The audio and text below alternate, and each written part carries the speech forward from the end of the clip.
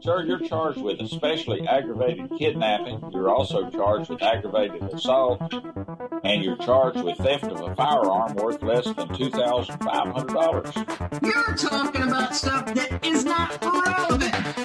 Hello and welcome to the Court of Public Opinion. I am the Recovery Addict, and boy do I have a case for you today. Why is the dog chewing on this guy? I think they have got the wrong guy there. Got the wrong guy, and the dog was biting him. He roughing him up quite a bit. There's a lawsuit.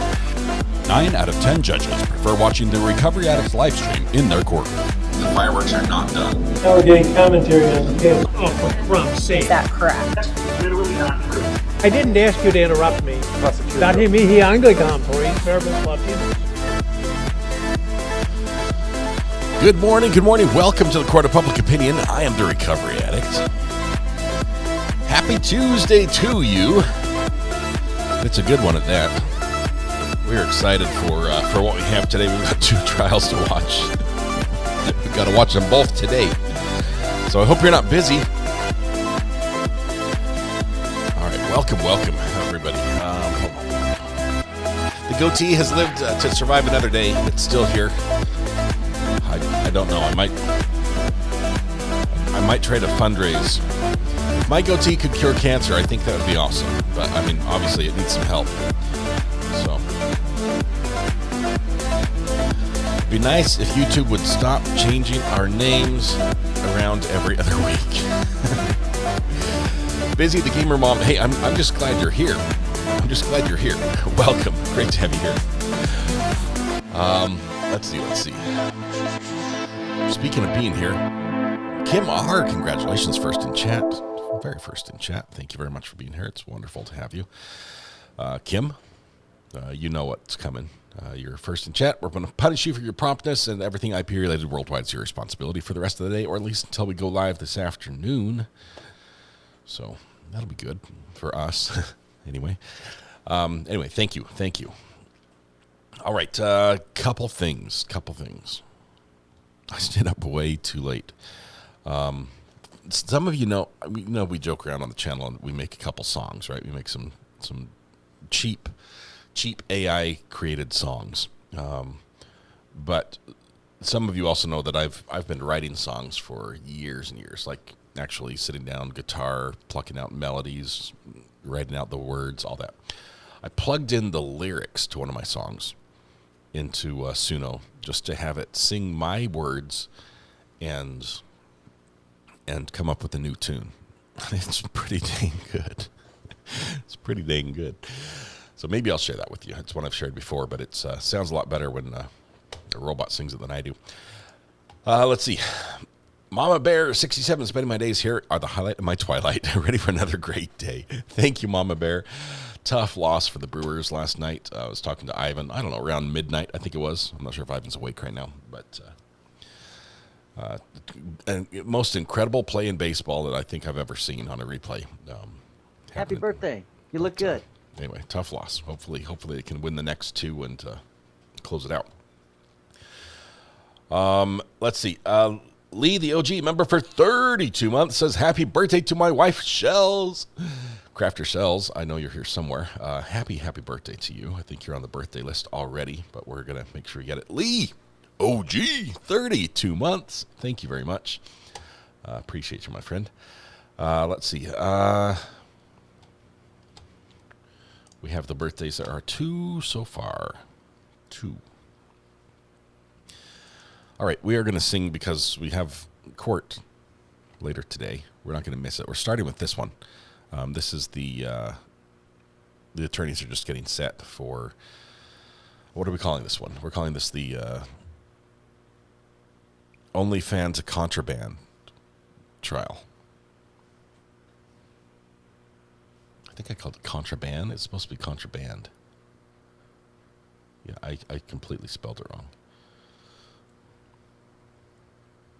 Contraband.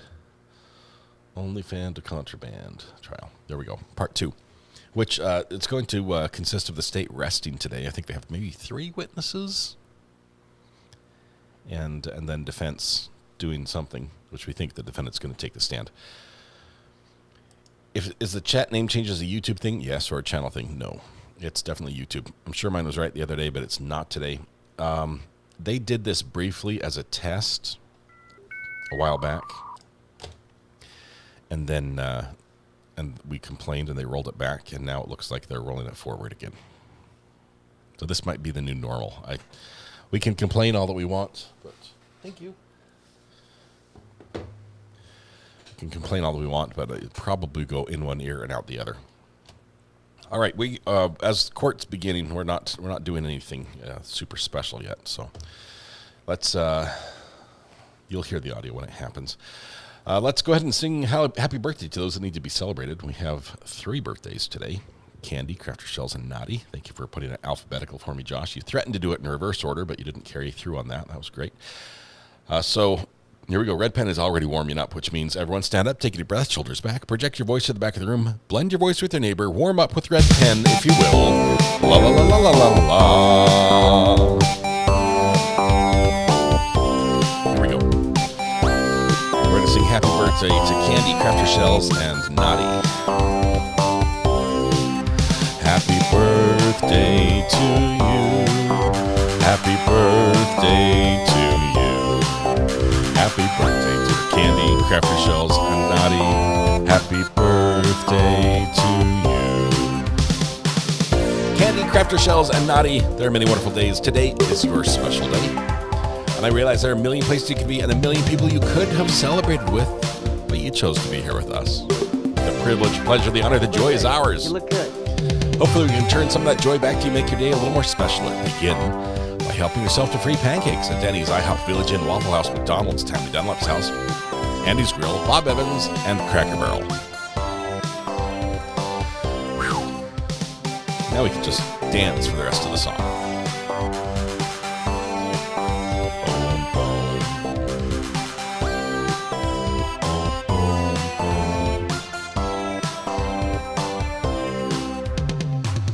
Good dancers interlude here with the high kicks is looking good.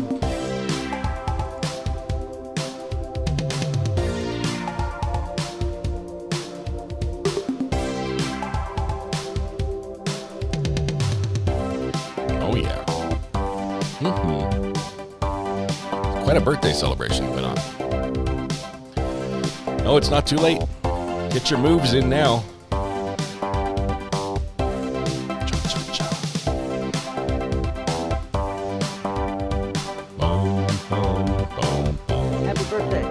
Good.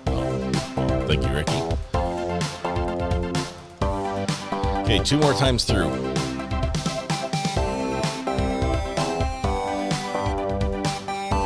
Candy, my son, forgot mine today. At least this morning. We did a lot of the day to go for it to remember. Oh my. Okay, here we go. Drum solo to finish this out.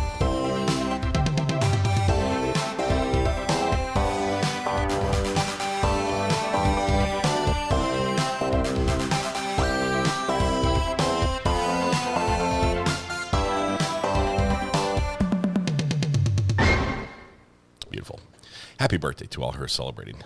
Wonderful, wonderful to have you here. Wonderful to be here together as we're about to begin court. We're just missing the judge and the defendant. And I think one defense attorney as well. We're down one defense. Okay, we're missing 4 people. 4 people. And then we'll be ready to start.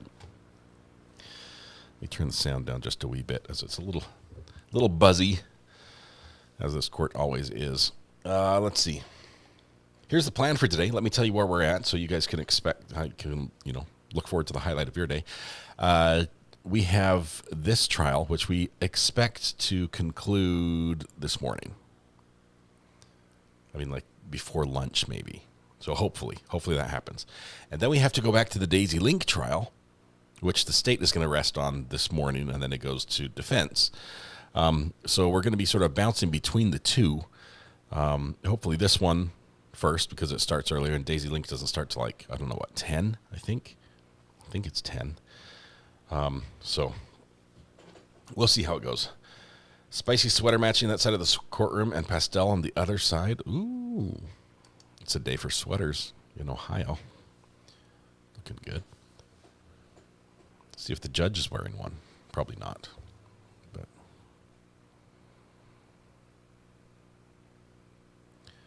Looks like we've got a court watcher.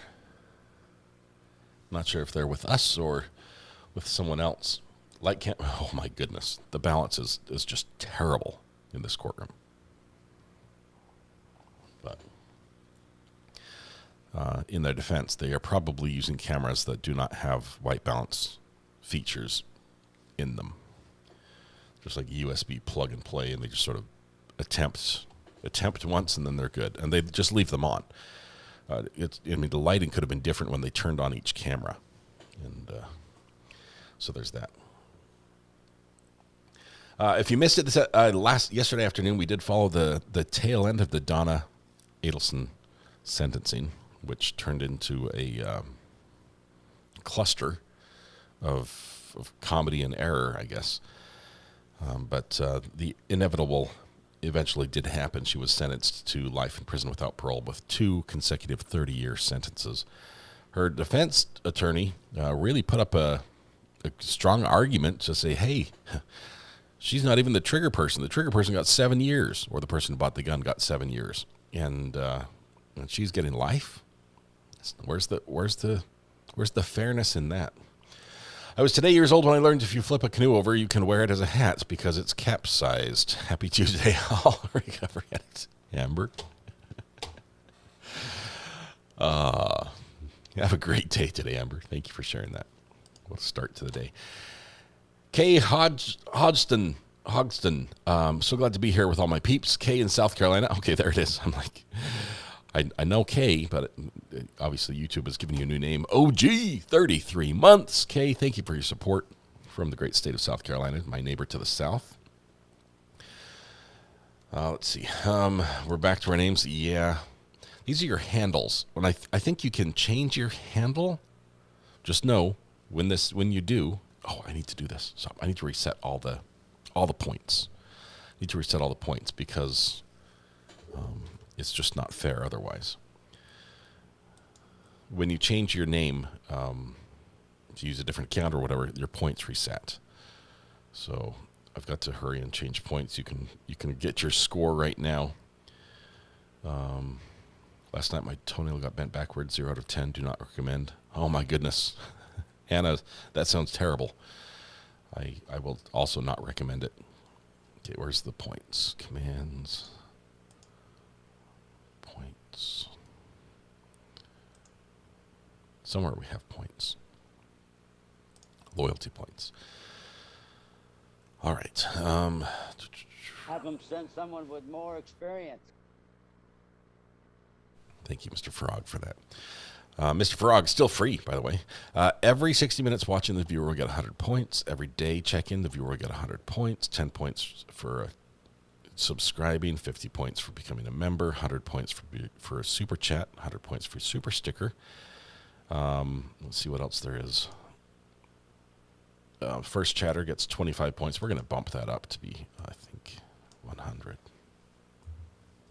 First chatter gets 100. And YouTube entrance. I think we're going to do 100. I'm not sure what that means either, but save that there.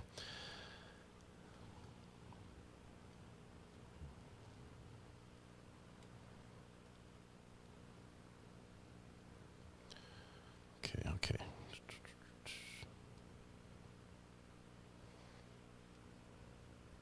And reset all the points. Where are we doing that? Sorry, guys. All the points are about to go away, just so we can make it fair. Reset all loyalty. Camilla, you were in the lead, 31,262. Martha Ivy, 31,203. Barb Russell, 31,010. Selena K in 4th. Ricky C in 5th. BGOG. Red Pen is on there. Regina. Bree. Amy. The other Jules. AWOL. Teresa K. Samantha. Purple Coconut. Kim R. Katrina. Kelly H. Paula Mac, Kaz, Virginia Little, just the list goes on and on. Loads of points, but we're going to wipe them all out right now because YouTube changed some of your names and not all of them. So this will make it fair again. Some of your watch time is like 8 days and 17 hours. That's awesome. Okay, reset. I'm doing it. Sorry, I pulled the trigger. Now it's done. Thank you, sir. You're my new best friend. So now y'all are gonna win. Y'all are gonna win. can compete again. And Buzz and the Angel taking top spots.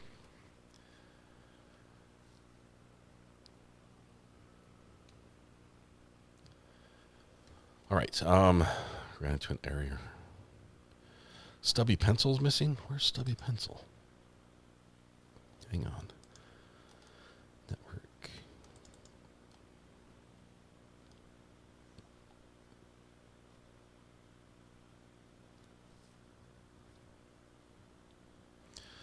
Why does the girl in back, the blonde hair, or the sandy blonde haired girl, look like she's a pumpkin latte? Is that what the sweater just reminds you of? You don't put a diplomatic plate on a hoopty. Stubby, where's Stubby? Stubby's right here. Hear ye, hear ye, hear ye. No. In front of the Walmart. My arguments and start listing there. I got a stubby little. I was told counsel wanted to see me at sidebar. Are we going to address subject matter jurisdiction? Okay. All right. Bring the jury. I'm not a cat. Well, lots of people here today. Defendant making an entrance. His lawyer is with him.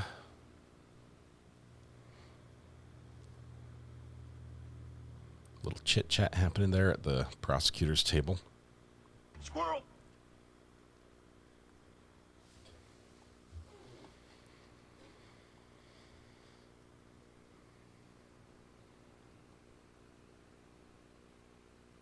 I don't like podiums, Your Honor.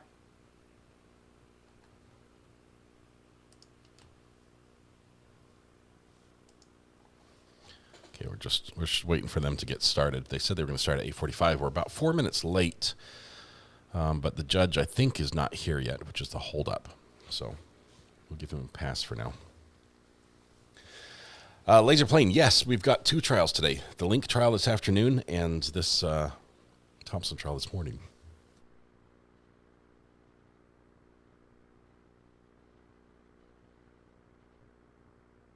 Hush! Now I'm trying to have court. You don't raise your voice again. I think I connected them, Ricky. They had lost connection to my NAS storage, which is where the sound file is located for some reason. We've got a new player at the prosecution table. Maybe that's the next witness. I think it might be the next witness. Which, I got a stubby little pencil. There it is. It makes me wonder why he's there talking to the prosecutor when we had the talk, which we did. Judge is back. Looks like we're getting ready to start. We're just going to plug in his little device here.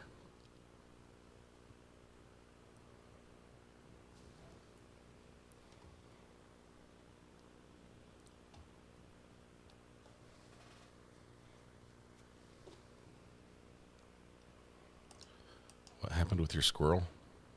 I don't know. Oh, this is a different defendant. It looks like we're taking some docket work first. And not on the record, I guess.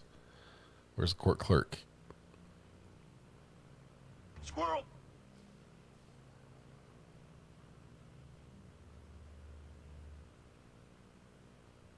Hit the button, Judge.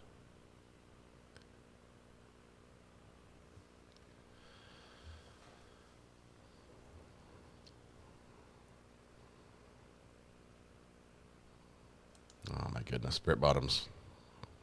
Thank you, sir. You're my new best friend. Loads of fun, huh? Thank you. Hey. Sorry about that. Thank you, Judge.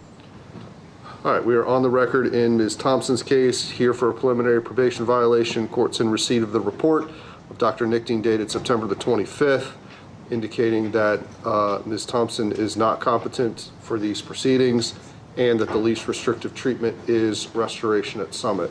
We're going to stipulate to the report and to the findings, right, Mr. Harris? Yes, sir. Mr. Kirby? Yes, Judge.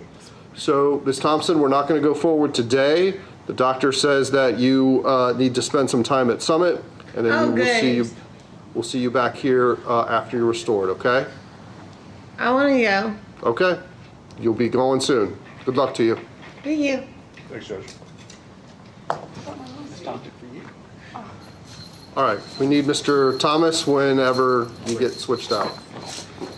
Yay.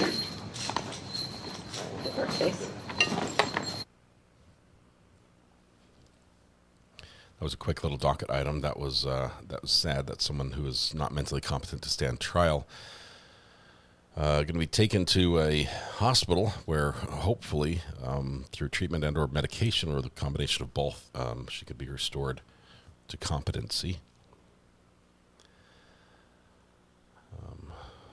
Might not be a thing. We'll see. Very sad. I think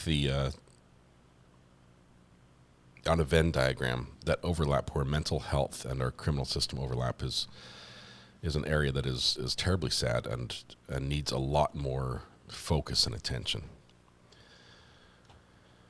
I have to share you some news. Heard from Dr. Joe again. First of all, hippo lover and juror number 1, still asking for your prayers. Things are getting pretty serious. He's going to be transferred to the best hospital. I think it's in Tampa, for that, but still in a really, really rough stretch. Also, we've heard for that notorious Jules from the Maya trial has had some test results come back that indicate that the cancer has returned, which was not a good situation at all because of just how bad it was last time. So she could also use your prayers. But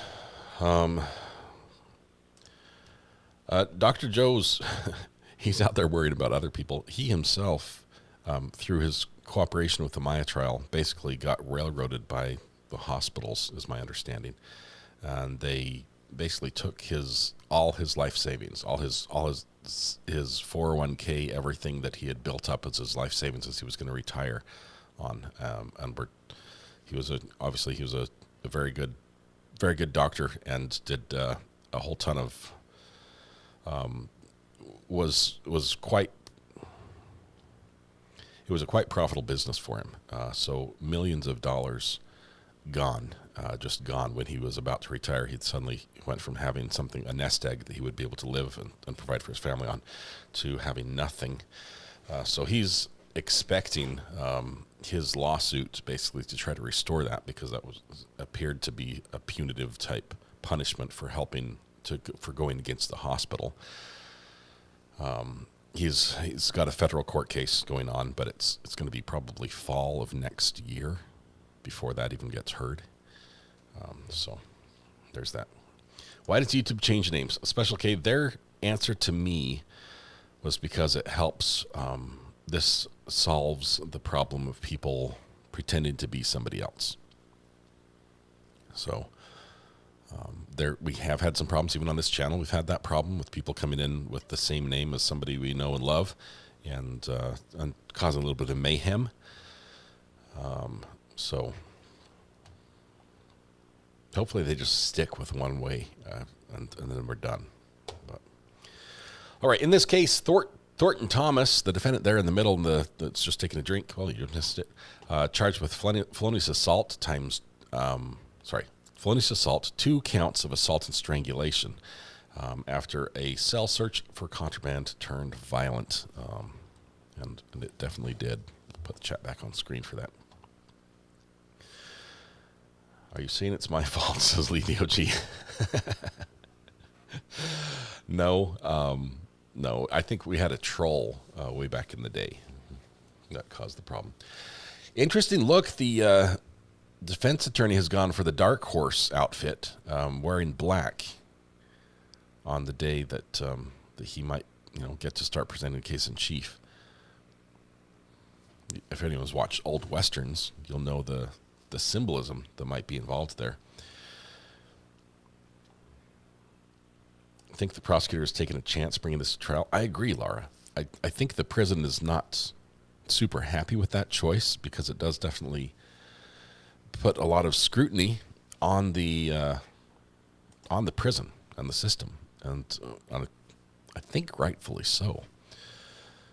But what's going to come down to, I think, is the juror instructions and how tightly they're instructed to adjudicate this, to judge this case. But video was rough yesterday. It was rough. Every single one of those is rough. I don't think it should have gotten there, and there is blame on both sides for sure. But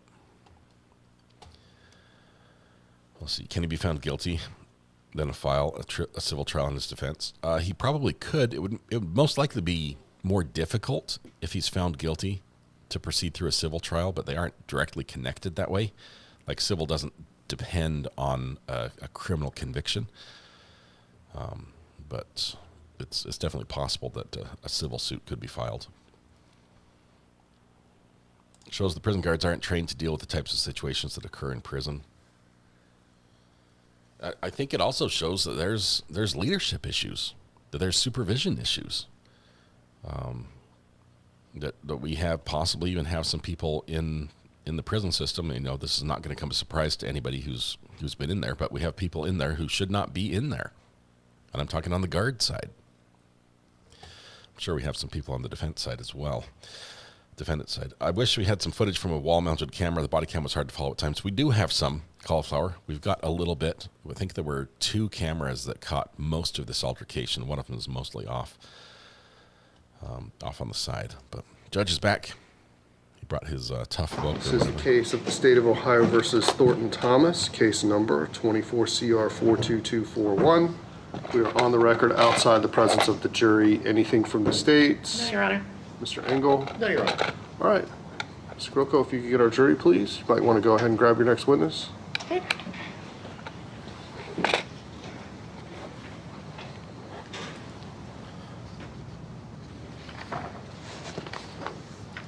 Cauliflower, not cauliflower. How are they different? Meanie Banana, member for 26 months. OG, thank you very much. You're all angels from heaven. Much love. Thank you, thank you.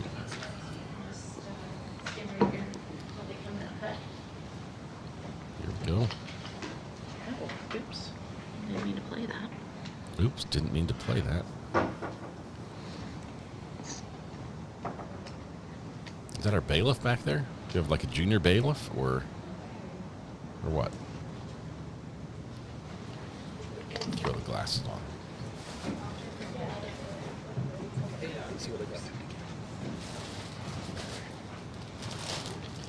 We got some more candy. We got 500 dum-dums. Whatever this bulk is as well. May be seated. So about 10 more pans of candy. That puts us up to 50. Good morning, ladies and gentlemen. Was everybody able to follow my instructions and admonition since we talked last? All right, Ms. Tranter, you can call your next witness. Our state will call Owen Sycamore. Step right up here, Officer Sycamore. If you could raise your right hand for me, please. Do you swear or affirm that the testimony you will give in these proceedings will be the truth, the whole truth, nothing but the truth? So help you God. I do. All right, have a seat right there. All right, Officer Sycamore, I'm going to remind you to keep your voice up nice and loud, okay, while you're testifying so everybody can hear what you're saying. And if you could state your name and spell your last name for our court reporter, please. Owen Sycamore, Sikkema. Okay, and how are you currently employed, Officer Sycamore? I work at Warren Correctional Institution as a corrections officer. Okay, how long have you been with Warren Correctional Institution? Since last year, after I graduated high school. Okay. 2 years. And so you were so employed in July of last year, specifically July 23rd of 2024? Yes. Okay.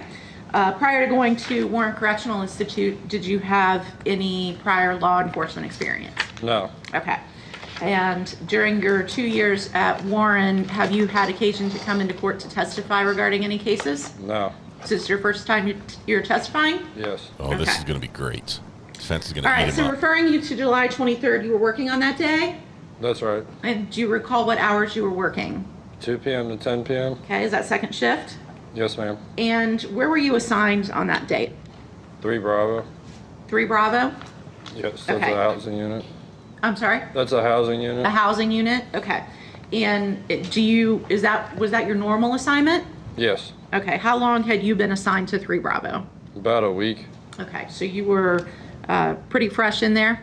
Yes. Okay. Where were you prior to that? I was relief, so I could have been anywhere on the compound. It just depends on where they wanted me that day. It wasn't up to me. Okay. So kind of like a substitute or a fill-in for people that may call in or whatnot. Okay. So in your week in 3 Bravo or anywhere else in the institution, had you, before this date that we're talking about, had you had occasion to come into contact with the defendant, Thornton Thomas? I had seen him around the day room in there. Okay. But I never really talked to him. Okay. Never had any interactions with him? No. Okay. You ever have any trouble in any capacity with him? No. Okay. So let's talk about July 23rd. Okay. And you were working with a partner on that day, right? That's right. And who was your partner? Officer Roman. Okay. And how long had you guys been partners? About a week. Okay. So just when you had Yeah. come to 3 Bravo? Yeah, that's right. Okay. All right. And when you came into 3 Bravo, do you know how long that the defendant had been housed in that particular area? I'm not exactly sure. I was thinking around a month. Okay. All right. So during your shift on July 23rd of last year, you ended up being involved in an incident with the defendant, correct? That's right. So tell the jurors what happened on that date. How did the whole thing get started? We were doing a cell search on his cell. We had him step out to the day room so we could search the cell. Why were you doing a cell search? We got a tip that there was a weapon in the cell. Okay. And do you recall approximately what time that the cell search happened? Around like 9:15. Okay. In the evening, obviously. That's right. All right. And when you're doing the cell search, what was the status of everyone else on the block? They were all locked down. Okay. And why were they locked down? The day room was closed. They weren't allowed out. Do you recall what time the day room closed? It closed at 9. 9 p.m.? Yep. Okay. And that means lockdown, that means everybody has to go back to their cells? Yes. Okay. So when you started the cell search, or at least initially, the defendant was in his cell? That's right. Okay. And did he have a cellmate? Yes. Cellmate was in there too? Yes. Okay. So tell us what you did. We brought them out of the cell, told them to take a seat in the day room, and Officer Romine and Officer Blythe began to search the cell while I watched the inmates in the day room. Okay. And in the day room, was it just the defendant and his cellmate? That's right. Everybody else was still locked down? Right. All right. And when you first pulled him out of the cell, was he compliant? Yes. Okay. Did what you told him to do? Yes. Okay. So what happened then? They continued to search the cell. We found approximately 3 gallons of homemade wine. And then the defendant proceeded to become agitated. Okay. And do you know what sparked that agitation? Use the term. You said he was compliant at first, loosely. right? Yeah, he was complying at first, but when we found the wine, he became agitated about that. Okay. And what do you mean by became agitated? What was he doing? He stood up in the day room and started being disrespectful to us. How was he disrespectful? Did he hurt your feelings? He was just using like provocative language. Provocative language, is that what you said? Okay. All right. And what happened then? Provocative. He began to pace around, and then I told him to remain calm and have a seat in the day room. He wasn't listening, got more agitated. I told him that if he doesn't sit down and stop talking, we were going to take his contraband fans. He didn't listen. I was trying to reason with him to get him to remain calm and take a seat in the day room, but he didn't, so we took the fans. Okay. Can you explain to me how you were trying to reason with him? I wasn't going to take the fans. Okay, let's talk about that for a minute. All right, you used the word contraband, right? A contraband fan. Right. Okay, are inmates allowed to have fans in their cells? Yes, they are, but the ones he had were altered, and they didn't have titles for them. But they have to have a title for it, and they can't be altered. And it's not contraband if it's altered. Okay, and how were his fans altered? Some of them were missing covers, or they had broken pieces on them. Okay, so they're not allowed to have property that's altered? That's right.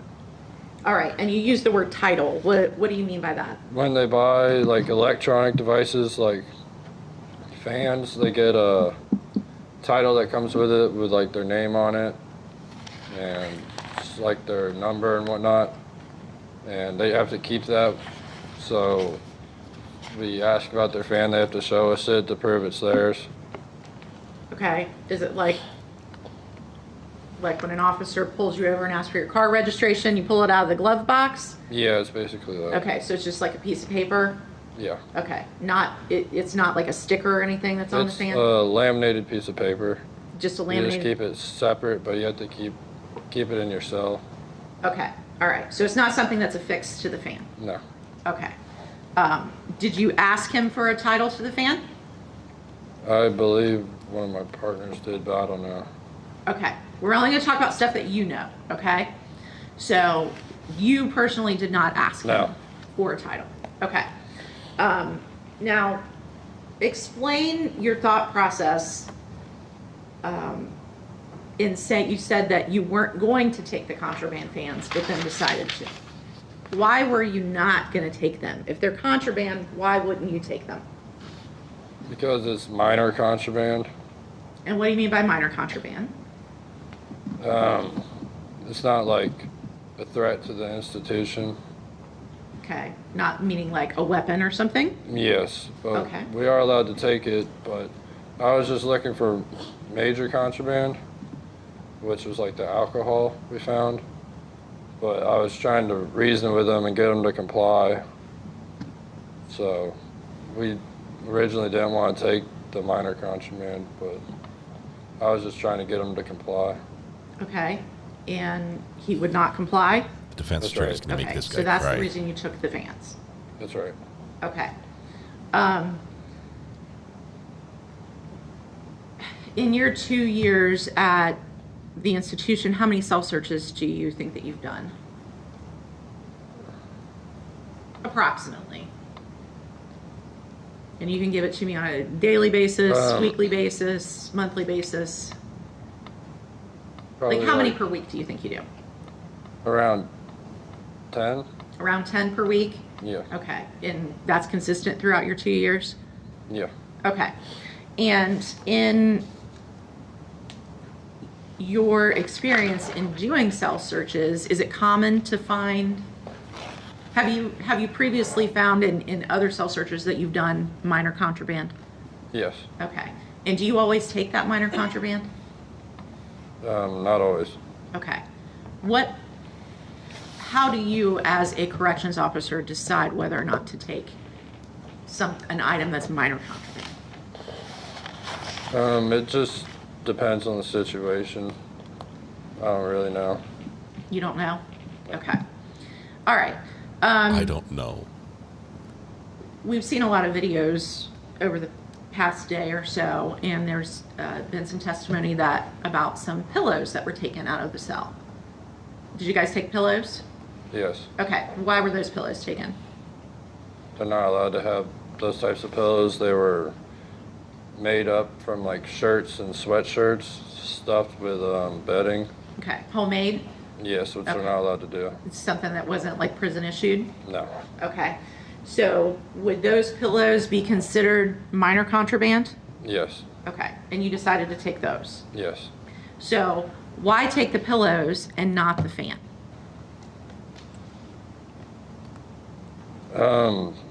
Pillows just take up too much space in the cell. He had several of them.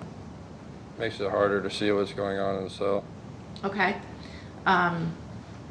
They take up too much space? Is there a policy that says how much property an inmate can have within their cell? Yes. What is that? All their property has to fit in a 2.4 cubic box. If it can't fit in there, they have to, some of it's supposed to be taken. Okay, so like 2.4 feet, is that what you're talking about? Yeah. Okay, by 2.4? Yeah. Okay, so like a square box. Yes. All right. With the pillows that you have taken out of the cell, would those have exceeded that 2.4 Yes. feet box? Okay. All right. Judy, 23 months, OG. Thank you very much. Do you recall how many fans that were in the cell? I don't know. That's okay. All right. Do you recall if you all confiscated all the fans that were in the cell? I don't know. Okay. All right. So what happened after you took the fans? Did the defendant calm down at that point? No, he did not. Okay. He became more agitated and knocked the water cooler off the table. Okay. And that was a water cooler that was in the day room? Yes. Okay. And what did that mean to you when he knocked the water cooler off? He was being very aggressive. He was being aggressive? Yes. Okay. So are you trained to react with aggressive situations in a certain way? Yes. Okay. So tell us about that. He was acting aggressive, so we gave him directives to cuff up. Okay. And put his hands behind his back and Yeah, and turn around. and turn around so you could cuff him, right? Right. Okay. And how many times do you think you did that? At least 10. Okay. Was he compliant? No. Okay. What was he doing when you told him to cuff up? Pulling his pants up and getting in a fighting stance. And what do you mean by a fighting stance? Well, he was like clenching his fist. He's been Clenching his fist? Yes. Okay. And what did that indicate to you? He was displaying pre-assault indicators. Okay. And are pre-assault indicators, is that something that you're trained on? Yes. Okay. Tell me about that. How are you trained on pre-assault indicators? Pre-assault, like what to do? Yeah. When an inmate is showing pre-assault indicators, well, first of all, tell me what a pre-assault indicator is. Like a fighting stance, getting yourself ready, like excessive scanning of the area, verbal threats, clenching your fist. Did you consider knocking the water cooler off to be a pre-aggression indicator? Yes. Okay. So when an inmate is showing those signs, what are you trained to do? Tell them to cuff up because they're less of a threat once they're in cuffs. Okay. So that's the purpose of getting them to cuff up? Yes. All right. And tell me what normally happens when you give a command to cuff up. What's the next step supposed to be? They're supposed to turn around and put their hands behind their back. Okay. And how do they know how to do that? That's, I believe it's in their MA handbook. Okay. Is it a common thing in a prison to tell somebody to cuff up? Yes, it happens a lot. Okay. How many times in a shift do you think that you have to tell somebody to cuff up? Maybe like let me ask that a different way. Okay. How many times do you think you have to just let him issue answer. an order to cuff up as a result of somebody showing pre-aggression indicators?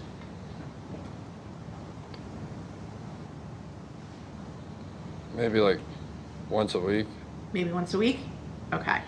Because there are other situations where you have inmates cuff up, correct? That's right. When you're transporting somewhere, for instance, correct? Correct. Okay. All right. So he's not abiding by your orders to cuff up. So what happens then? We give him a final directive to cuff up, which he doesn't comply with. Okay. So we utilize the least amount of force necessary to gain compliance.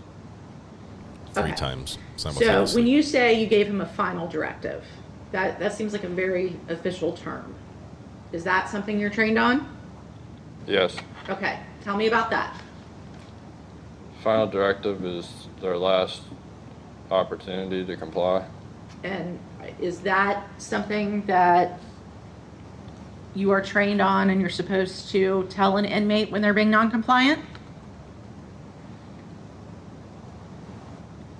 Do you understand my question? I'm going to object to, I think that's a leading question. Rephrase, please. Did the phrase final directive, is that something that is in a policy or procedure that you were trained on with the prison, or is that something that you as an officer just use on your own? I don't know. You don't know? No. Okay. I don't know. All right. Have you used that phrase final directive before? Yes. Okay. But you don't know where you came up with it? Other people use it. I believe it's a policy. I'm not 100% sure. You're not 100% sure. Okay. Inmates have to know all their policies. You don't know yours. Okay. Let's move on. So after you issue your final directive to cuff up, does he comply at that point? No. No. Okay. So, and you said, what did you do next? Use the least amount of force necessary to gain compliance. Okay. And what is that? He's What was memorized that answer. Oleoresin capsaicin. OC spray. OC spray, right? Yes. Okay. And that's like pepper spray, right? Yes. Okay. And you have that, you carry that with you as part of your daily uniform? It's our daily equipment, yes. It's not on your daily equipment, right? Okay. All right. So when you, tell me about when you use OC spray on somebody. Is there, what I mean by that, is there a standard or a protocol for how much you're supposed to use, how long you're supposed to use it? You're supposed to deploy it in bursts. Deploy it in bursts? Okay, so what do you mean by burst? Like 2 to 3 second bursts. 2 to 3 second bursts. Okay, because it's in like a little spray can? Yes. Like an aerosol spray, right? That's right. Okay. So you're supposed to hold the trigger down for 2 to 3 seconds? Is that what that means? That's what it says on the can. You can hold it however long you need to. Whoa. Okay, so there's no prison policy about how much you're supposed to use at any given time? I don't know. You don't know? Okay. All right. When you, so you used your OC spray on Mr. Thomas, correct? Yes. All right. How long do you think you sprayed him? Maybe 2 seconds. Maybe 2 seconds? All right. And what happened after you sprayed him? He ran away to the front door of the unit. Okay. And that was on the other side of the day room, right? Right. All right. So what happened then? I went up to him to place him in cuffs, and he began to pull away. All right. Can you describe, how did you go up to him to place him in cuffs? I came up from behind him. Okay. And you were wearing a body camera during this, right? That's right. Okay. So I think at this point we're going to take a look at your body cam. Oops.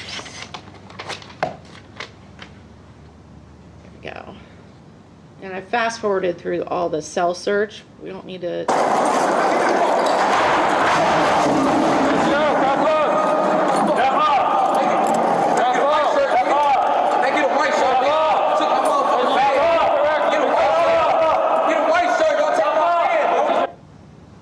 Okay, I'm gonna pause that right here because I forgot to ask you about the white shirt. Did you hear him asking for a white shirt during this altercation? Yes. Okay.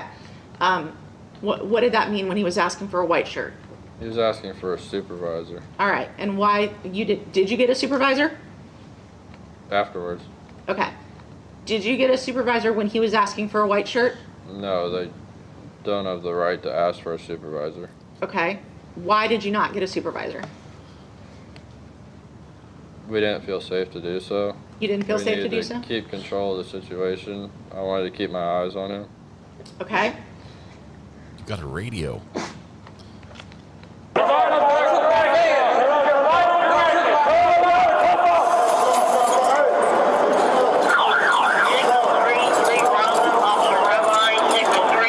All right, and I'm going to slow this down a little bit right here so we can.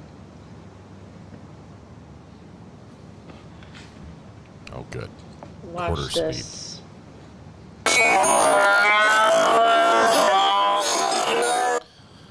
Now, in this frame here, we see handcuffs.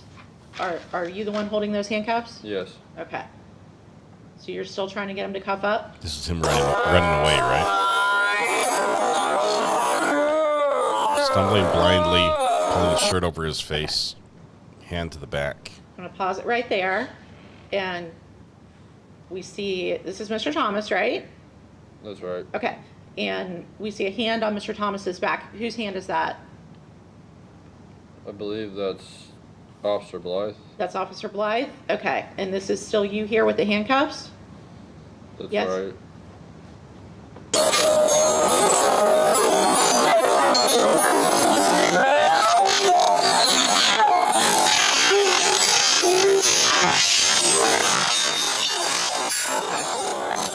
So what happened there? He started pulling away and elbowed one of us. Okay. Trying to wipe the OC spray out of his eyes, and you're trying to cuff his know? hands, so Okay. he can't do that. Elbows were flying at that point? That's right. Okay. All right. So tell us what you were doing. Your body camera gets a little, I mean, we're close up here on you. So what are you doing at this point? Trying to restrain him. Okay. And what is he doing? Trying to break away and assault us. Okay. Trying to break away and assault us.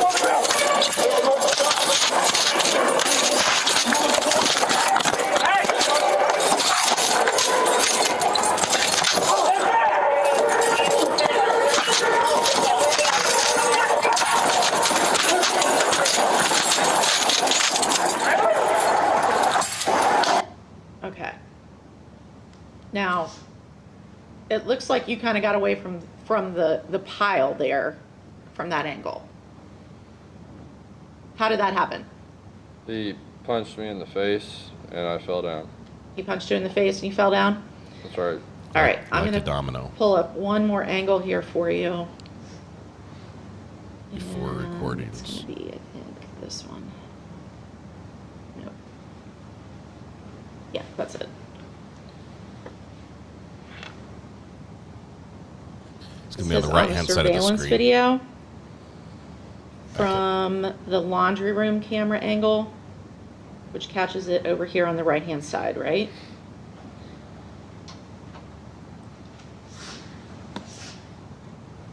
Actually, I think I went a little too far. You did.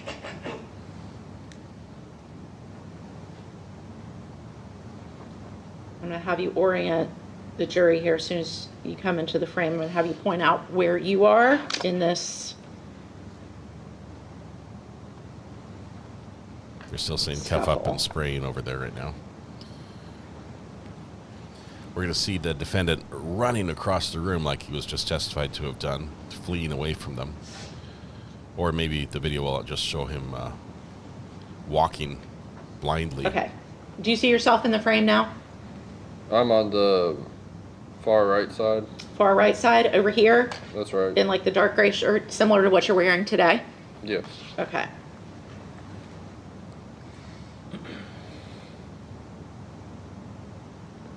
And now you're over here on the left?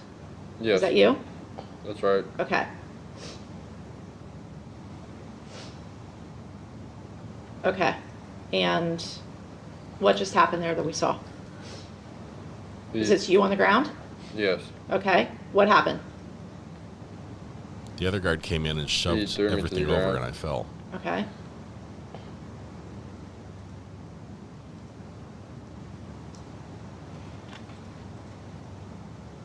Now he's throwing punches. All right. And is this you on the ground here? Yes. Okay. And what's happening at this point? You're kind of isolated with him, away from the other officers a little bit. What's happening? He punched me in the face and I fell to the ground, and then he punched me several more times. Okay. Is that what we're looking there? Yes. Okay. Several meaning 2. All right. You were able to get back up after he punched you, right? Right. Okay. And then after the punches stopped on you, what happened? He got Officer Romine in a chokehold. Okay. And where were you when that was happening? Within a couple feet. Can you switch it to Josh's? Dunaway? Yeah. Okay, we're going to take a look now at, you've seen all these body cameras, right? That's right. Okay, so we're going to take a look at Officer Dunaway's camera. You want to control it? Sure. I might mess up your computer, but all right. And I'm going to fast forward to, we don't need to see him trying Prosecution to get in. has used the defense exhibit. So this is, for the record, Officer Dunaway's body cam, which we're going to start at 1:05, which is when he's coming through the door. Oop. Oh, is that mine? Is that your Oh, screen? you know or what? his? Oh, you're not plugged in. It'll help if I plug Yeah. it in. Sorry. That is helpful, yes. There we go. That's a mistake I always make.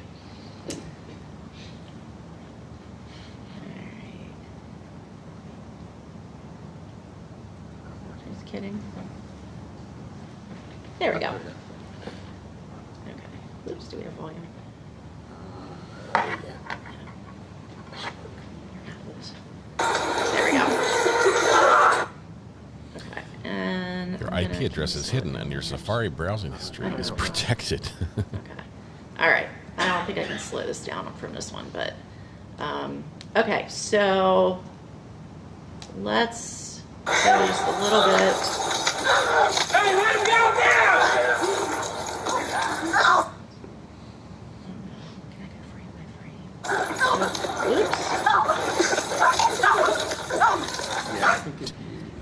Can I go frame by frame? She sets it to 2 times speed. Ah, okay, then it can go frame by frame. Gotcha.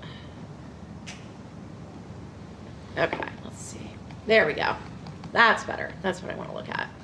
Okay, so it's a little bit blurry here, Officer Sycamore, but I'm gonna try to get it to It's all caused by a spill on the this floor angle. right there. Okay, and we're at 110 on Officer Dunaway's video. So can you see that? Can you describe what's going on here? We were trying to pull Officer Romine out of the headlock. Okay, so is this you here in the dark shirt? That's right. That's you? Okay, and who is kind of bent over here? I think In the that's black. Bent over. Romine? Is that where I'm on? I believe Okay. so. And is this the point where the defendant had him in a headlock? Yes. Okay. Can we see the defendant in this frame? That little part on the right. See his butt. In the white. The white shirt right here? Yeah. Okay, and it's kind of backed up. What is this? Is this like a cooler or something? It's a ice machine. Ice machine. So he's kind of backed up against this ice machine? That's right. Yes? Okay. So this is the defendant. This is Officer Romine in the black. This is you in the gray, correct? Yes. And these other guys are over here, other officers that came to the scene? Yes. Okay. So what efforts are you making to try to get your brother officer out of the headlock? Jackson, we're leading again. Overruled. Go ahead and answer if you can. What are you doing? I was attempting to gain compliance. Get Thomas off of him. How? What were you doing? Hitting him in the head. Okay. Okay, there we go. We're going frame by frame here. Is that what we see your arm doing? That looks like a hammer fist to the back of the neck. Is that an approved tactic? And what is Officer Romine doing at this point? He's getting strangled. Okay. Did you hear him? He was yelling for help. Okay. Is it true that you can't yell while you're getting strangled? How many officers do you think were on the defendant at that point? If I you don't know.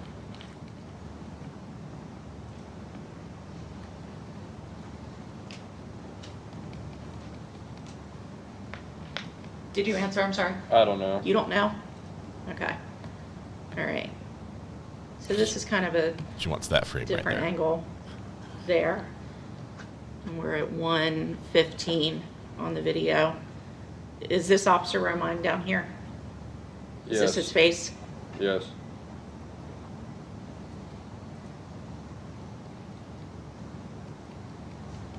And we've got kind of a close-up. Whose arm is that? Thomas's. Thomas's? Okay. Around his neck?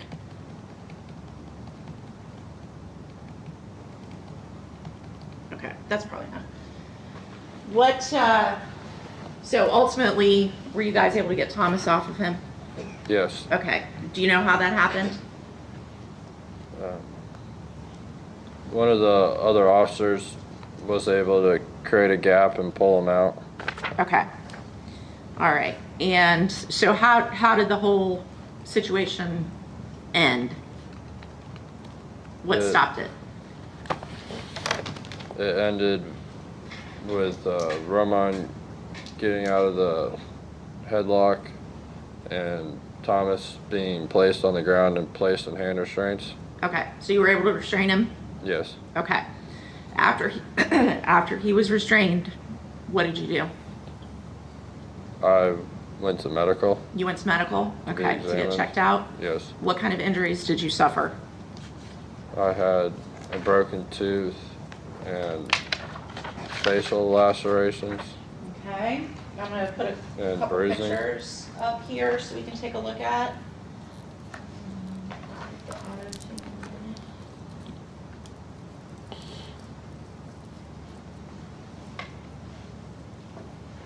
I swear I hit it, Brittany. There we go. All right. We marked this as States 5A. Can you tell us what we're looking at here? A picture of me after the assault. Okay. Where was this picture taken? Medical. It's in medical? All right. And this shows your injuries? Yes. So what injuries are we looking at here? I had a You can, that bust. screen you should be able to draw on. That might help you. Hit one of those colors down there at the bottom. It's going to be a huge wide marker. Let's see what it does. That's right. Okay. So you're circling your mouth area. Yeah, I had a busted lip. You got a busted lip. Okay. And we're going to show this picture, which is 5A. Tell us what we're looking at there. A busted lip and broken tooth. Okay. Your front tooth there? Yes. Okay. It was not in that condition prior to this incident? No, it was normal. It was a normal tooth? Yes. Okay. And did you receive any medical treatment after? Yes. Okay. What kind of medical treatment did you receive? I got a cap on it to make it look normal again. On your tooth? Okay. Yes. All right. And you went to the hospital, right? Yes. Okay. And just for authentication purposes, that's State's Exhibit number 7. Are those your medical records?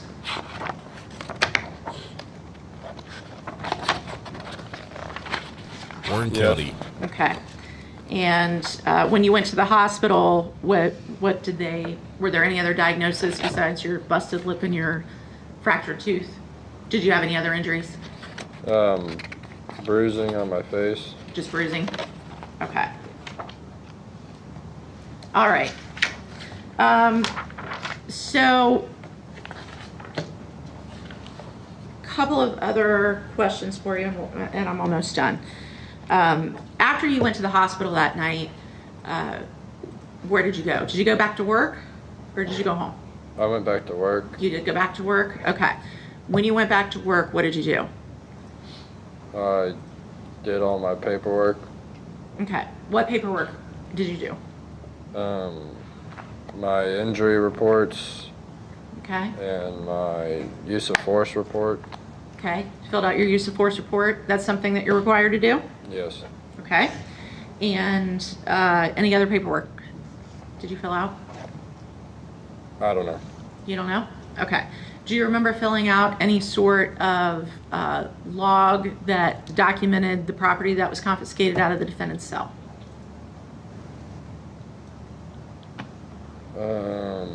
I believe there was a contraband slip done on the property that was taken, but I don't know who did it. Okay. I don't think it was me. So my question was, do you remember filling out a contraband slip? No. You do not personally. Okay. Did you see anybody else fill out a contraband slip? I don't know. You don't know. Okay. All right.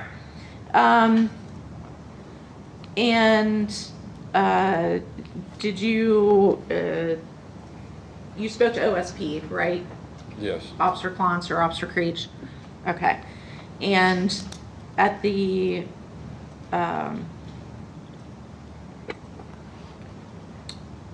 were you ever required to speak to anybody about the use of force report?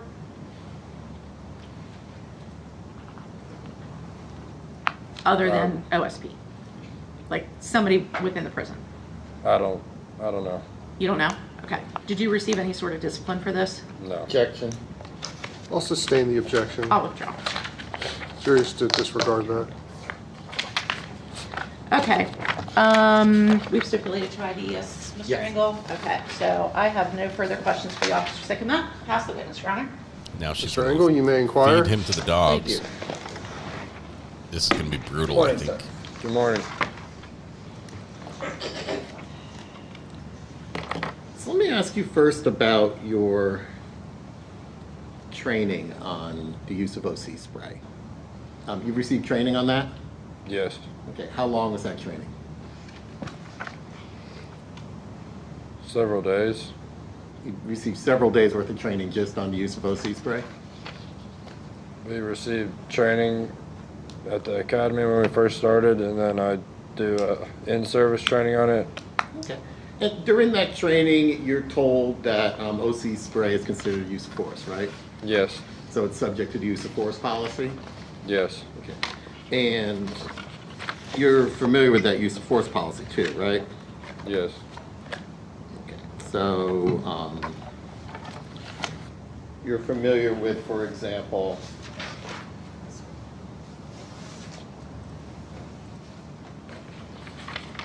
under the use of force policy, you have what's called a duty to de-escalate, right? Yes. Okay. And what is that duty to de-escalate?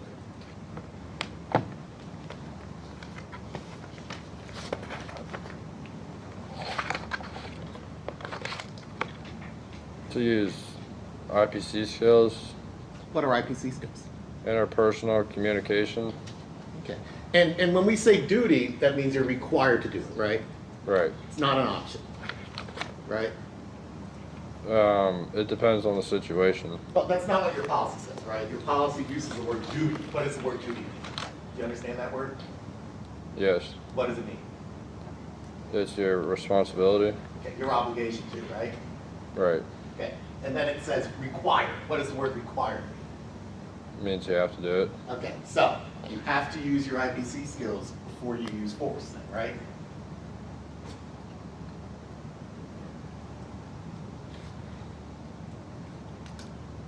If it's safe and reasonable to do so. Okay, that's a great point. If it's safe and reasonable to do so, you're supposed to use your skills, right? Right. And that's not an option. You have to do that. Right. And you have to do that before you use pepper spray as well, right? If it's safe and reasonable. Okay. And so if it's safe or reasonable, meaning if you could try to calm the situation down some other way, you're supposed to do that before you use your OC spray, right? Right. And that's your training to do so. Yes. Okay. And you always have acted in accordance with that. Yes.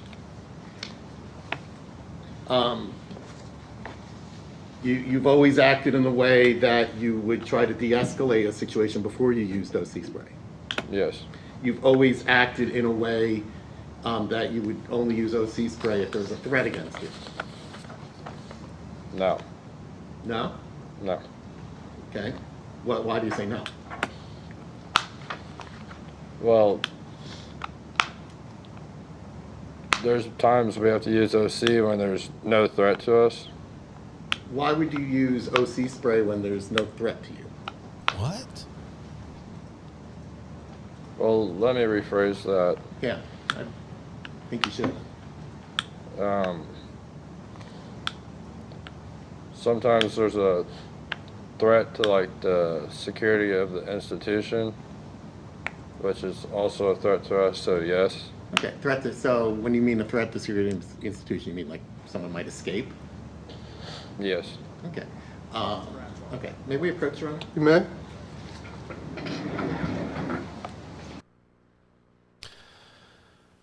This is just the beginning. This lawyer is going to chew this poor guard up. I say poor guard because he's brand new. He's been on the job for 2 years. He's already just flat out said, I don't know, on things that he should know. He's given some answers that are very much inconsistent with what the other officer, who was also, I would say, fairly new, has given. For instance, he's said the inmates don't have the right to ask for a white shirt. The other officer said the inmates have the right to ask, but we don't have to do it. This is terrible. This is terrible. He looks straight out of high school. 2 years is plenty long enough to know the rules and procedures and inmates' rights. He understands what the inmates can't do, but he doesn't know what he's supposed to do or what he has to do.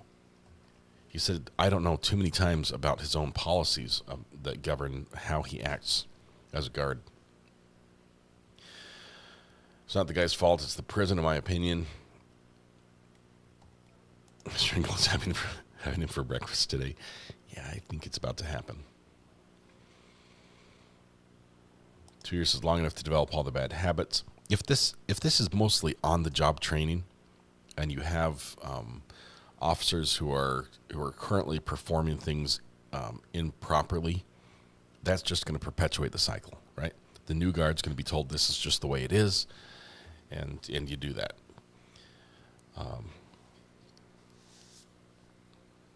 It's not looking good.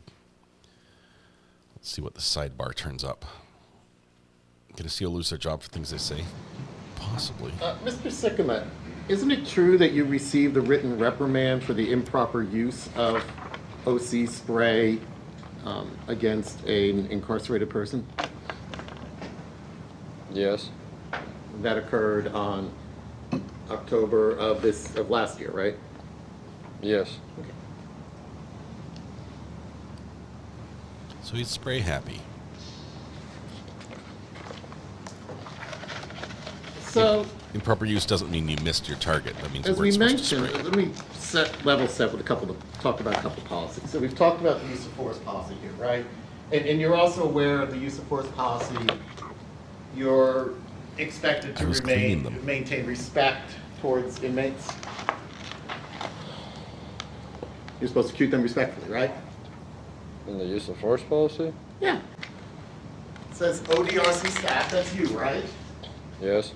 Are expected, it's another one of those obligation words, right? Right. Okay. So to maintain and display respect and professionalism to one another and the incarcerated persons for whom they are employed to manage safely and humanely. You understood that, right? Yes. Okay, you have to be respectful of people. Yes. That means treating them like people, not like children, right? Yes. Also means not acting in an arbitrary manner to them. Yes. You're not supposed to threaten them.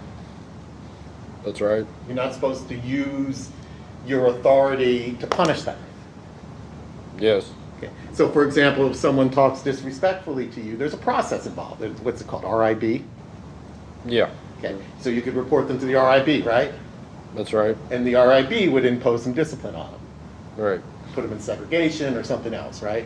Right. It's not your job to discipline the incarcerated persons, right? No. It's your job to make sure that they're safe and the institution is safe, right? Right. Which is why it says you're not supposed to verbally or physically provoke or abuse them, right? Right. You understood that was your obligation. Yes. Okay.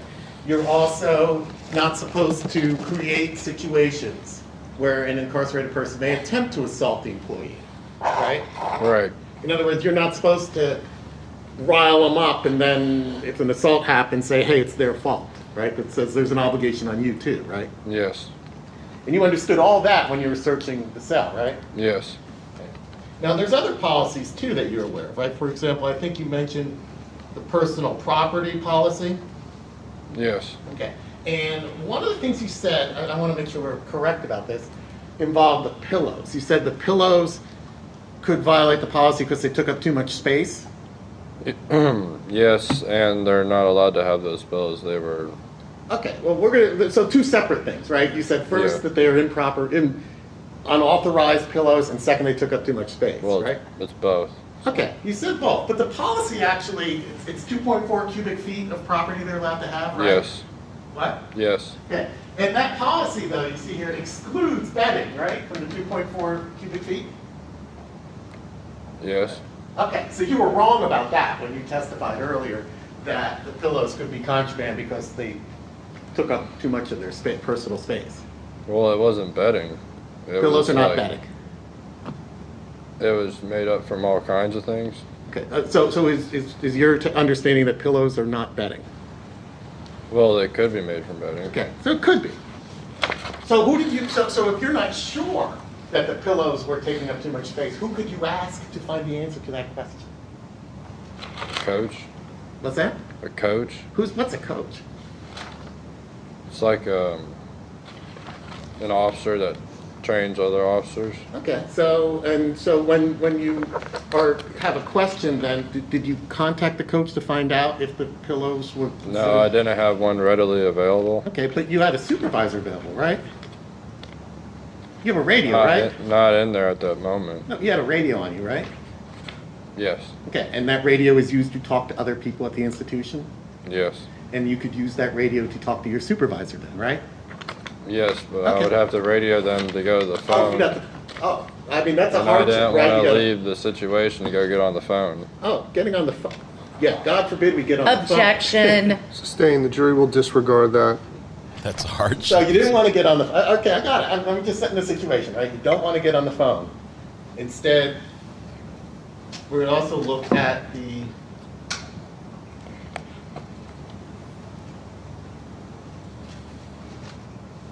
let me back up.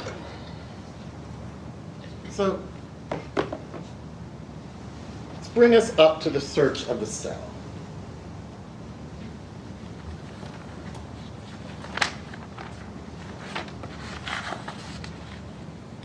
You've been on the block just a couple weeks at that point, right?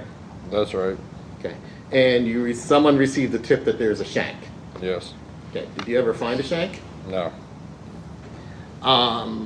But you decided you're going to do the search. Now, when you're doing the search, everyone else is locked down, right? Yes. No one else is in the day room. Yes. Right. Everyone. So just so we're clear, there's no possibility at any point during this that Mr. Thomas would pose a threat to other inmates because they were all locked up, right? That's not true. Okay, why is that not true? They may be locked behind a door, but you can be assaulted from behind a closed door. How is Mr. Thomas going to assault other inmates? I'm not saying he would. Okay, I'm just trying to figure out. You asked me the question. Because I look at those doors. I mean, we've seen lots of pictures of them. I don't need to put it out, right? They're pretty solid, right?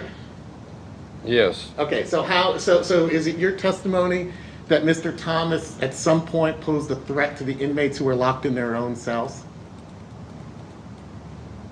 No. Okay. So, everyone's locked up, and you take them out of the cell, you pat them down, right? Yes. Okay, and you patted, that's what happened here, right? Yes. Now, if I understood your video right, you never actually step into that cell, right? You're always on the outside watching things? Yes. Okay. And as the cell is being done or tossed by Blythe and Romine, Mr. Thomas is down, what is he, about 20 feet away from you? Maybe 10. Okay, 10. Some distance though, right? It's on the video, right? We can see exactly how far it is, right? And he's just standing there at the beginning, right? Yes. And he's got a tablet, right? And all the inmates have tablets they can look at? Not all of them have it, but most of them do. Okay, and that's, Mr. Thomas had one, right? Yes. And you can, I assume, read books or do stuff on the tablet? Yes. Okay. And he's just looking at his tablet while his cell is being tossed? Yes. Okay. And then they found some hooch in there. Yes. Homemade wine. Yes. Or homemade liquor. I've never tried it. Don't recommend it. 2 out of 10. And just so we're clear, again, when they find it, you stay outside the cell, right? Yes. You never actually go into that cell. I don't know. What? I don't know. Well, it's on your video, right? I mean, I don't see you going actually into the cell. I don't believe that I went in. Okay. So you're relying on the other folks to do an inspection of that cell. Yes. Okay. So just so we're clear, when you were outside the cell, you never did an inspection of the pillows, for example, while they were in the cell, right? Well, I could see them in the cell. You could see it, and same with the fans, right? You could see the fans maybe from a distance, but you weren't up closely inspecting them, right? I was within a couple feet. The cells aren't very big. Okay, no, we saw that, yeah. So that, and I think your testimony was the defendant became agitated when we found the wine. Is that your testimony? Yes. Okay. Now, first, the wine belonged to his cellmate, right? I don't know. Okay. Well, didn't you you came out, you asked who's going to take ownership of this? And his cellmate said, it's mine? I don't remember. Okay. But if it's on the videotape, that's what happened, right? Yes. Okay. And so I just want to be clear. Can I have the computer switch over? Yes, Judge. Can you let us see? Oh, we've got 3 observers in the gallery. I don't want to go through this videotape every step here, but this case is getting some attention. Here's what happens when the wine is found. I'm sorry, that's the pillows.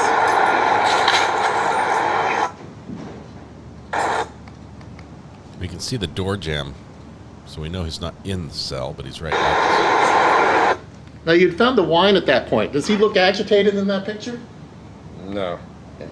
So your testimony that he was agitated when you found the wine, that wasn't quite accurate, was it? Possibly not. Okay. Not possibly not. It's clearly not, right? Clearly not, right? Your testimony before was wrong, right? Possibly. Not possibly. I mean, are you saying that's possibly? Objection, Your Honor. I'll sustain the objection. The question has been asked and answered. Let's move on, Mr. Argumentative. Okay. So let's talk about other details, right? You had to do a use of force report, right? Right. Okay. And when you did that use of force report, you tried to include every important detail in there, didn't you? Yes. Okay. Because you were trained, it's important to include every detail. Right? Every detail that's necessary. Every detail that's necessary, right? So, I mean, you want to write down as much as would happen so that people would be able to regard it, right? Right. You can't exclude important things. Same as when you talked to the trooper, right? You were interviewed by him? Yes. Okay. And when you were interviewed by the trooper, you also tried to tell him everything that was important. Yes. Okay. Because you knew you might be asked about it later. So, when you did your use of force report,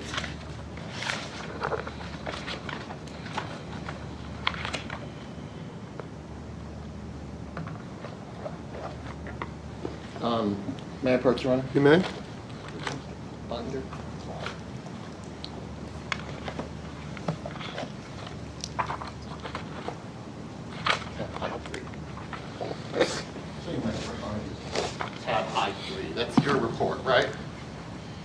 Right.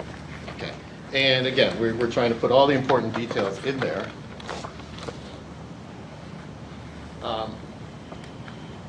You didn't mention that there was any wine found in there, right?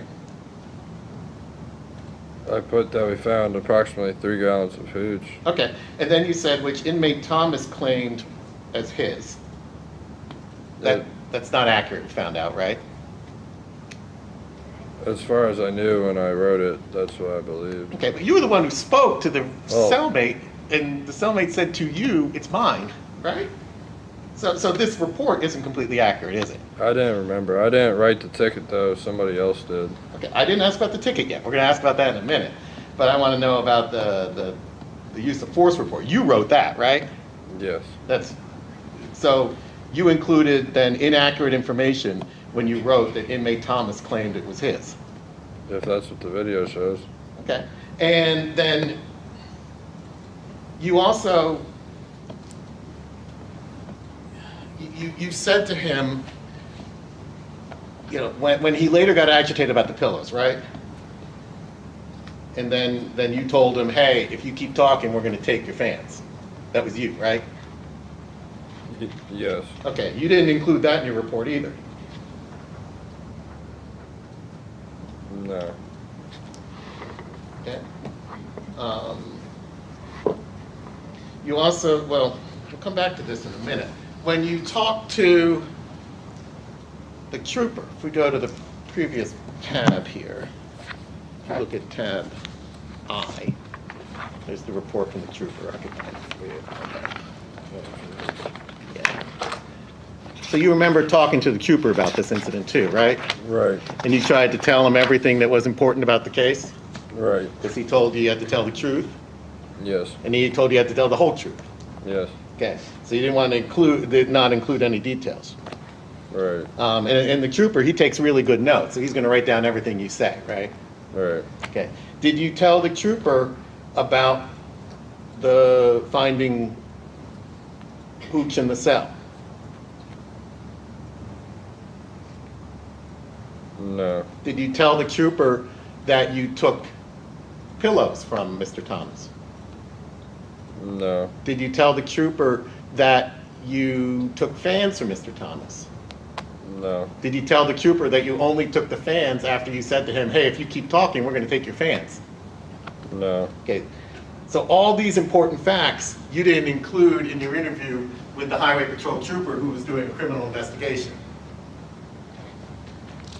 No.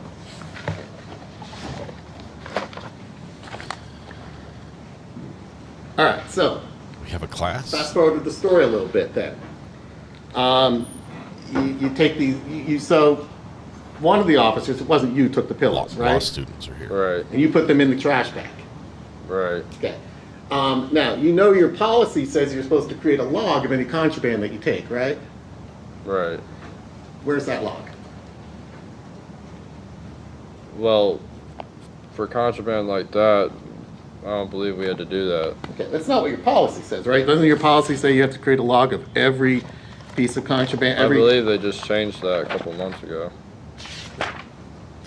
When this video was taken, that wasn't in policy. Okay. So you're saying you can take property of inmates and not create a log or anything like that? If it was something like that.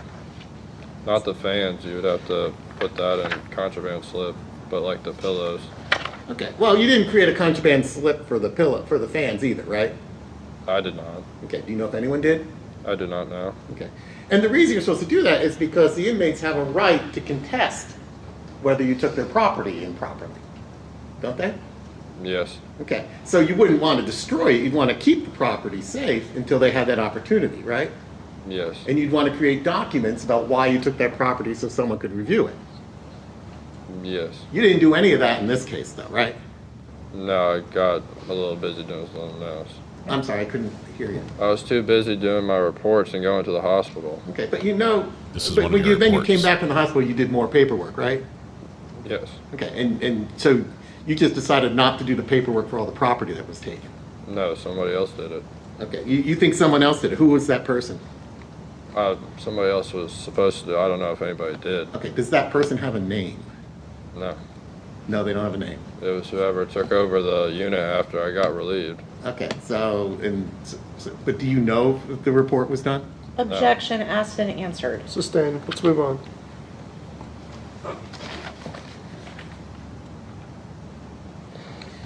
So I think we established, you said when Mr. Thomas got upset, I think now we know about the pillows being taken, right? And he starts yelling at you. Right. And he's being disrespectful. Right. He doesn't make any actual threats of violence, right? I don't know. Okay, you don't recall him saying, I'm going to kick your ass or anything like that? No. Okay. And you said one of the reasons that you could take the fan was that there was no title. Did you ask him for the title? I don't know. Do you know if anyone asked for the title? I don't know. If they did, it would be on that videotape, right? Should be. Should be, but if we don't see it, it didn't happen. Possibly. Okay. Well, you're not saying it happened before the videotape, right? You didn't come in earlier in the day and ask him for the title for the fans, right? No. Okay. You just decide you're going to take the fans because he's talking at you. No, I was trying to get him to comply. Okay. So you're trying to get him to comply, and if he doesn't be quiet, you're going to punish him by taking his fans. No, I was using my IPC skills to try and get him to comply with my directives. Okay, so you're saying that threatening to take the personal property of inmates is an IPC skill? I wasn't threatening him. If you don't do this, and then, there might be a dispute. If Mr. Not a Thomas threat. said, hey, these pillows weren't homemade, I bought them from the institution like I'm supposed to. Did you save those pillows so that we could check that? The pillows that the institution has look nothing like those pillows. Did you save those pillows so that we could check that? I don't know. I was relieved after that. Okay, and different institutions have different pillows, right? He's been at other institutions, as you know, Well, right? these pillows were made from shirts and sweatshirts, and it was very obvious. Very obvious. So you brought that. So you saved them so that you could show someone if it was contested that this was improper. I didn't go back to the unit after that. So you didn't. So as far as you know, no one saved that. Objection, Your Honor. Yeah, let's move on from this, Mr. Engel. And then you said that he knocks over the water cooler, right? Right. Okay, and that's when you said he's making what you call pre-assault indicators. Right. Now, he doesn't actually make any verbal threats, does he? I don't know. Okay, you don't recall any. But you said he was taking a fighting stance. He also said he pulled up his pants, which didn't happen.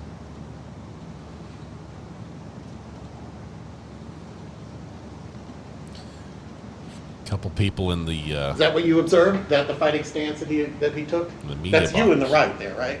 Right. Okay. And you can see his hands are, oh, they're behind the little thing there. Let's make a little.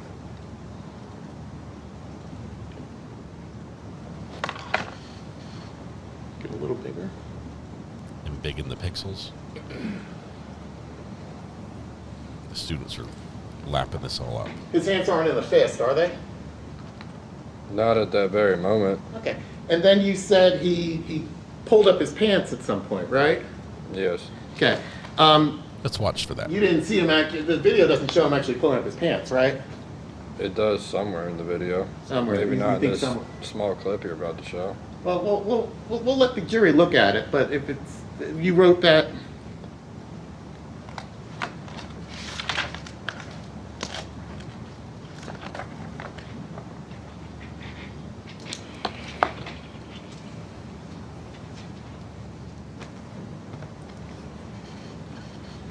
And you wrote in your report, your use of force report, that he pulled up his pants, right? So if that's not on the videotape, that would not be accurate too, would it?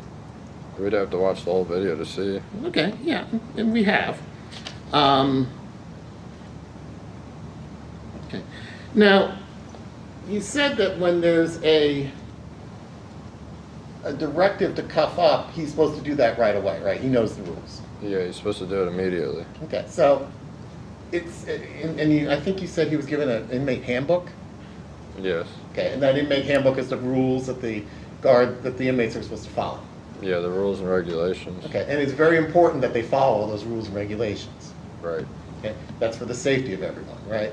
Yes. Okay, rules and regulations are important. Yes. Okay. It's important that everyone follow them, right? It's not different rules for you and them, right? Well, there is different rules. But let me rephrase it. It's not, just as it's important for them to follow it, it's important for you guys to follow the rules. Right. That's not like one rule for me, another rule for B, right? Everyone follows the rules. Everybody's supposed to follow the rules. Got it.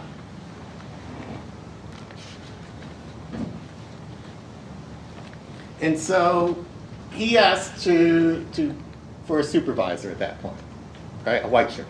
Yes. Okay. Now, and you decide you're not going to ask for the white shirt. We didn't feel safe to do so. Okay. Well, you didn't feel safe. So he is standing good distance away from you. You guys approach him, right? Yes. Okay. And he actually takes a couple steps back away from you as you approach him, doesn't he? I don't know. Okay. You don't know. So if it's on the videotape, that's possible. That's what happened. Yes. He takes a couple steps back, and you guys, what? So, and let me be clear. The only other person in the cell is the cellmate, right? Yes. Okay. He hasn't done anything aggressive at all. I know he's pulling up his pants. I don't know. You haven't seen him do. You didn't say that he did anything aggressive. You haven't seen him do anything aggressive, right? Not that I know of. Okay. Well, you were there. If anyone would know, it would be you. Right. Okay. So everyone else locked in their cells, right? So, and you had a radio, right? Right. So you could have just said, hey, can we see if a supervisor is available? But you chose not to do that. No, I wanted to keep my eyes on him. Okay. Well, you could have. The radio was on Objection, your Your shoulder, Honor. isn't it? No. I'm going to overrule the objection, but Mr. Engel, we've been all through this. Let's wrap this up and get on to something that the jury has not already heard. Okay. I would go sidebar and say, objection, Judge. They need to hear it from this witness. So after you pepper spray him, he walks away, right? He ran away to the front door. Okay. And you followed him. Yes. That was your choice to follow him. It was my duty. Okay. And so you put hands on him, right? I attempted to restrain him to place him in hand restraints. And then later, let's just get to the point. Later we see you're punching him, right? After he punched me first. Okay. Well, I mean, the video will be there, and we'll see who punched who first. But you're a bunch of people. You're hitting him in the head at some point, right? When he was strangling my partner and he couldn't breathe. And is hitting people in the head consistent with your training? Yes. Okay. You were taught about using compliance strikes during your training, right? Yes. Okay. And a compliance strike is supposed to bring a suspect under control. Yes. Right? And as part of your training, you're taught that when you use a compliance strike, you're not supposed to hit people in the head, but you hit them in the side or the shoulder or something, right? That was part of your training, wasn't it? Part of the policy is that under the threat of serious injury or death, you can do what you need to do to stop them. So you believe it's consistent? He was strangling my partner to the point he couldn't breathe. So you believe it's consistent with your training that you could hit people in the head? Yes. And you hit them multiple times in the head? Yes.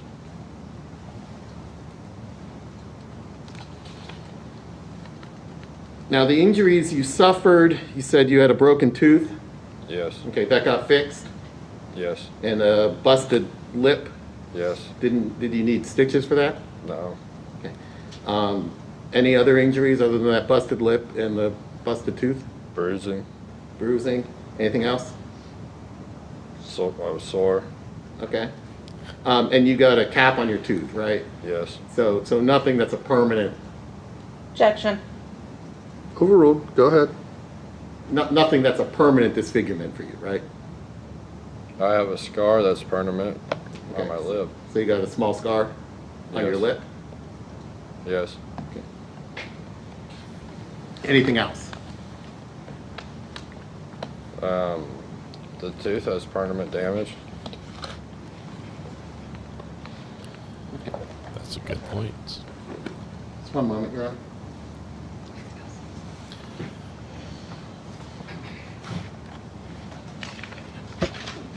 No other questions?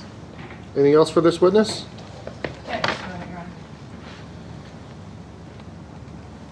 My pride took an irreparable blow. I forgot to mention that.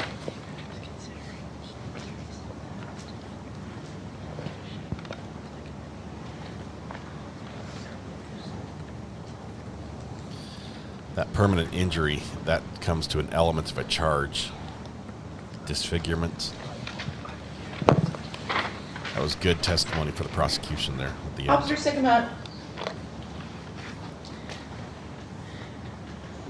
are there certain pre-assault or pre-aggression indicators that may be more significant to you as a corrections officer than others?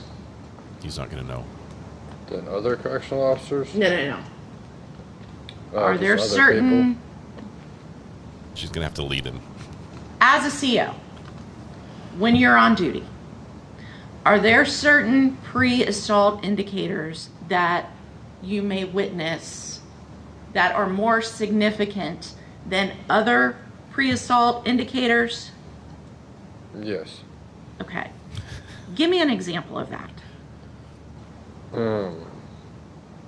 Well, for instance, hypothetically, if I pull my pants up versus if I get mad and knock something off the table, is one of those more significant to you as a CO than another? Yes. Objection. Overruled. Which one is more significant and why? Knocking the water table off. Why is that more significant? It's more aggressive. He actually committed an action. Both are actions. So you view that as more aggressive? Yes. No further questions. Anything else for this witness? No, Your Honor. All right, thank you. You can step down. Next witness? Okay, State's next witness is Officer Blythe. You can step down, Officer Sickman. That means you can leave. This is coming in. Can we approve? You may? Oh, I can't. Oh, just got to go over with. Sorry. Oh, you got to get it. I don't have an advocate. Can you get us? Thank you, Mr. Kadich. Officer Blythe. Just don't talk to him, whatever you do. We just have some random person who's not a sworn officer of the court going and getting witnesses for the trial, I guess. At least she knows who it is. Oh.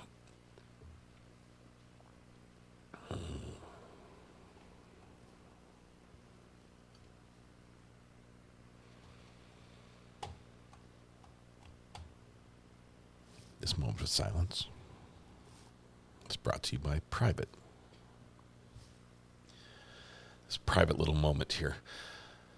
The inmate, had he not done stupid things like that, first of all, I think as much as I don't think it's the right thing to do, him mouthing off and calling the guards names, the guards should not have taken any action on that, unless they're the RIB or whatever the report, where it can get reviewed and everything. That's probably the most action the guards have taken. The guards, the whole, we're going to punish you because you've called us a mean name, and we're going to take your fan in the heat of July, and that'll teach you. That was wrong. That escalated the situation. Do you swear or affirm that the testimony given in this proceeding will be the truth, the whole truth, nothing but the truth? So help you God. Yes, sir. All right, have a seat right here.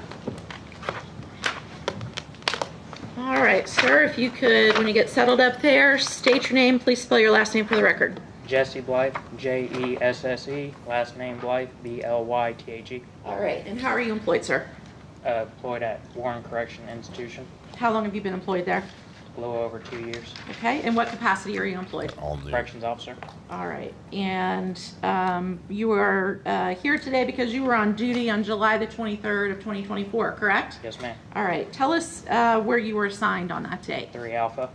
And where physically within the prison, where is 3 Alpha located versus 3 Bravo? It is right next to 3 Bravo, to where they're connected.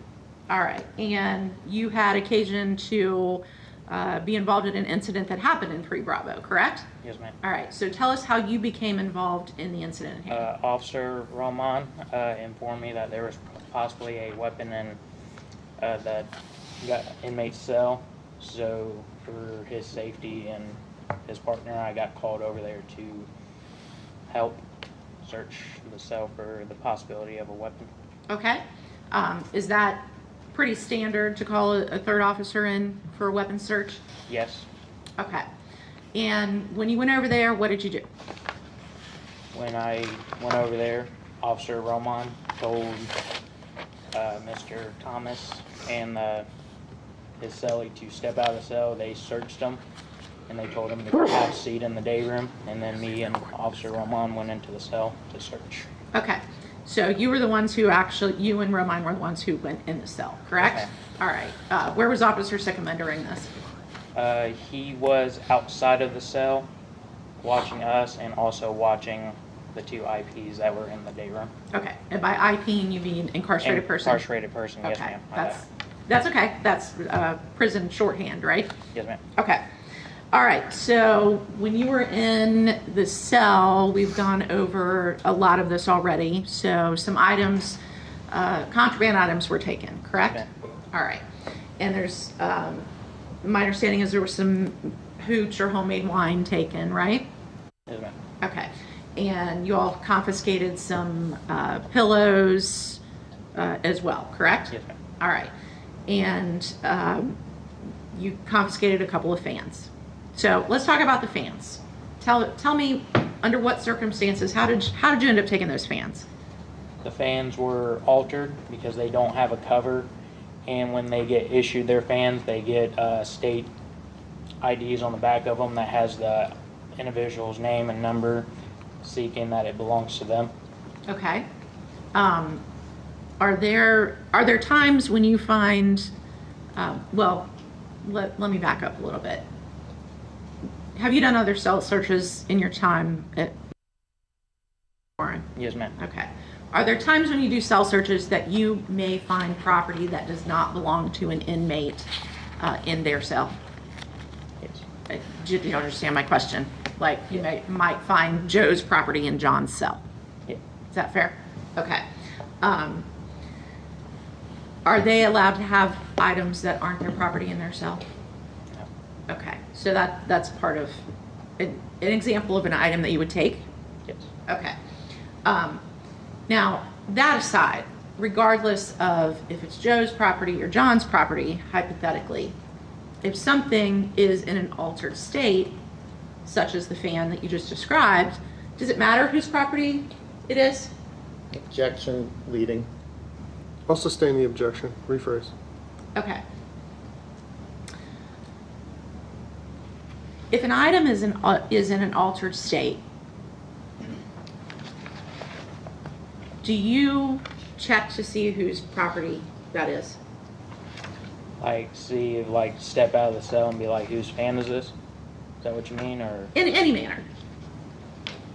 No, usually I just take the contraband, since we're supposed to turn contraband in when we search cells, and take it to the vault when we're done searching. Okay. So you wouldn't necessarily take the time to find out whose property it was? Is that your testimony? Yes. Okay. All right. So when did you first become aware that something was amiss with the defendant out in the day room? When I heard him getting a little loud with Officer Sycamore, getting disrespectful towards him, I did look out just to make sure if everything was okay, and then I went back to searching the cell. And then about 5 minutes later, I heard the water cooler and a loud bang in the day room. Okay. And what did you think when you heard that? At that point, I stepped out to observe that the water cooler was tipped over. And can you rephrase that question again? Like, what did I think? When you heard the loud bang in the day room, what did you think? What did you do?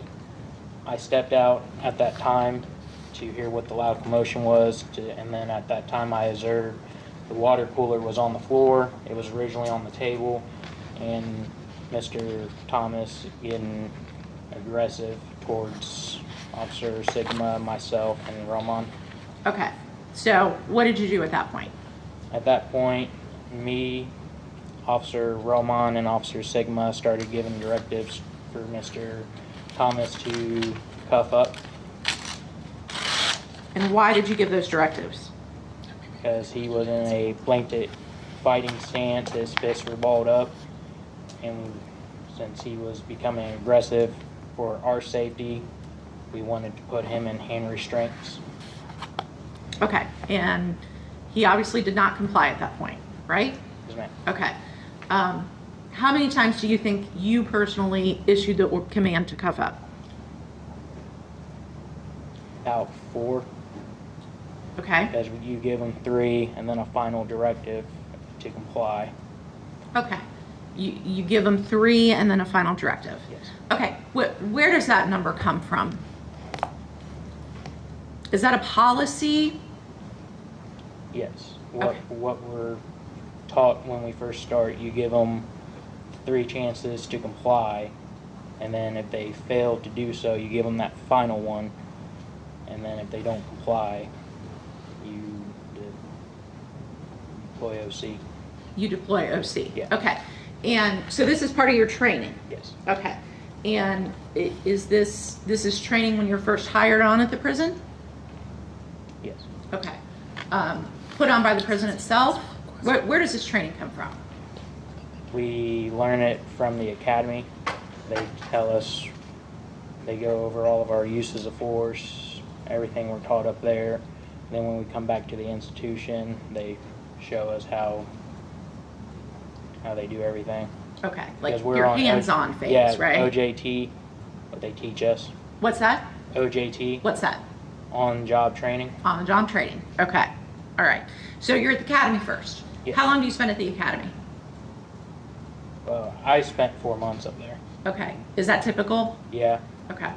And then you're assigned to your particular prison at that point? Yeah, so it's 4 weeks up at the academy, and then 2 weeks on the job training, and then after that they start putting you in housing units. 4 weeks? I'm sorry, I thought you weeks? said 4 months. No, I'm sorry. No, it's 4 weeks 4 up at weeks. the academy, and then 2 weeks back at the institution. You're with a coach, which is an officer, who's been there long enough to teach you everything you need to know. Kind of like a field training Yes, officer yes. for a law enforcement, correct? Yes. So 2 weeks. All right, Everything so you it's need to 4 know weeks at on the the job. academy, not 4 months. Yeah, my bad. Gotcha. That's okay. All right. So part of your academy training then is learning about use of force and OC sprays. Yes. Okay.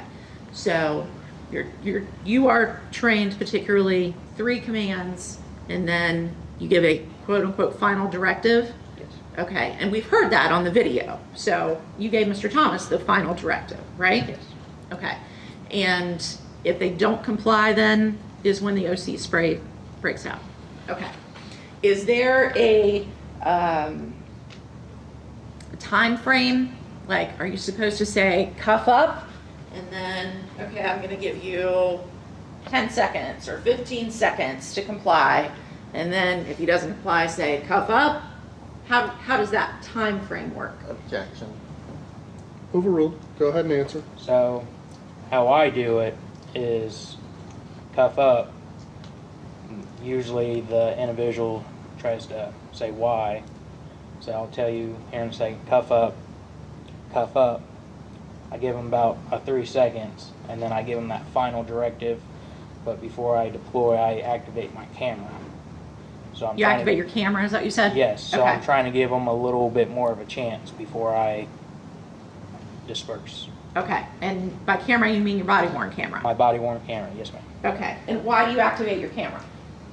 So that's how it's activated during the time frame of what's happening in that time frame. In case something happens? Yes. Okay. So, as part of your training in the academy, then,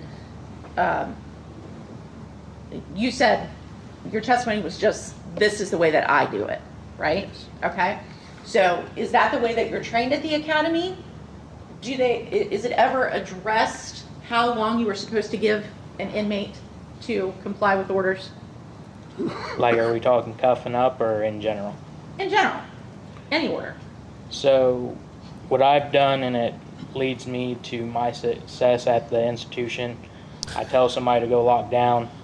I give them about 5 to 6 seconds, give them another one, and then I cut it in half. And then if they don't listen, I give them that final warning to lock down or do what they need to do, and then I start cuffing up procedure.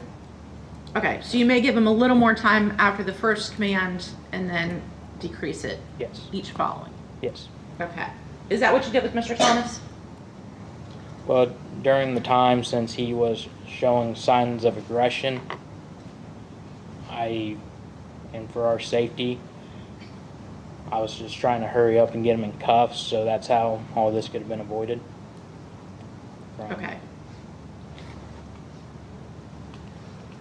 Was there a sense of urgency in this particular instance? Yes. Yes? Yes. Okay. All right, so let's go back to the OC spray. So he did not follow the final directive to cuff up, and you utilized your OC spray. Yes, ma'am. Okay. You're trained on OC spray at the academy as well? All right. Is there a particular manner in which OC spray, you were trained to deploy OC spray? Meaning, is there, are you supposed to be a certain distance? Is it supposed to be a certain time? That kind of thing. So the distance is 6 feet, which I feel like we were around 6 feet when we deployed it. Okay. I usually hold it for about 2 seconds and then I stop. Okay. And is that something that are you trained to hold it for 2 seconds? Yes. Yes? Yes. Okay, so that's the regulation? Yes. All right. Is that what you did with Mr. Thomas? I believe so, yes. Okay. So what happened after you deployed your OC spray? After the OC was deployed, he walked away from me, Officer Roman and Officer Sigma, to the main door of 3 Bravo. Sure he didn't run? And at that point, I saw Officer Sigma, my bad, have his cuffs in his hands to try to secure Mr. Thomas in them. So all I did, I put my hand on his back, and then next thing I know, he turned and got aggressive towards us. Okay. And you've seen your body camera and the body cameras of all the other officers, correct? We're not going to replay them over and over again, but we have seen a clip where there's a hand that goes on Mr. Thomas's back. Yes. You're saying that's your hand? Yes. Okay. When you placed your hand on his back, did you push him into the door? No. Did you shove his head into the door? No, because my hand went to the middle where the shoulder blades are, about right here. Okay, like in the center of his back? Yes. Okay. Did you push him in any manner, in any like forward manner? The only time I would say probably a forward manner was when he turned and I grabbed right here and I was trying to hold on to him to make sure he wasn't trying to swing on us more. Okay. My question just is about the initial contact. Oh, okay. When you're placing your hand on his No, back? I never pushed him. You didn't push him? No. Okay. What was the purpose of placing your hand on his back? Just so at that time he knew one of us was there in case something would happen. All I was doing, I was just trying to escort him to the door, so that's how Officer Roman or Sigma could have put him in hand restraints. Okay. All right. At this point, are you being affected by the OC spray that's been deployed? I was for a quick second. It got into my right eye because it was still kind of airborne with probably Roman spray. Okay. Could you see at that point? Yes, I could see perfectly fine, yes. Okay.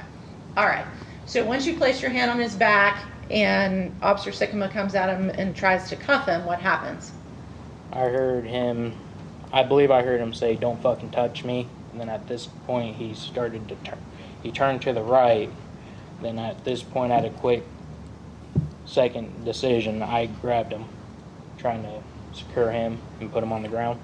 Okay. And you're making a motion like up towards your shoulders. Yeah, Can you describe what you did for me? So I grabbed under his arms so he couldn't try to move his arms as much, so we could try to secure him.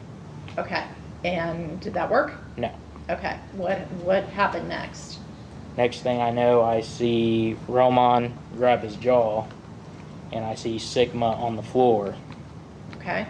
And then I slipped off, and then he turned and punched Officer Sigma in the face multiple times. Okay. You saw him do that? Yes. All right. And what were you doing at that point? At this point, since it seemed like physical force wasn't working, I did what we were taught. I grabbed our OC spray off the floor, and I deployed more to try to gain more compliance. Okay. Gain more And did that work? since it worked so All well right. last So time. what happened then? At this point, me, Officer Roman, and Officer Sigma tried to secure him. We did display close fist strikes to his face and rib region to try to get him to comply. And then next thing I know, Officer Roman was in a chokehold. Okay. Describe that. What did you see?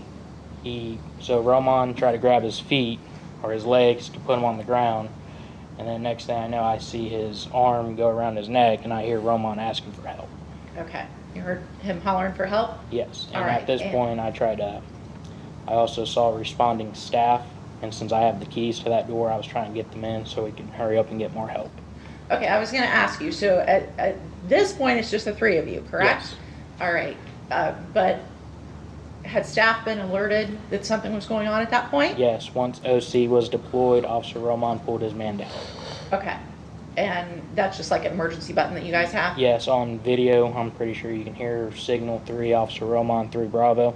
At that point, it's our man down that somebody needs help. Okay, and that goes across the whole campus, so you Our can control center alerts everybody. All right. Okay, and then we've seen him pushed against this door, right? Or the scuffle kind of happens right against this door. This is the door that leads out to the yard? Yes. Okay, all right. And this is the door that responding staff are coming through? Yes. All right. And you said you were the only one with keys? So the other officers do have keys, but since Officer Roman was in the chokehold and Officer Sigma was trying to help him, and since they're both related to each other, I have the keys. Since technically I'm next door, I'd be the first one through that door. Oh, okay. Gotcha. If not, control center has to pop it manually. Gotcha. Or wait on a yard officer to get there. Okay. Gotcha. So you were able to open the door? I was about ready to, and then next thing I know, I believe a yard officer popped the door. Okay. All Because right. they were around the facility at the right time. Yes. All right. So that's when we see the other officers coming through the door on the video. Okay, I understand. Okay, so at that point then, what happens? I hear Roman asking for help. Everybody was delivering close fist strikes to the ribs and the face due to him having Officer Roman in a deadly chokehold. One of the officers was able to get his hand under where his forearm was on Officer Roman's throat, and I was able to pull Roman out of there before they took him to the ground. Yes. All right, so you were able to get him out? Yes. Okay, and then after you got him free, what did you do? I made sure Roman was good, and I stayed back while the other officers were securing him since he was already on the ground with 8 other officers. Okay, and he was ultimately secured? Yes. Okay. All right, so after this kind of wraps up, Mr. Thomas is secured. What is the next step in the process? What are you doing? What did I do personally? Yep. I went back to my unit to do a Signal 22, which is our institutional count. After I got told we had a good count and count cleared, I left to go to medical. Okay, you got checked out by medical? Yes. Okay, did you have any injuries as a result? All right. Now let's talk about the paperwork that happens when incidents happen in the institution. Okay, did you have to fill out any paperwork? Yes. All right, tell me about that. What did you fill out? I had to fill out a use of force packet, what we do after there's an incident. Okay, and you did that, correct? All right. What else? Anything else? No. No, that was it? Yeah. Okay. Oh wait, I did do a ticket on the hooch and on everything that happened. Okay, what's a ticket? A ticket is what they get on their, I want to say like their prison record, to where By they, do you mean the inmates? Yes. Okay. So like on our computer we type in RIB1, then we put in what time it happened, and then he got a hooch ticket creating a disturbance. biting, and he got something else, but I don't remember. Okay, so a ticket it's kind of like a complaint that goes to the RIB board, right? Okay, and you're the one that filled it out in this case? Yes. Okay, gotcha. Okay, let's talk about, go back and talk about this search a little bit, this cell search, all right? After, in a normal situation where a search is not interrupted by some incident, as we have here, after you search a cell, are you required to fill out any sort of log? Contraband slip? Contraband Yes. slip? Okay, all right. And did you do that in this case? I did not, no. Okay. To your knowledge, you may or may not know the answer to this, was there one completed? I do not, no, not to my knowledge, ma'am. Okay, all right. Would you consider the search of Mr. Thomas's cell to have been completed? Objection. Overruled. No, since we were only halfway through and we had to stop due to the incident. Okay, so had that incident not occurred, would you have kept searching that cell for a while longer? Yes. Okay, so you were interrupted? Yes. All right. So after everything kind of calmed down and was back to normal, do you know what happened to the property that was taken from Mr. Thomas's cell and bagged up? No, ma'am. Okay. You don't know who would have dealt with that? No, ma'am. But you did not personally? No. Okay.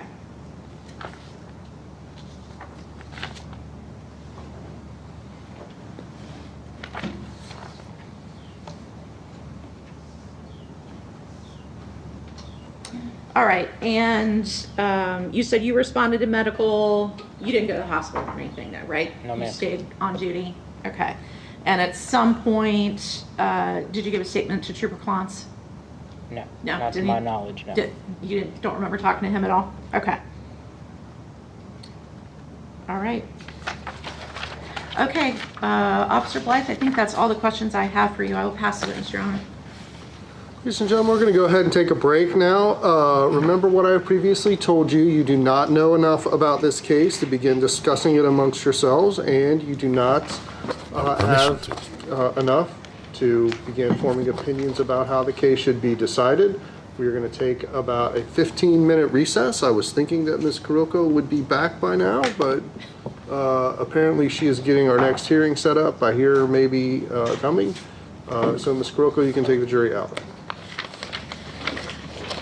Perfect timing, Ms. Kuroko.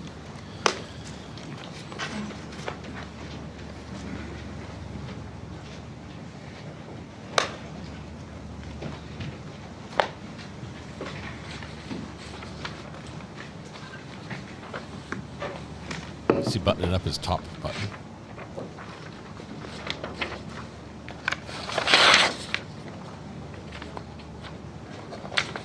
You may be seated. Officer Blythe, you can step down. Make sure you don't discuss your testimony with anybody during the break. Go out the same door? Yes. All right, we are on the record outside the presence of the jury. You can be seated. At sidebar, we talked about the use of Exhibit H, which was the reprimand in the cross-examination of Officer Sycamore. Either side want to make any record on that? If I may, I'll just give this to the court reporter. If we could just make this part of the record as an offer of proof that we believe it's appropriate to have it as an exhibit as well. All right, the court's ruling at sidebar was that the witness may be questioned on the report, but I'm not going to admit the report as evidence.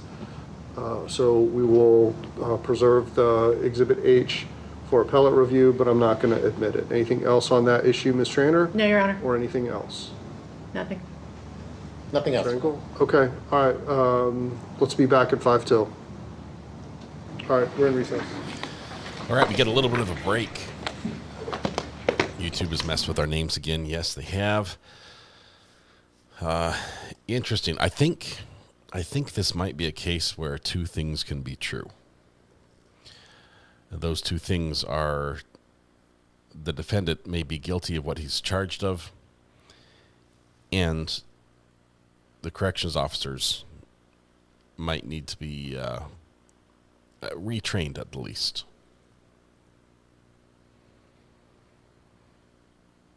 Our students left. I think that's where this one's going. I cannot condone the actions the defendant took. I can see why he did it, but it doesn't make it right. Does that make sense? You can't swing on a cop, right? And you can't swing on a corrections officer. Now his actions, I think, were portrayed by the corrections officers to be a lot more hostile than I think they were. I didn't see him with the fist, didn't see him pull up the pants. He was taking steps back. He was asking for a white shirt, a supervisor. These are all de-escalating type things. He was on that fourth order, the final directive. He was putting his hands behind his back when they sprayed him. That was the last chance he had, but they really didn't give him a time to comply. He should have complied sooner. Once he was sprayed with 3 doses of OC spray, he starts walking away, and he's trying to use his shirt to clean his hands. That's when they're trying to take his hands and pull them away so he can't wipe the OC spray off, right? And he's like, "Don't touch me. It's burning on the skin." As one officer testified, he says it feels like a lighter being held to your skin. He says, "Don't touch me." That makes sense. We can go back and watch, but the officer Blythe, whatever, the second officer we saw today, the video shows him punching first, like swinging on the guy.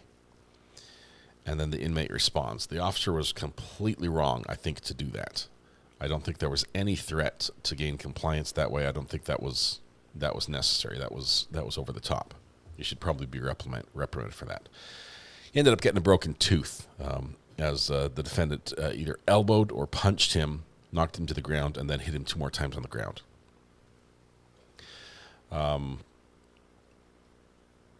Once that happens, the heat of the moment, I can't fault the officers for all jumping in to do something when a fellow officer is screaming help, whether it's legitimate or not, because we can hear him actually breathing and yelling help, help, help, help, help.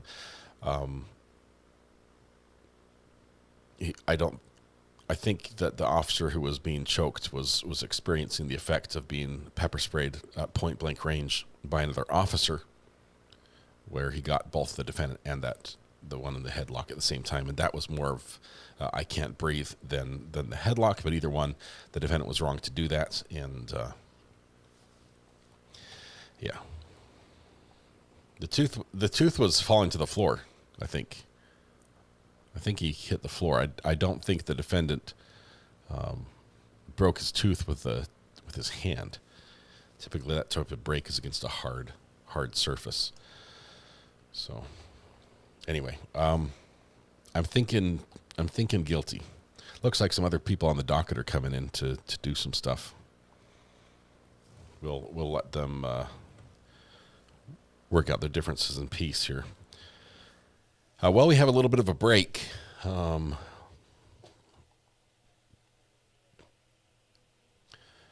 can still scream while being choked. Yeah, he was in a headlock. He was, and that was wrong of the defendant to do that. And that's why he's going to get the assault charge. I agree with that. The charge should stick on that. I just looking at the whole scenario and breaking it apart, I can see why the defendant did what he did, even though it was wrong. And I can see why the officers did what they did, even though I think that they overreacted. It's like they knew it was inevitable, and they all contributed to make it go to the worst possible outcome. All right. Do you want a little break? What about Simpson? What's Simpson doing? Let's go down here. But was able to proceed to the point where it was bound over, correct? Yes, and I held that exam, Your Honor.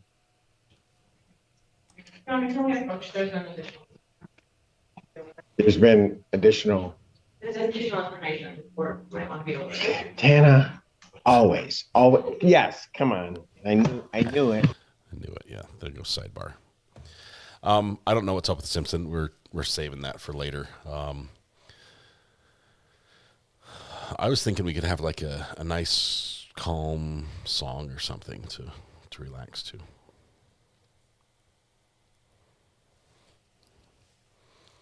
How long is the break for? 15 minutes, John. In my opinion, the officers was wrong, period blank. I believe the officers were in a position of authority and had a responsibility to prevent this from escalating, and instead they contributed to the escalation. If that then nullifies everything that happened afterwards, then that would be not guilty, but I don't think it does. I believe an officer can screw up, and it doesn't give you the right to then, harm the officer. I think there has to be a point where we follow rules, even though one side has made a mistake first. We're going to continue with Daisy Link this afternoon. So Cherries, we're going to do some catch up on that. Let's see. We have we're not going to play the Daisy song. We're a big deal. I was going to play the song I wrote. Like this. Okay, let's do that one. Let's play a song here real quick. Have it come in over here because the other audio is busy.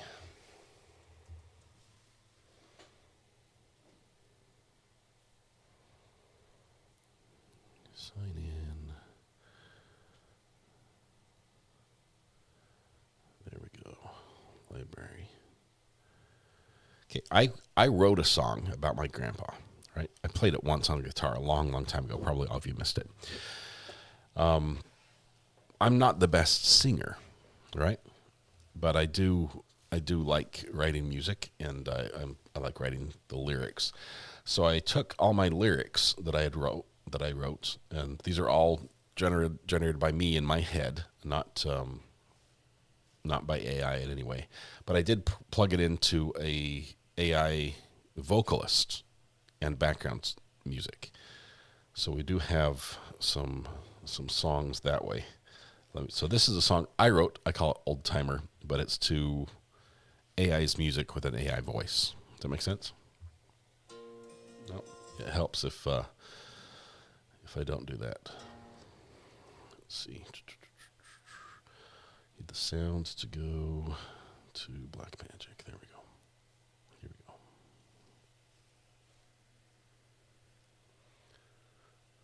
Why is it not going?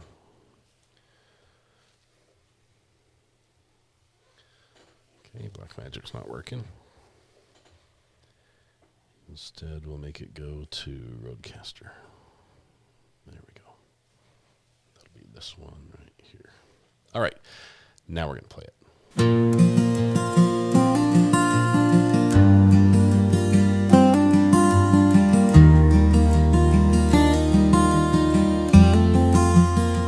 He sits there by the window. He whistles that old song. It's one they used to sing together back before time had come. The world around him's changing, but his place stays the same. He waves at those who pass him by. He calls them by their names. And he's an old timer. He's doing like he's always done. It seems he'll always be here, just like the mountains he calls home.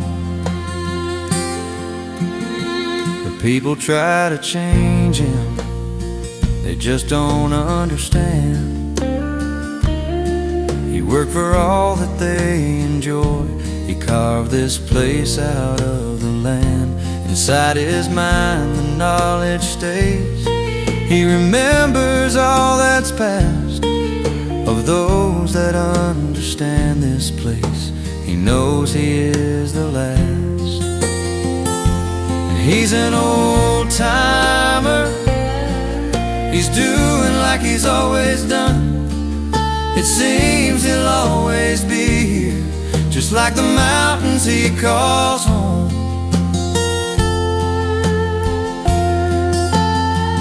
I watched him saddle up today. He always rides alone. To him the land withholds no secret. Everywhere the wind can blow, he is gone.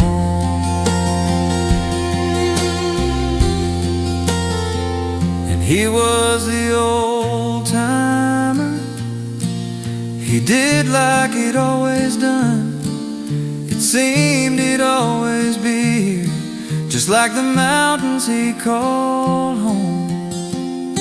Hey, he was the old timer.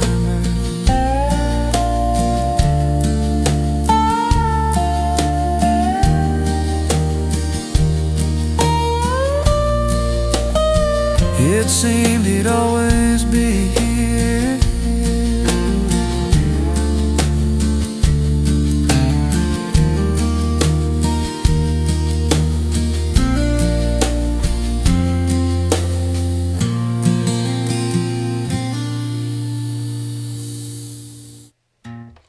All right, there you go. It's getting really sweaty in here.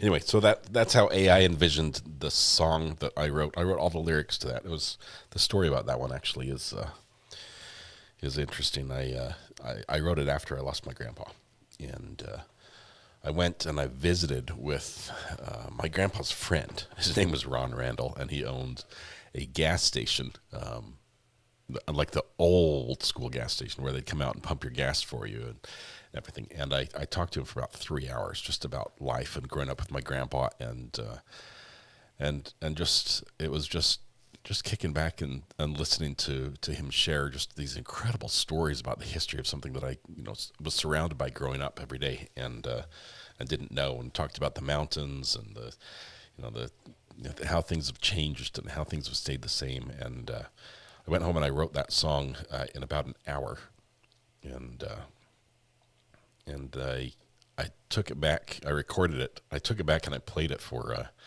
Ron, and he asked if he could have a copy because he wants it played at his funeral.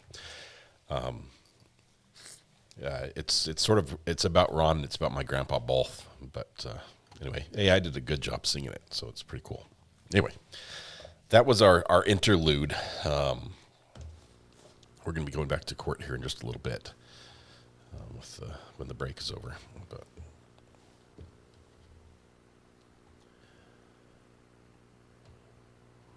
I've got a couple other songs I wrote as well that I have not yet tried to have an AI sing for me. I like the songs I write the lyrics to better than I like the ones that the AI writes the lyrics to. We have a couple good ones there, like Daisy in the Walls, I think was a good one. Big Deal, I wrote all the lyrics to that one. So that's a good one too. Did you name your song? Yes, that one's called Old Timer. I can share it. It'll be on the Suno list if you want. I can do that one.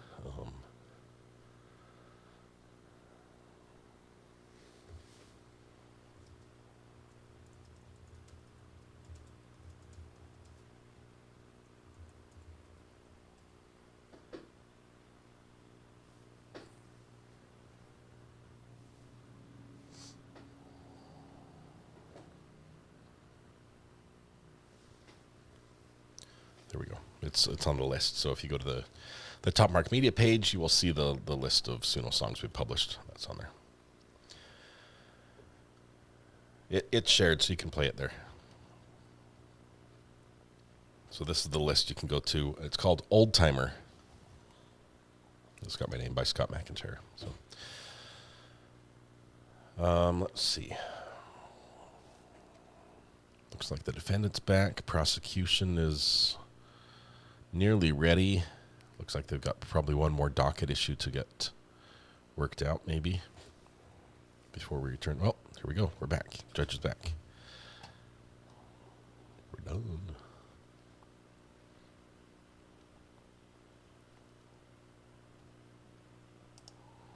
Need our witness? Yeah. We're on the record outside the presence of the jury. So, for planning purposes, we have Blythe, only a few questions on cross maybe, and then we have one more witness. The trooper, which probably is not going to be very long. It's not going to be very long. So after that, do we want to go ahead? Seems like it makes sense to go ahead and have the state rest. We'll deal with exhibits and so forth at the next break. Thank you, Brittany. So if you want to rest, we'll deal with your Rule 29 motion again at the break. But in the presence of the jury, we'll just go right from the state's case to the defense case, have him testify, and then break for lunch, come back for closings and argument. I think that makes sense. And instructions, assuming I don't grant the 29 motion. Does that work for everybody? Yes, sir. Yes, Your Honor. 29 motion is a judgment of acquittal. Before we bring the jury in, I had a couple of things on the jury instructions, which I can put on the court's radar screen. I know probably not in a position to make a decision yet. The two thoughts, having had a chance to look at the proposed instructions, is first, we had submitted a proposed instruction, it's number 2 on our list, that essentially states that Ohio law places a duty of care upon the state to provide for prisoners' health care and well-being. We think it's appropriate to remind the jury of that. And then in the first paragraph under self-defense, the court has it end, quote, and the standard for establishing self-defense is heightened. We would ask that that last phrase be deleted and it just the instruct the jury that the defendant is an inmate in a state correctional facility. The rules are a little different, period. I don't think it's really heightened is the right word for what it is. I think it is. That's exactly the right word because that's what the case law says. It's a heightened standard.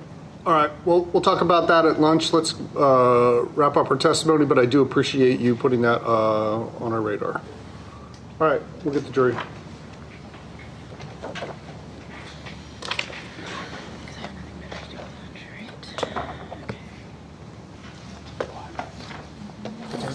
Hey, Red, I don't see the invite.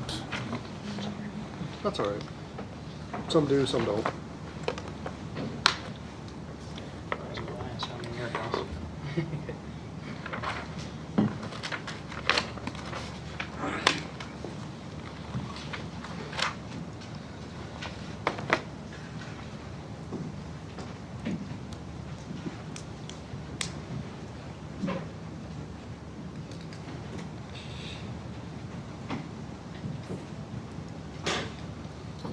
PG Races, love the song. I'm an old timer myself, been watching since. Ladies and gentlemen, welcome back. Was everybody able to follow my instructions and admonitions over our break? Mr. Engel, you may proceed. Thank you, PG Races. OG. Let me just ask you about the decision to take the fans, because everything else is on the videotape. Your view is that you have discretion about whether you're going to take some contraband or not? Yes. Okay. But that discretion isn't unlimited, is it? Can you repeat that? Like, what do you mean? Well, you can't decide to take someone's property to punish them, right? You can. Your testimony is that you can take their property to punish inmates? Not punishing, if it's contraband. But sometimes you take it, sometimes you don't, right? Right. Okay. So or is it your view that you have unlimited discretion then about whether you're going to take property that's contraband or not? Depends on the contraband, yes. Okay. So for example, would you be able to only, so let me back up. So major contraband, you're going to take that every time, right? Yes. Okay. It's the minor contraband we're talking about, right? Yes. And the fans and the pillows falls into the minor contraband category, right? Right. Okay. So it would be inappropriate, for example, for you to say, I'm going to take minor contraband from all the black inmates, but not take it from all the white inmates. No. You couldn't do that, right? No. We have to be firm, fair, and consistent, and treat all inmates with respect. Okay. And so you were the one who said when you took the fans, make that quote, they want to run their mouths, fuck it. That was you, right? I don't recall that. No other questions? Anything else for this witness? No, Your Honor. Thank you. You can step down. You're free to go. There you go. Yeah. Next witness? Good to go back to work. Yes, good. Go back to work. Okay. State calls Sergeant Pond. There may be an investigation. Do you swear or affirm the testimony you'll give in this proceeding will be the truth, the whole truth, Here's nothing but the the truth? So help trooper. you God. Have a seat up here. All right, sir, when you get settled up there, give us your name, spell your last name for the record, please. Kyle Klontz, Klontz. And how are you employed? The Ohio State Highway Patrol Office of Criminal Investigations. All right, and how long have you been with the Highway Patrol? 13 years. All right, and what is your current job duties with the Highway Patrol? I am a sergeant of the Office of Criminal Investigation in the Jackson District. All right, and you just recently received that promotion, correct? That's correct. So how long have you been in that position? About a month now. About a month. Well, congratulations, you've made it a month. All right, prior to that, what was your job duties? I was a trooper in the Office of Criminal Investigations in the Cincinnati District. Okay, and tell them what your duties entailed in that particular position. Okay. Any crime at a state-owned facility such as Warren Correctional, Lebanon Correctional, Summit Behavioral, any crime in those institutions we would investigate and present to the grand jury. Okay. Was that your sole responsibility to investigate things that happened in the prisons, or did you have other responsibilities? Anything on the road that would go outside the scope of a day-to-day trooper, anything that would take a longer time than a day of investigation, we would follow up, write warrants, help collect evidence, anything of that nature. Okay, so how long did you hold that position? 7 years. Okay. So how often, rough estimate, do you think you would be investigating an incident that happened in the prison? Multiple times a week. Multiple times a week. Took up a lot of your time, correct? That's correct. All right. So while you had other responsibilities, fair to say a lot of your time was spent in the prisons. That's correct. Okay.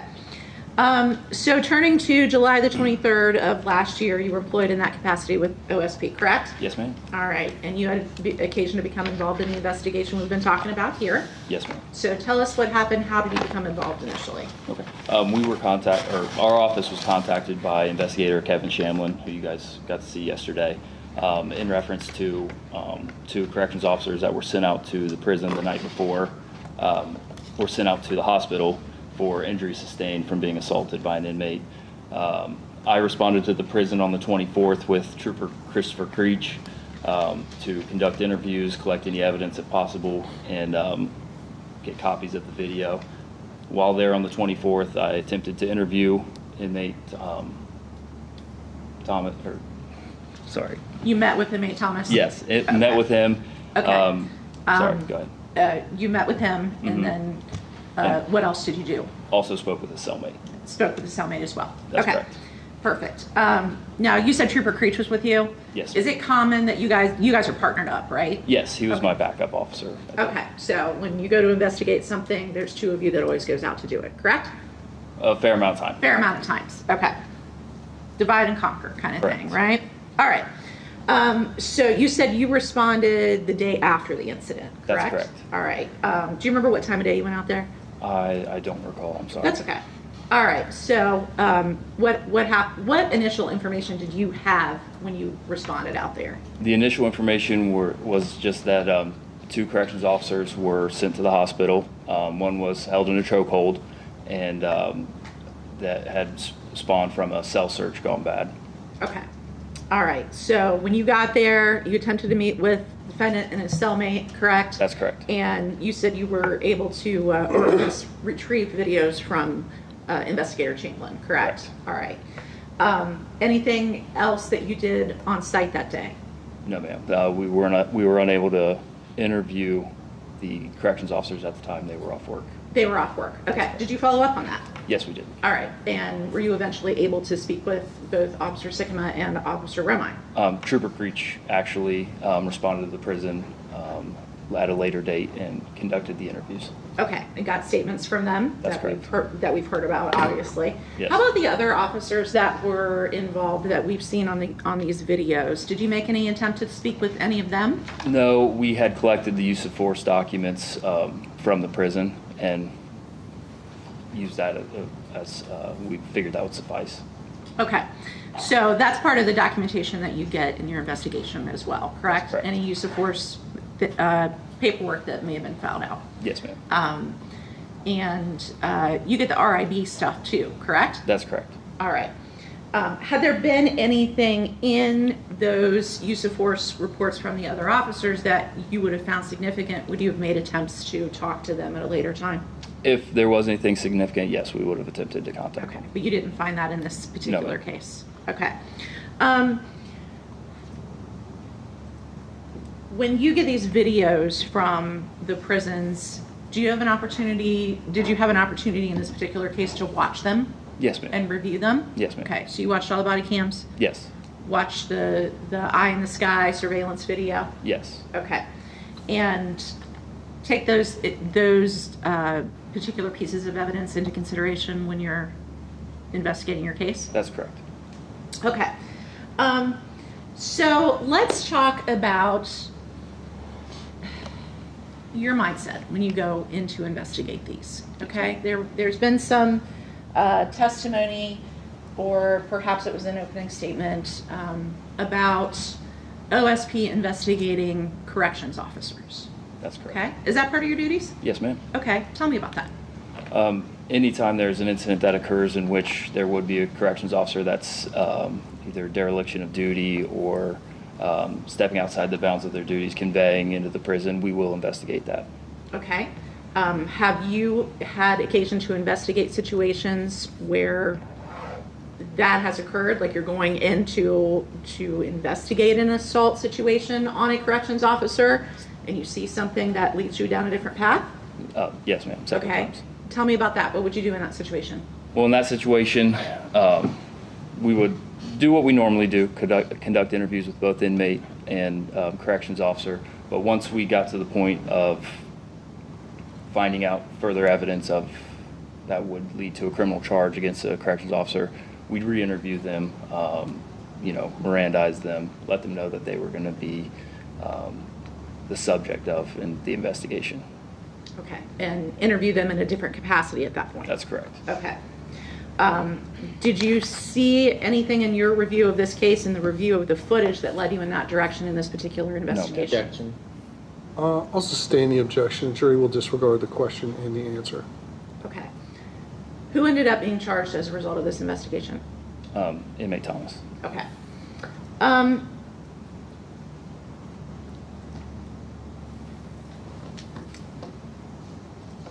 have no further questions for you. Thank you, Your Honor. Mr. Engel, you may inquire. Thank you.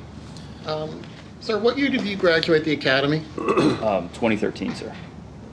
And while you're at the academy, you learned some of the core values of the Highway Patrol. That's correct. Okay. And those are pretty important to you guys. Yes, sir. Okay. One of those is attention to detail. Yes, sir. And what does attention to detail mean? Paying attention to the details. So when you do an investigation, every detail matters. That's what it means. Right? That's correct. Okay, you're supposed to gather all the evidence you can? Yes, sir. Okay. Because you don't know what might be important later on. Right. Okay. And when you watch videos, for example, you're looking at every detail of those videos, right? You're watching them closely. Yes, sir. Okay. Because you want to check out everything that happened in there. Right? Yes, sir. And see what you can confirm. Correct. Okay. And paperwork's important too. Paperwork has to be thorough. Yes, sir. There's also a core value of sense of urgency, right? Yes, sir. What does that mean? Take care of your business in a sensible, urgent manner. Okay. And when you do an investigation, sometimes time is important, right? Memories fade. Yes. Okay. Statements made a day or two after the event are sometimes better than statements months after the event. Yes, sir. And you mark down everything you do too, right? What do you mean? You create a report of what you did, take right? notes. Yes, sir. Okay. And it's important to include in the report every detail of what you did. Yes, sir. Because this happens over a year ago, and you might have to come into court and testify, right? Correct. And so you want to make sure it's all in there. So let's work backwards. In your investigation, you reviewed officers Romine and Sycamore, right? What do you mean reviewed? Or, I'm sorry, you interviewed them. Trooper Creech did, yes, sir. Okay, Trooper Creech did. So the Highway Patrol did. We'll call it the Highway Patrol, right? Yes, sir. And those interviews occurred, if I'm looking at the report right, approximately the first week of August of 2024? August 6th?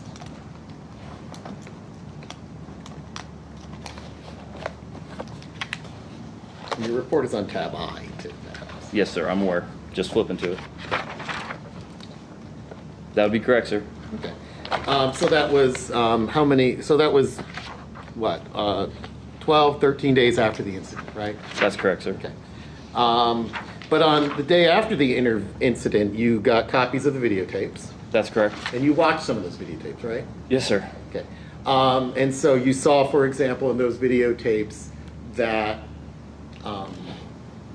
there was a dispute about the fans. Yes, sir. Did you save those fans as evidence? No, sir. Did there was also a dispute about the pillows? Did you save those pillows as evidence? No, sir. Did you obtain any evidence logs, or I'm not sorry, evidence logs? Did you obtain any contraband logs? No, sir. And you also saw there were a number of other officers who responded to the scene, right? Yes, sir. Okay. For example, Officer Blythe was actually there at the beginning. You didn't interview him. No, sir. Officer Dunaway responded to the scene. You didn't interview him. No, sir. We interviewed Officer Romine and Officer Sycamore. Okay. Yeah. So I just want to make sure that we're not missing anyone, right? No, so sir. There was Officer Robinson. You didn't interview Officer Robinson, right? Correct. You didn't interview Officer Nick. Correct. You didn't interview Officer Bush. Correct. You didn't interview Officer Robertson. That's correct. You didn't interview Officer Bollard. No, sir. You didn't interview Officer Anderson. No, sir. Did you interview the supervisors who were on duty at that? No, sir.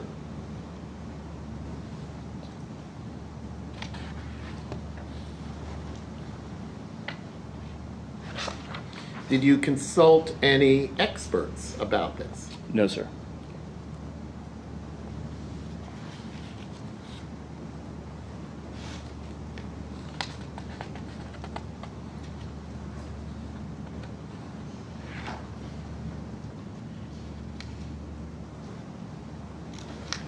I have nothing else. Thank you. Anything else for this witness? Just briefly. Sergeant, have you ever heard the term cost-benefit analysis? Yes, I've heard it. Okay. Tell the jury why you did not interview, I think you've already testified, but tell them again. Why did you not interview all these other officers? The importance of Officer Romine and Sycamore to the interview process were because they sustained the injuries that occurred. Officer Blythe and all the other officers that responded that completed the use of force packets, we collected the use of force packets and submitted those as evidence. Okay. Did you collect any DNA on this case? No, ma'am. Why not? I didn't see the need to. Okay. Did you collect any fingerprints on this case? No, ma'am. Why not? Wasn't relevant. Okay. Was identity an issue in this case? No, ma'am. Okay. Those are tools that law enforcement would use perhaps in a case that identity would be an issue. Is that fair to say? Yes, ma'am. Okay. Why didn't you collect the pillows that we've been talking about for 2 days now? Well, the pillows weren't relevant to the assault in which I was there to investigate. Also, as far as I know, the search of the cell was not completed, so I have no idea where the pillows went after the incident escalated to the We just assault. never finish our searches. How about the fans? No, ma'am. Same. Same answer? Yes, ma'am. Okay. No further questions, Sergeant. Thank you. Anything else for this witness? Yeah. You're taught it's important to verify things that witnesses say, right?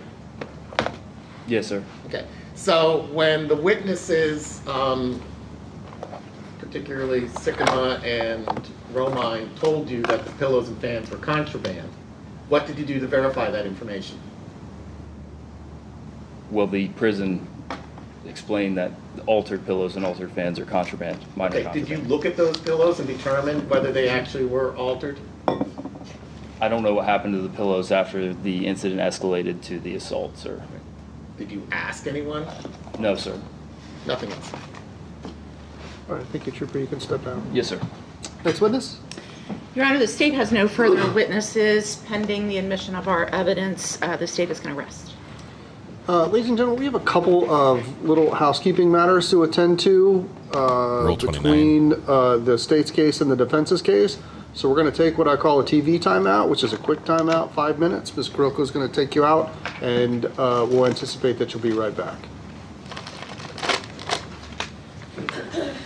This will be really fast. The Rule 29 motions, the judgment of acquittal motions that are made here, are super abbreviated. It's just functional. It preserves it for evidence. That's it.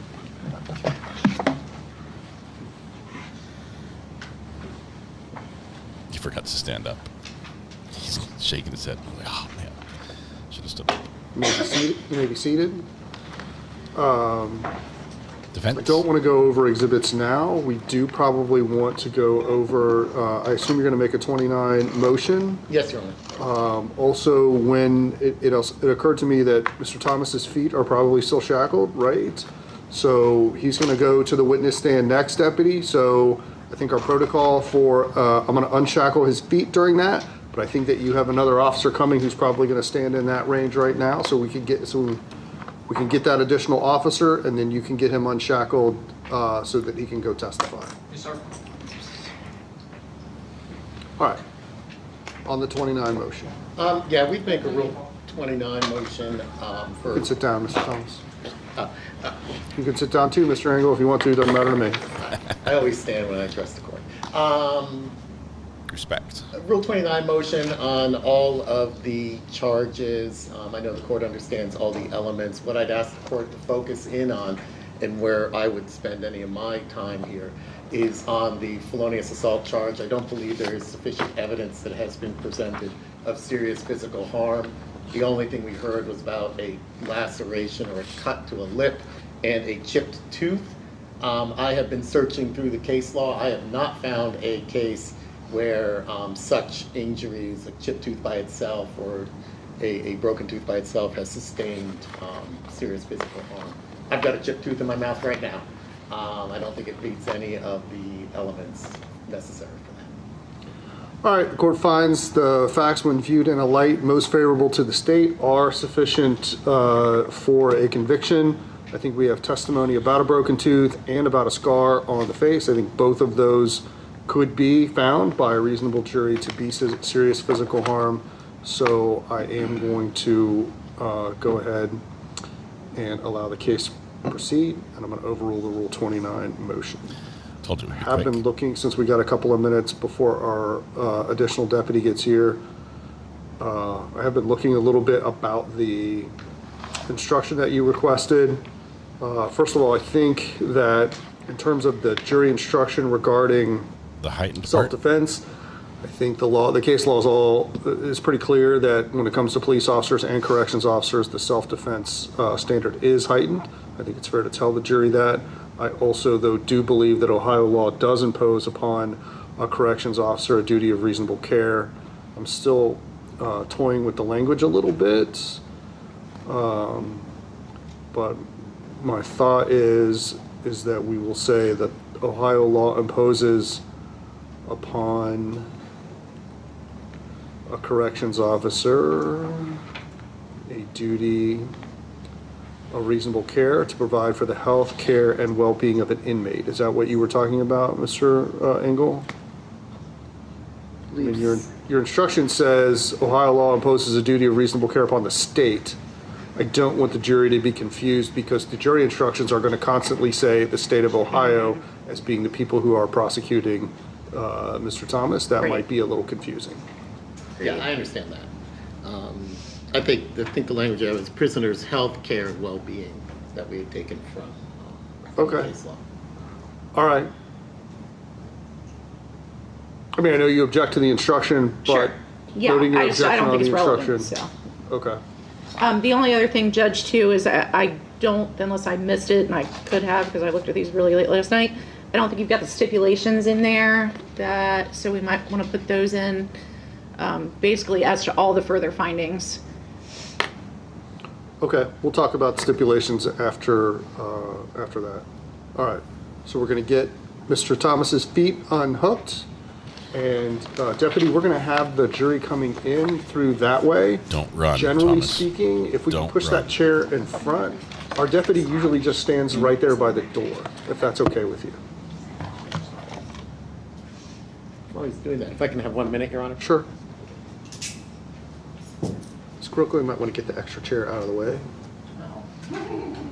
You're going to hold the door open for my Just client. kidding.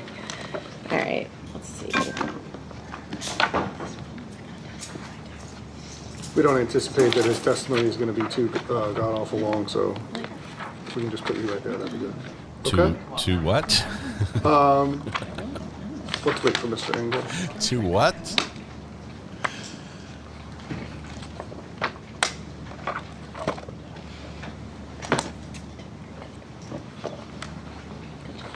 How do you feel about long testimony, Judge? That's right. Especially from this.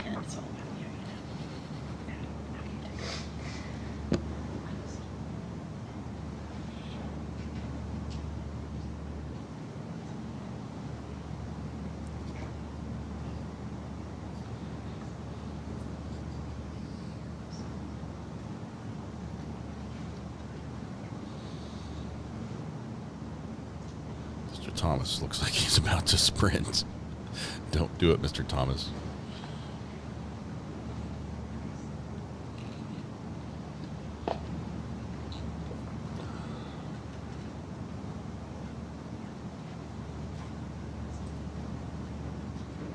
Do we know where Mr. Engel went? You gave him a minute. He's coming back. He's coming back right here. Here we go. Mr. Engel, is Mr. Thomas your only witness? Yes.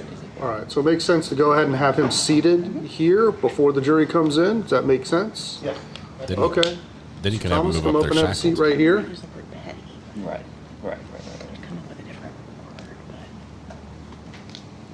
And when the jury comes back in, I want everybody to remain seated. I'm going to swear you in when the jury comes back in so they can see that. But everybody is going to remain seated except the deputies, including you, Mr. Thomas. So everybody sit down and remain seated while Ms. Kuroko brings the jury in.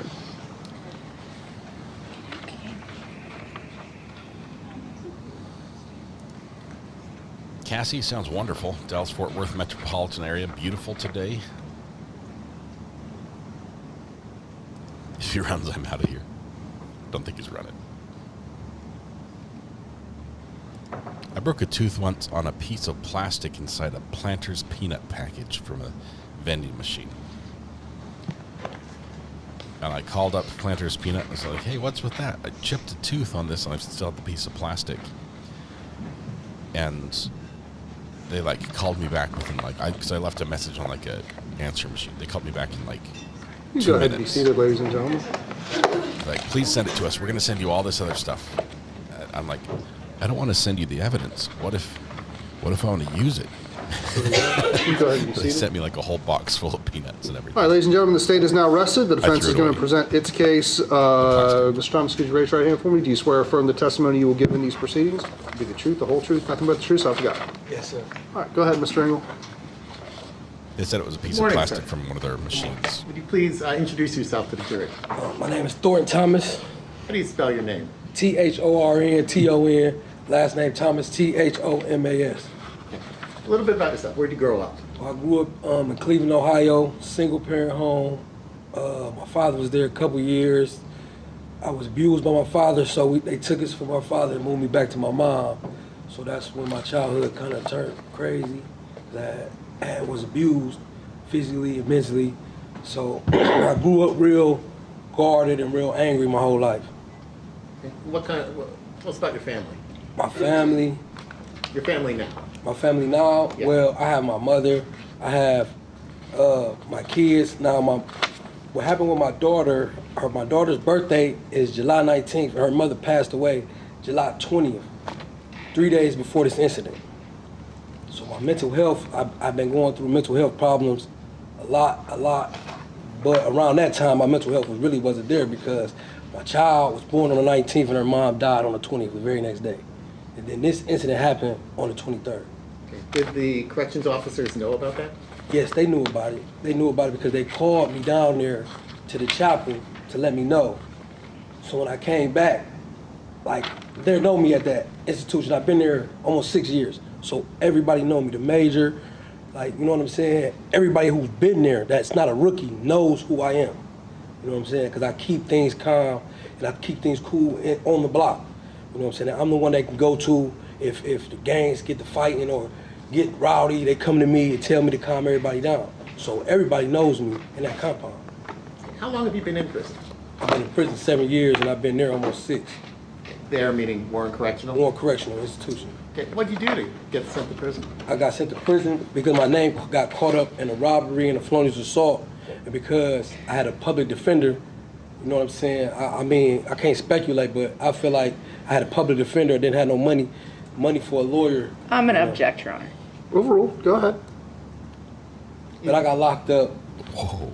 So what have you been convicted of? I got convicted for felonious assault and aggravated robbery. Okay. Did you have any other prior convictions? I had prior convictions, yes. I had prior convictions for gun and drugs, for selling drugs.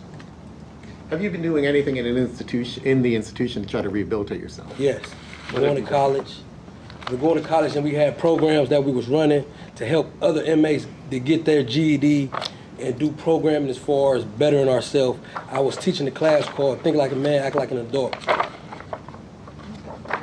Did you know before this incident any of the corrections officers involved?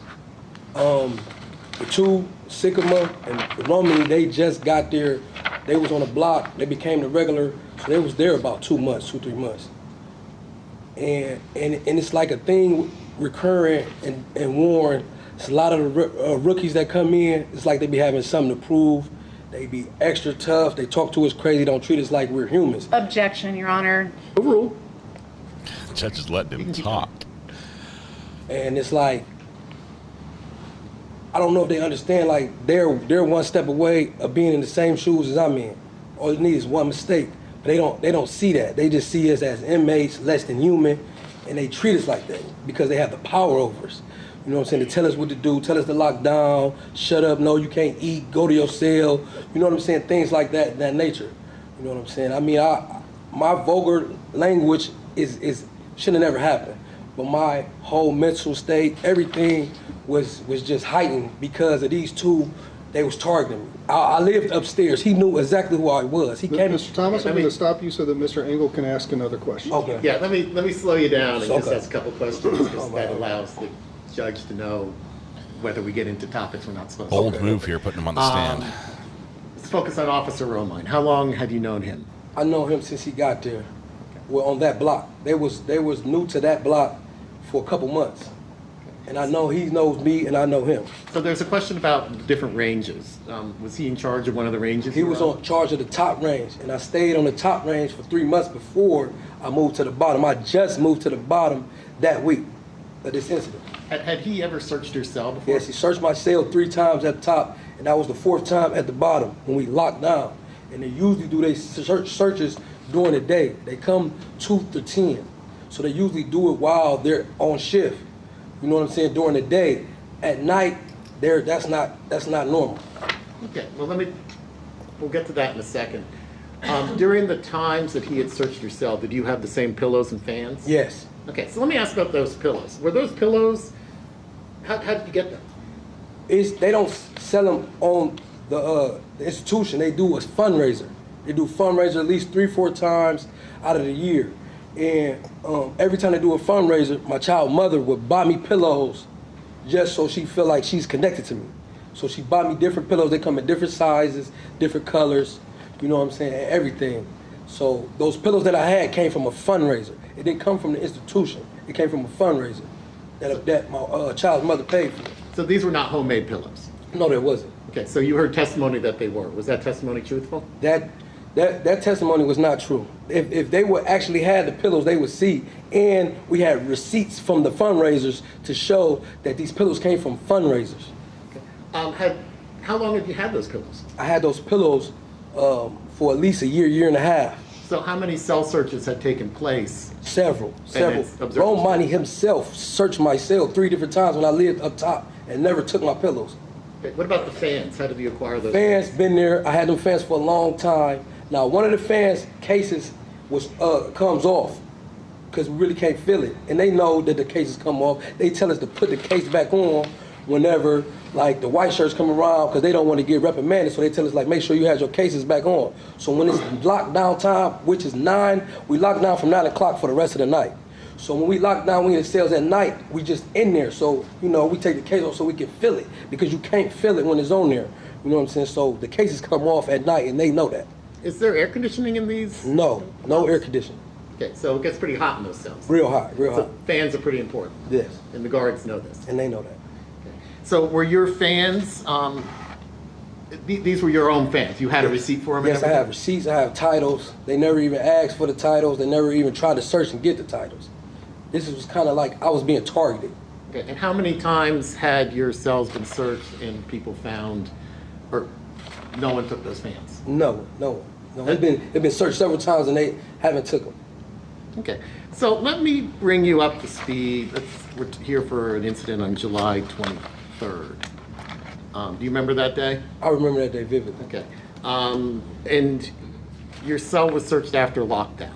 After lockdown. Okay, and so can you tell the jury why that's significant to you that it was searched? It's significant because usually when they come search your cell after lockdown, it's a white shirt with them, a supervisor watching them, definitely being rookies.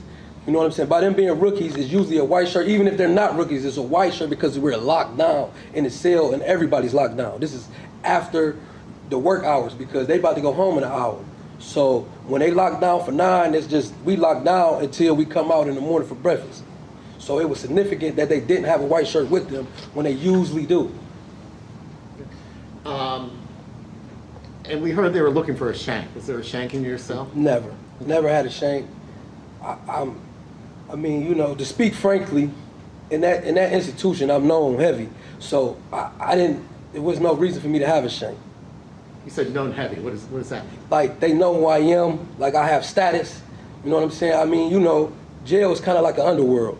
You know what I'm saying? You have people who have status. When you have people, you know what I'm saying, they know not to mess with, or they come and get, you know what I'm saying? Like, it's not nothing to brag about or anything like that, but I'm one of the people that they know, like, don't mess with dude because he get things done. You know what I'm saying? And people, it's a lot of people that's backing him. So I don't need a knife. You know what I'm saying? Plus, I'm a good dude. Like, I solve problems. I'm the problem solver. Like, if people gangs beefing against each other, I'm the one they come get to try to squash everything.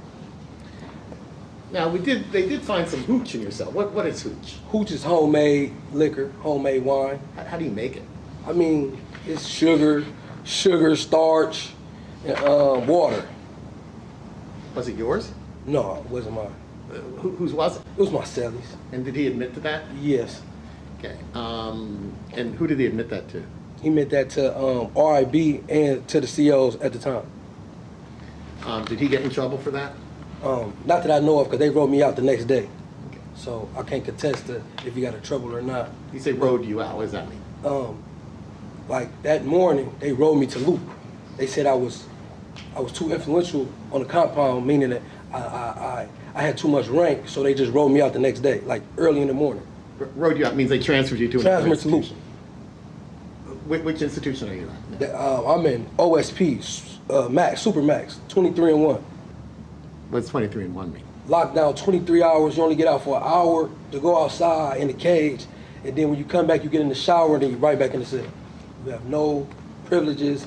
You have no functions to see people. If you get visits, it's behind a glass instead of being able to touch. It's like everything, all the privileges, the little privileges that you do have is taken. Now, when you were, your cell was searched on July 23rd, how did you react? At first, I was already agitated because I told them, y'all just searched my cell the day before that. You know what I'm saying? And then like the week before that, y'all searched my cell, like y'all not finding nothing major. Like y'all not finding no phones, you're not finding no knife, you're not finding nothing serious. You just doing this to agitate me, and they knowing that sometimes I might have an attitude problem because I take meds. You know what I'm saying? Because I've been shot, I've been stabbed, I got PTSD and bipolar. So they know I'm on a mental health caseload. They know I'm on a mental health caseload. I see the mental health twice a month, psychiatrist, and I take meds. So it's like, they know that. And there's certain buttons that they push to try to get a reaction out of you because they know once they get a reaction, they can take you to the hole, they can take everything you got, you know what I'm saying, once they get that certain reaction. So let me slow it down a little bit. So I saw you leave the cell and you've got a tablet. What is a tablet? A tablet, that's where I was writing them up when I had that tablet because I was writing them up for too many searches. You're only supposed to do 2 searches out of a week. This is like their 4th time going to my cell. So I was already writing it down, writing them up. So you say writing them up, you mean you were filing a complaint? Filing a complaint. Okay, and what could happen as a result of that complaint? Since they're being a rookie, it could be different reprimands. They could lose, some of them could lose their jobs or, you know what I'm saying, get time with no pay and things of that nature. Okay. Were you able to finish writing that up? No, I wasn't finished. Okay.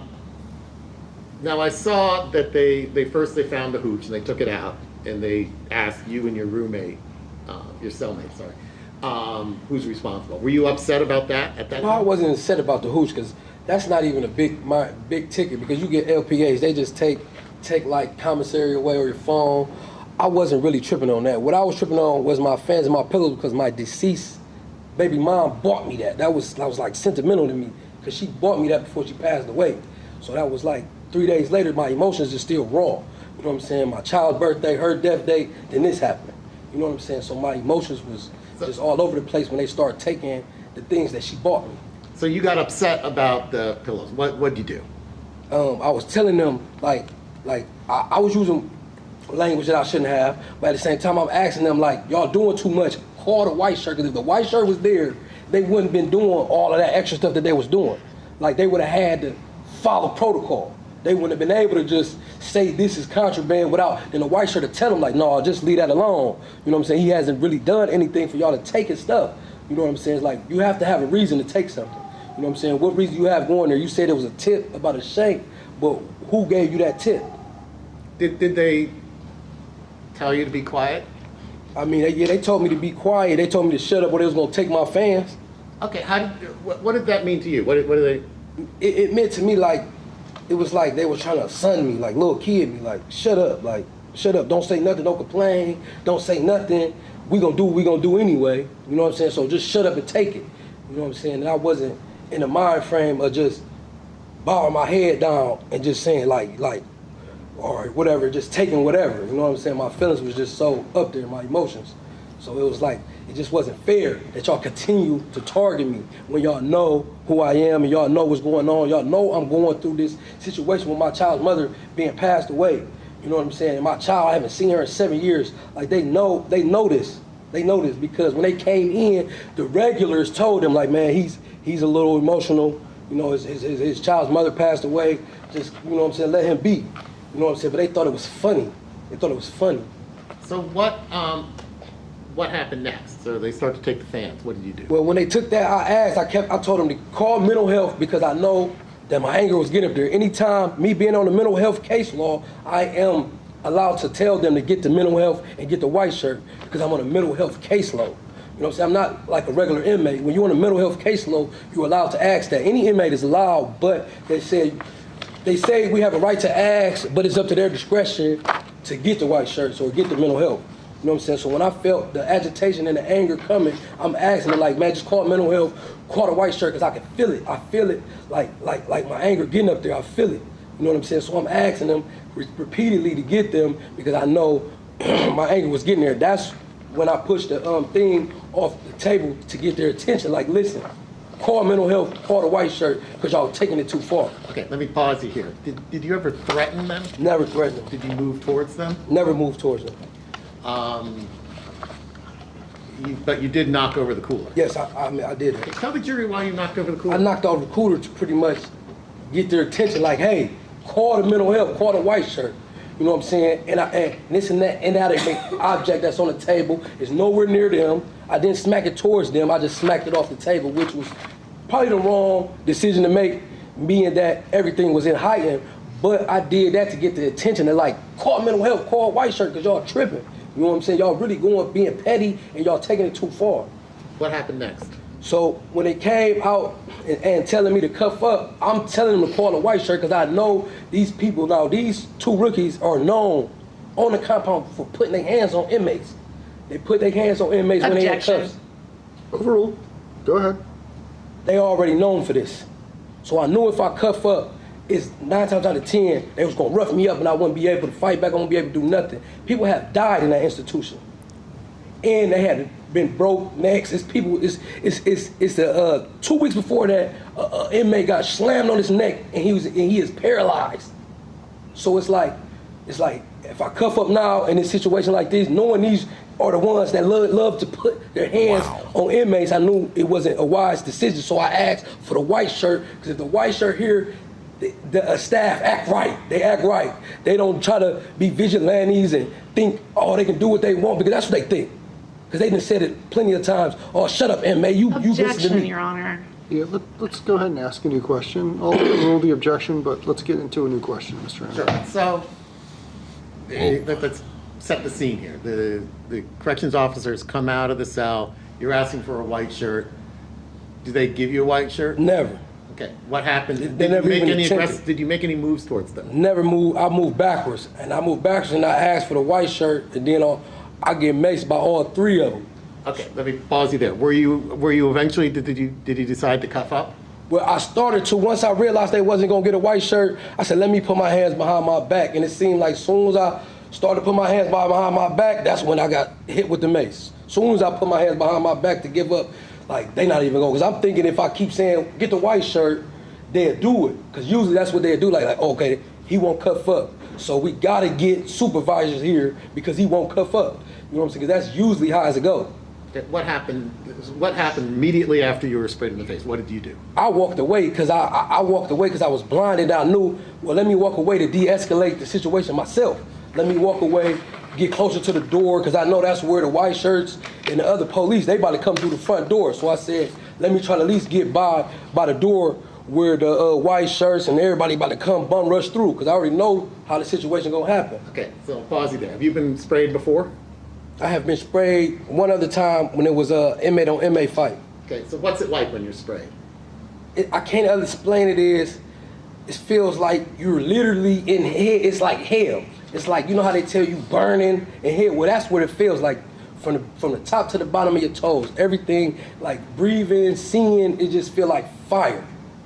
Are you able to see clearly? No, I can't see nothing. I'm not able to see nothing because they actually hit me dead in my eyes and dead in my face. So I can't see nothing. It takes your vision, your breath, it takes everything away. Yeah, tell me about your breath. Are you able to breathe clearly? No, I'm not able to breathe right. I'm not able to see. And as you can see, when I walk away, I'm trying to wipe my eyes because I can't see nothing. I can't see nothing. And that's when I walk towards the door because I know that's where help is. Okay, I didn't run. So let me pause you there. You went towards the door. Why did you choose to go towards that door? I know that's where help was coming. I knew that's where help was coming.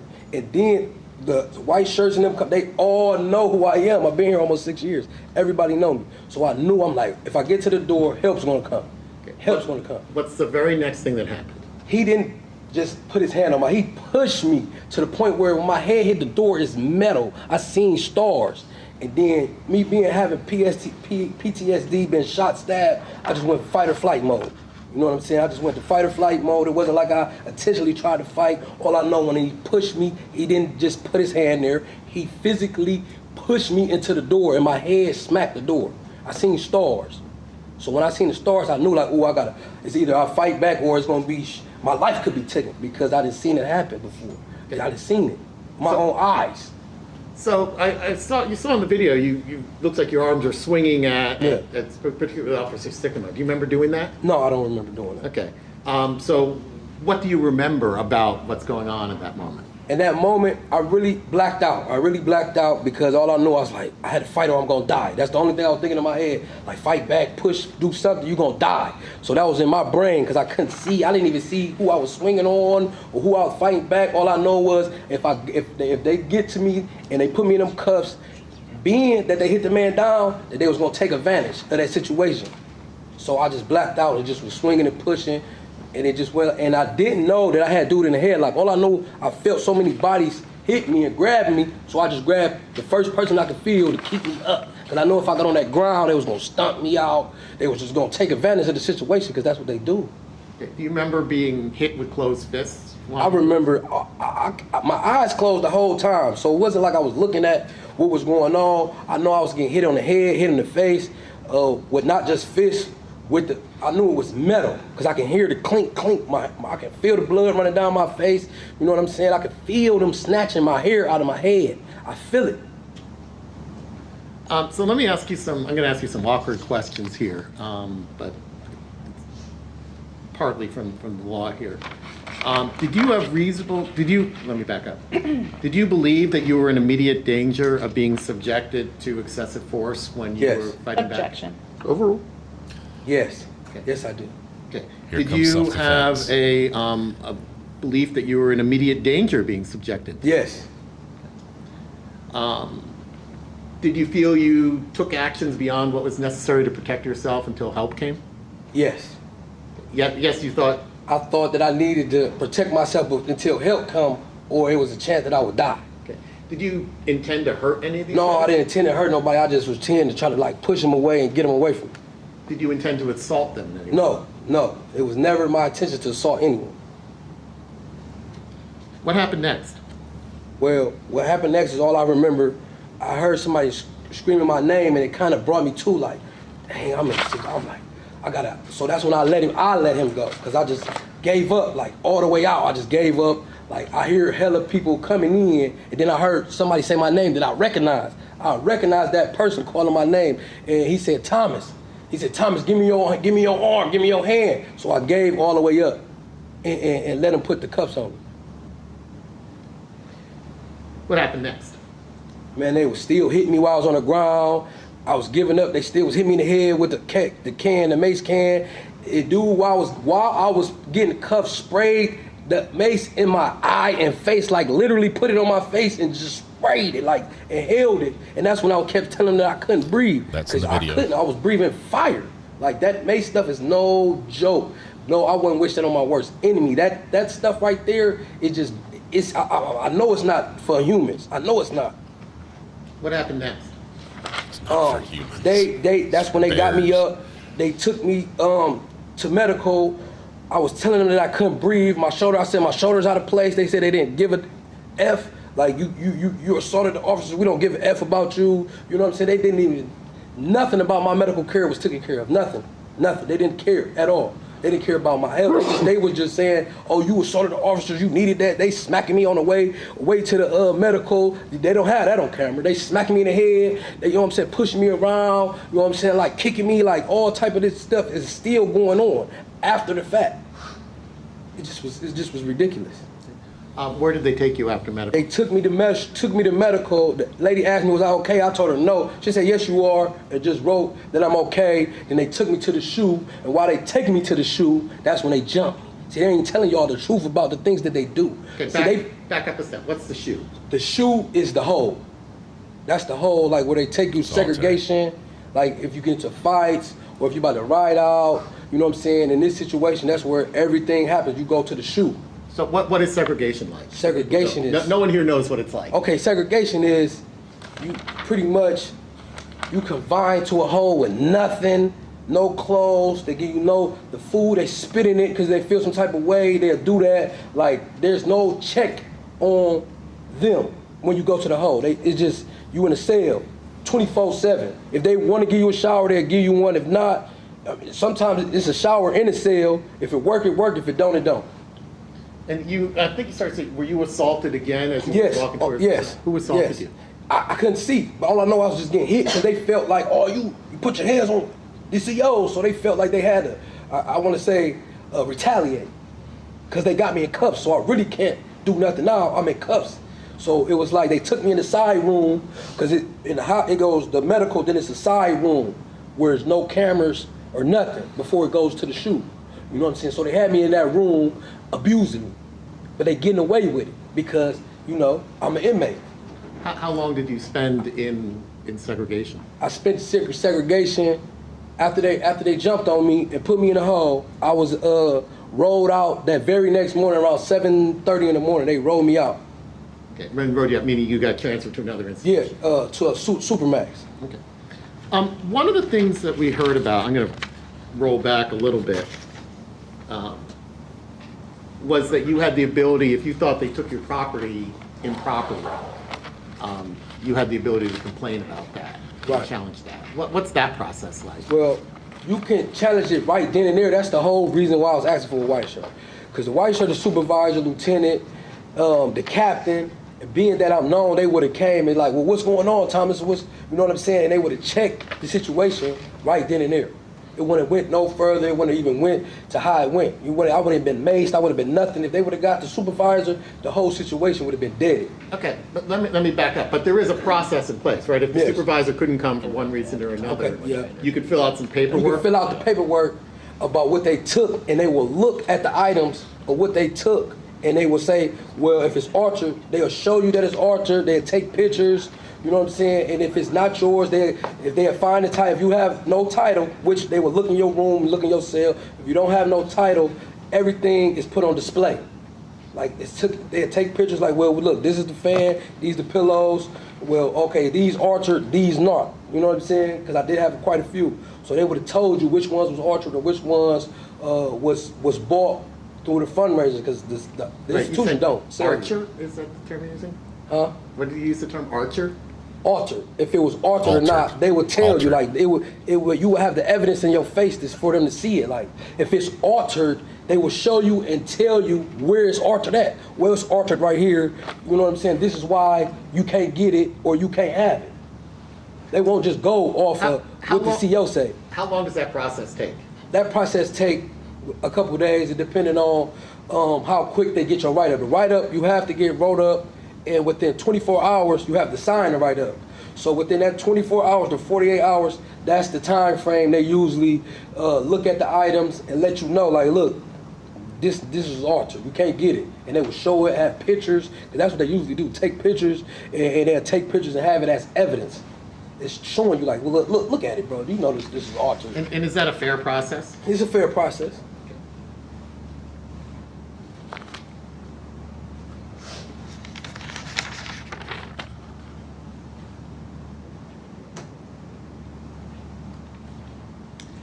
One second, Your Honor. Let's dial it back here. We're almost done.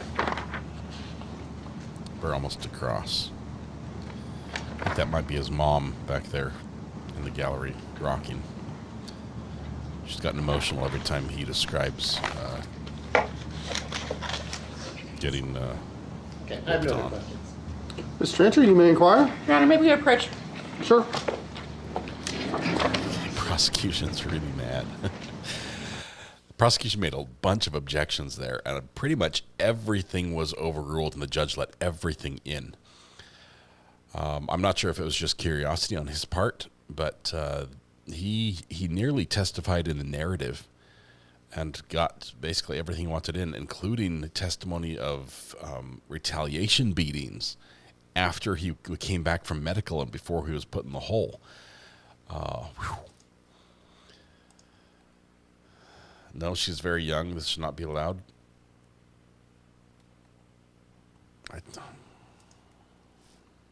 She didn't look young to me. We know that he was in prison when his baby mama passed away. Go ahead, Ms. Sherman. Thank you, Your Honor. Let's see what she's allowed to go into here. Good almost afternoon, Mr. Thomas. Still in mourning. She's not young. A few questions for you regarding your testimony. I think we can agree, based on your testimonies, that you don't like rookie COs, do you? Well, I like anybody that respect. It's all about respect. In the jail system, you have it's a respect thing. I give everybody respect, whether they're a rookie or veterans. I have no problems. It's just certain rookies come in with a bravado attitude, feeling like, you know what I'm saying, that they gotta make an example out of people, or you know what I'm saying, or like say for instance, them guys are in their 20s. I'm 38. They feel like, you know what I'm saying? It don't matter how old I am, I'm your boss. Like, I tell you what to do. You know what I'm saying? Okay. So it's not that I have problem with rookies. I have love for anybody that got respect for me. Okay, fair enough. You've been there for a while though, right? Get along better with some of the more veteran CEOs, probably. I get along Fair with, statement? It's a kind of a fair statement. I get along with everybody. You get along with everybody? Veterans know me. That's the only difference. Okay. You get along with everybody, right? And I think you told Mr. Engel that you're the voice of reason on the block, right? You keep things cool on the block. That was your testimony, right? You're the one that keeps things cool on the block, right? Saying, well, like, they come to me when it's other gangs about to fight or something, they come to me. Yeah, you said you're the one that keeps things cool on the block. Right. So let's talk about some of your conduct reports that you've had since you've been in the institution. There we go. Okay? And your cool head. So I've got one here from September of 29th of 2019 when you had a conduct report that said inmate Thomas was being loud and told that he needed to be quiet, told that wait a minute, hang on, I think I got the wrong one, sorry. Hang on. Oh yeah, Let me make sure I got the right ones, because I don't want to... Defense is laughing. I don't want to get into something that we don't want to.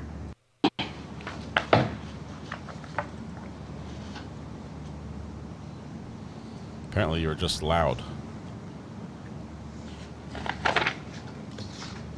That's not it. We won't go into that one. Okay, let's talk about this one from October.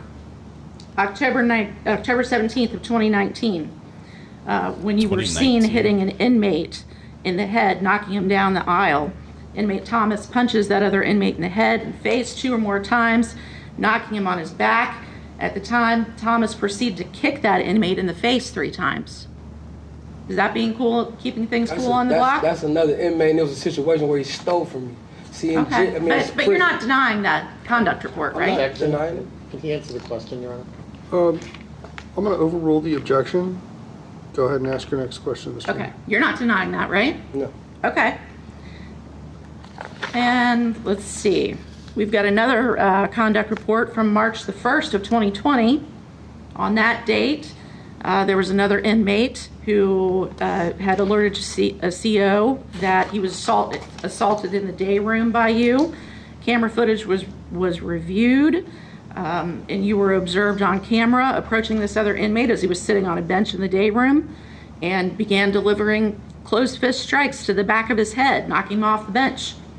And when he was on the floor, you delivered a few more closed fist strikes to that inmate before walking away from the area. You deny that one? I mean, it's prison. It's not kumbaya camp. Things happen. So, Mr. Thomas, this is how this works. If she asks you a yes or no question, you give a yes or no answer. Yes, sir. Yes, sir. It's not If there's kumbaya. any follow-up, Mr. Engel will take care of wrapping that up on what we call redirect. Wow. Okay. Okay. Okay. Go ahead and ask your question again, Ms. Turner. Yeah, he's You don't losing- deny that one, do he's you? losing ground here with how he Okay, responds. then we've got another one just 5 days after that, March the 6th of 2020. This is another incident that occurred in the Chow Hall, right? Delivering closed fist strikes to the back of an inmate's head, knocking him off the bench. Deny that one? Yes. You deny? It didn't happen like that. Didn't happen like that. Okay, you don't deny that conduct report is filed, correct? Audio's being funky. Hang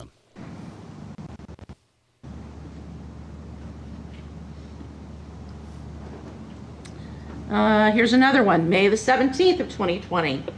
This was in Housing Unit 3B, the one that we've been talking about.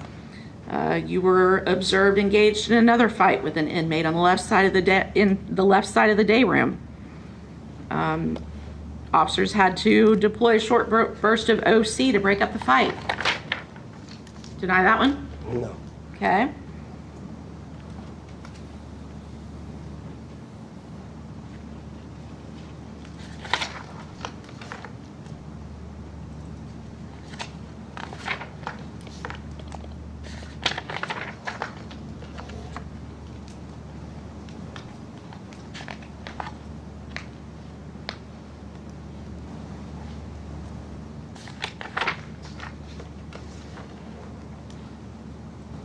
There's another one, August 1st of 2020. You were engaged with two other inmates, two other inmates. Started striking another inmate with what appeared to be a lock and a sock. Caught on False. camera. It Okay. doesn't say me. I was breaking that fight up. Okay, so you deny that conduct report? Yes. Okay. So it sounds more like instead of being a peacemaker, he was a kingpin. Is that what we're hearing here?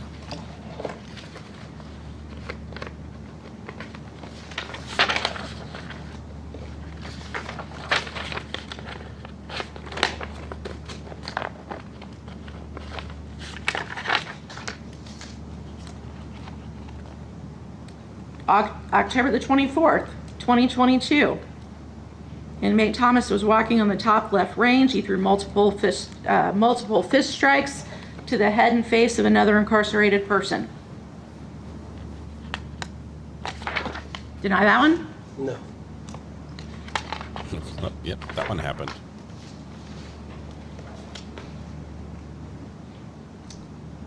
This is an RIB hearing from 12/14 of 23.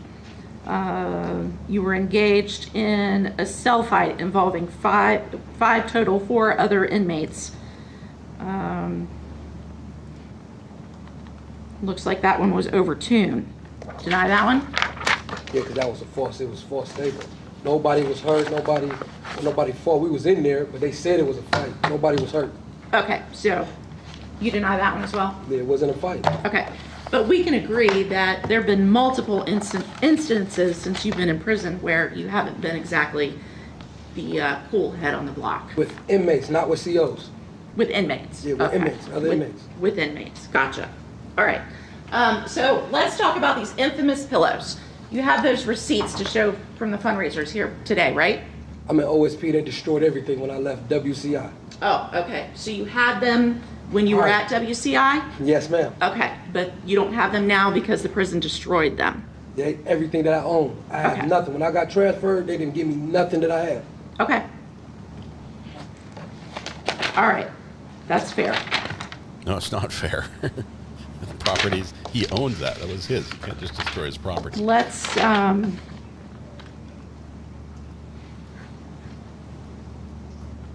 talk about this tablet that you have, right? You were in here, you heard, I think it was Investigator Chamberlain testify about inmates having the tablets, right? And the process to alert officials if something's going on that shouldn't be, right? Okay. Yes, ma'am. So you said you were in the process of issuing a kite when this cell search was going on? Yes, ma'am. Is that true? That's true. Okay. And you were doing that because they were taking stuff that you didn't believe that they should have taken? Yes, ma'am. Is that a fair statement? Yes, ma'am. Okay. They weren't, at that point, they hadn't caused you any physical harm, correct? Correct. Okay. So this kite was solely about the property? Yes, ma'am. Okay. Officer Sikkema, Officer Romine are taking my pillows, my fans. I was being targeted. Let me finish my question, okay? Yes, ma'am. So the content of your kite was, they're taking my pillows, my fans, and whatever other property that you were disputing. And I was being targeted. That's what the writer was about. That's what the kite was about, that you were being targeted. So you didn't specifically say they're taking. No, you said. Okay, you gotta let me finish my question. Yes, ma'am. Okay? Your kite was about being targeted, is what I'm hearing you say. Is that correct? That's not correct. Okay, tell me what your kite said. My kite was about them taking my things and being targeted. That was the kite was about. I was being targeted because they just searched my cells several different times. And I said, I'm being targeted. They taking my pillows that I paid for, my fan that my child's mother paid for. Okay. So all of the information about what was taken was in the kite? Yes, ma'am. Yes? Yes, ma'am. Okay, but we don't have that kite because the prison destroyed it. Is that what I'm hearing? I don't know what they did with the kite, ma'am. Okay. Did you get it sent? I didn't even get to finish writing the kite, ma'am. Okay, so it was not officially sent to whoever you were sending it to, right? Was it the warden or lieutenant or somebody? Right. Okay, all right. I don't know how those tablets work, so I don't know if there's a button that says send or what, so you didn't get to finish writing it. Right. Okay. Why didn't you finish writing it? Because it was just excessive, and I was asking for a white shirt. Because when you ask for a white shirt, that's when everything get to a head. That's when they know what they was doing was wrong, is wrong, and a white shirt put the COs in check. Because we the inmates. They don't look at us as anything other than unhuman and inmates. Okay, we get that. How many times during your stay in prison so far have you asked for a white shirt? Several different occasions. Okay. How many times do you think? I said about 3 or 4 different occasions. About 3 or 4, including this one? Yes. Okay. So of those 3 or 4, we know this one, you didn't get your white shirt. Right. How many times did a white shirt? Every time. I have mental health. I asked for mental health and a white shirt. Okay, let me finish my question, please. How many times did a white shirt respond when you requested one? Other than this situation? Other than this situation? Every time. Every time. So that's another 2 or 3? Yes, ma'am. Okay. What was going on in those situations when you asked for a white shirt? Why did you ask for a white shirt? When the CO, I feel like when the CO overstepping their boundaries or overstepping what they're supposed to be doing, I asked for a white shirt or mental health, because I'm on a mental health caseload. When you do that, that's when everything's get put back in the right perspective, in the right place, because don't nobody check the COs but the white shirt. Okay, let's try to answer my question this time, okay? What was happening that caused you to ask for a white shirt in those other instances? 2 other situations was cell search. Cell search, that's what I'm asking, okay? So some CO was searching your cell, okay? What about, cell searchers are common in prison, correct? Yes, ma'am. We can agree on that, yes, right? Ma'am. So what was occurring during those other cell searches that made you feel that you needed to ask for a white shirt? Because the COs use cell search as punishment too. What was happening during They were taking things that they wasn't supposed to. What were they taking in those They was instances? taking my tubs. They was taking... Wait a minute, go back. Your what? Tubs, like tubs. Like what tubs are? Like a tub that you put your foot in and soak, because I had an incident where I messed up my foot. Okay. So they was taking things that they wasn't supposed to. Okay. You think they weren't supposed to take your tub. What else was being taken? They was taking my tub. They took a fan that time too. A fan? Yep. Okay. And then they took my player. Your what? Player. Like, other than a tablet, you get a J6 player with your music, your pictures, the games and stuff on those. Okay. And he was taking it. So like an electronic device? Yeah, like an electronic device. Gotcha. Okay. And it belonged to you? Yes, ma'am. Okay. All right. So you called for a white shirt? Yes, ma'am. And those COs said, okay, fine, we'll get a white shirt? Yes, ma'am. Okay. All right. Unlike this particular time? Yes, ma'am. All right. Did you knock anything over during those instances? No, ma'am. No? But you knocked the cooler off this time? Yeah, I lost my cool, ma'am. You lost your cool, right. Were you screaming and hollering and calling them bitch-ass hoes on the last one? One of them I was. One of them? Yeah. Okay. I ain't gonna lie. And they still called for a white shirt? Yes. Okay. We was disrespecting each other. See, EDCOs talk crazy to us too, just as well as we talk to them. They talk crazy to us too. Okay, I'm just trying to figure out what happened on those instances compared to the one we're talking about here. Right. Okay? So we can agree on those other instances, you weren't being physically aggressive by knocking stuff over. No, ma'am. Okay. Now, let's talk, you keep saying mental health. I'm on the mental health casebook. I'm on the mental health casebook. When you first went into prison, you went through an assessment, correct? Correct. Okay. And you heard Investigator Chamberlain talk about that happens with all inmates when they get into the system, correct? Yes, ma'am. All right. Were you assessed for a mental health book when you first went into prison? Yes, ma'am. Okay. And what does it mean when you are on the mental health casebook, as you said? What does that mean? Mental health case law means like when you have mental health problems, PTSD, bipolar, depression. I was on all of those things before on the street. So they already knew that I was taking meds on the street for these things. So this is not like something that just happened out the blue. I was on the caseload on the street. So that means, part of what that means is that you're prescribed medication. Yes, ma'am. Correct? All right. And you get that medication in prison. Yes, ma'am. Fair. And were you taking your medication during this incident? Yes, ma'am. Okay. So the prison's providing it for you, correct? Yes, ma'am. All right. Were you ever placed on any type of mental health ward? No. Okay. Because 3B is just general population, right? General population, but. Okay.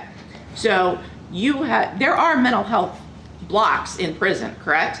Yeah, there's a major mental health saying, like the mental health block with people who hurt themselves and cut themselves. Okay. Now, people that C2 and C3, they still be on regular blocks, but they still get attention from mental health. Like we go see the psychiatrist, we get our meds and stuff like that. But when the situation arises and we ask for mental health, they have to get mental health. Okay. And what does that mean when you ask for mental health? When a crisis arises, like when people know themselves or know like their temper or their depression or they're having a mental health crisis, you know what I'm saying? As I was having, because I was jacked up, my feelings was already, my child's mother passed away, I was going through all these emotions, and I was already asking to get the mental health and a white shirt before I even pushed that thing down, because I saw myself, you know what I'm saying, my emotions was getting high, and I can't think right when my emotions get like that. So that's why I asked for mental health, and that is your right and rules for them to get mental health. Now the white shirt is by their discretion, but mental health, they must call mental health when you're on the caseload.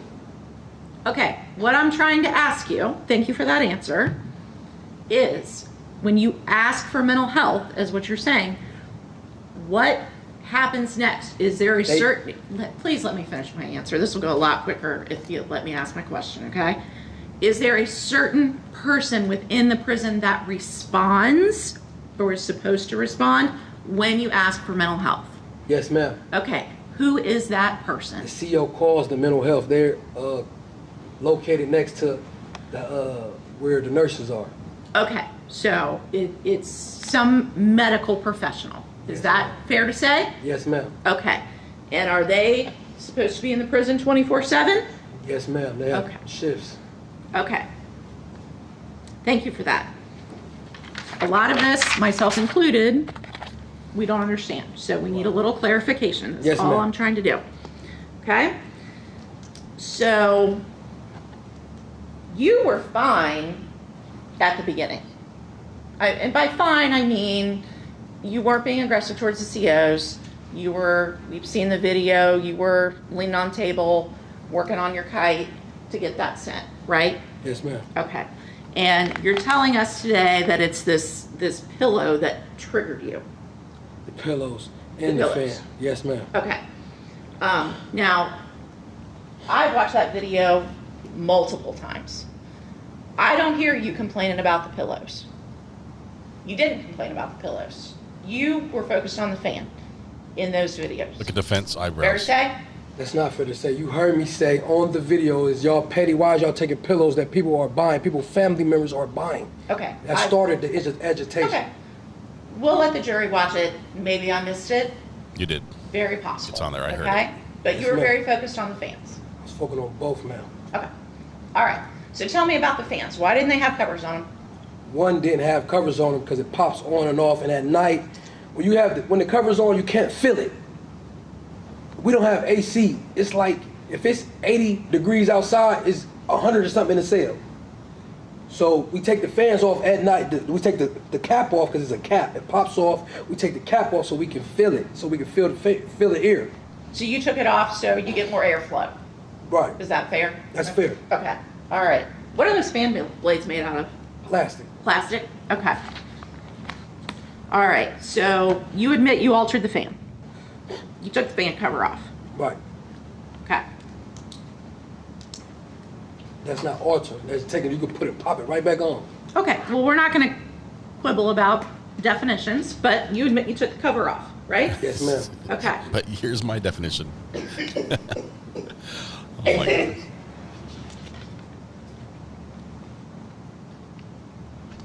Okay. Now,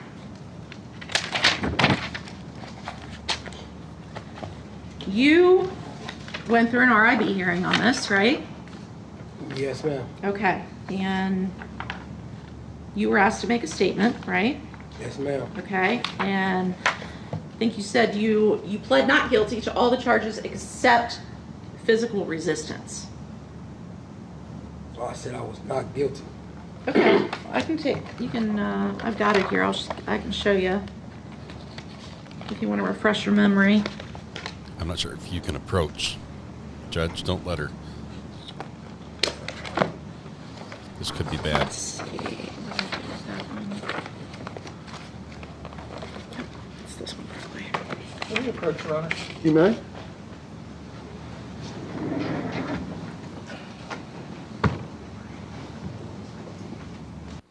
Yes, says the judge. Let's see if they're allowed to go into this. Give them just a minute to hash this out. I think it probably will come in. This RIB, he's had some write-ups. We'll see. It seems like he pled guilty to resisting. But all right, he's doing better than I thought he would. Honestly, I thought it would be a hot mess on cross-examination, and it's not as bad as I thought. He's been consistent. Why do you think it would be bad for her to approach the witness? Well, Cassie, because we saw the way he was glaring at her at the beginning of the trial, just staring at her for like 10 minutes at a time. They're not good friends, and he's completely unrestrained. Go ahead, Mr. Turner. Okay, Mr. Thomas, I'm going to give you this. I just want you to take a look at this. And you don't have to read it out loud, okay? I just want you to refresh your memory with that. Particularly where it says summary of statement. Yeah, this summary of statement. Do you remember that? Yes. Okay. Summary of statement. All right. So this is their summary, though. Okay. So let me go back to my initial. You saw on this summary where it says not guilty to all charges except physical resistance, right? You're saying you didn't say that? I didn't say that. Okay. You're saying that was the hearing board? Everything. Okay.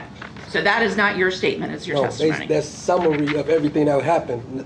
I never said, why would I plead not guilty to one thing and plead guilty to one? I said I was not guilty of everything. Okay, I'm not asking you that, I'm just asking you if you said it. Yes, ma'am. All right.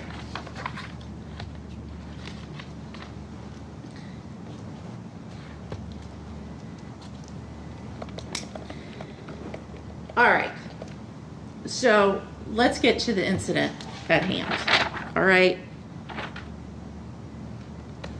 Can we agree that this whole thing could have been avoided if you simply turned around and put your hands behind your back when they told you to cuff up?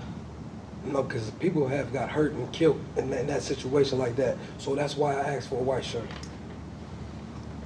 Okay. You've witnessed this? I witnessed it. I seen it. All right. So, do you ever comply when a CEO tells you to cuff up? I mean, I comply. I comply when I feel like.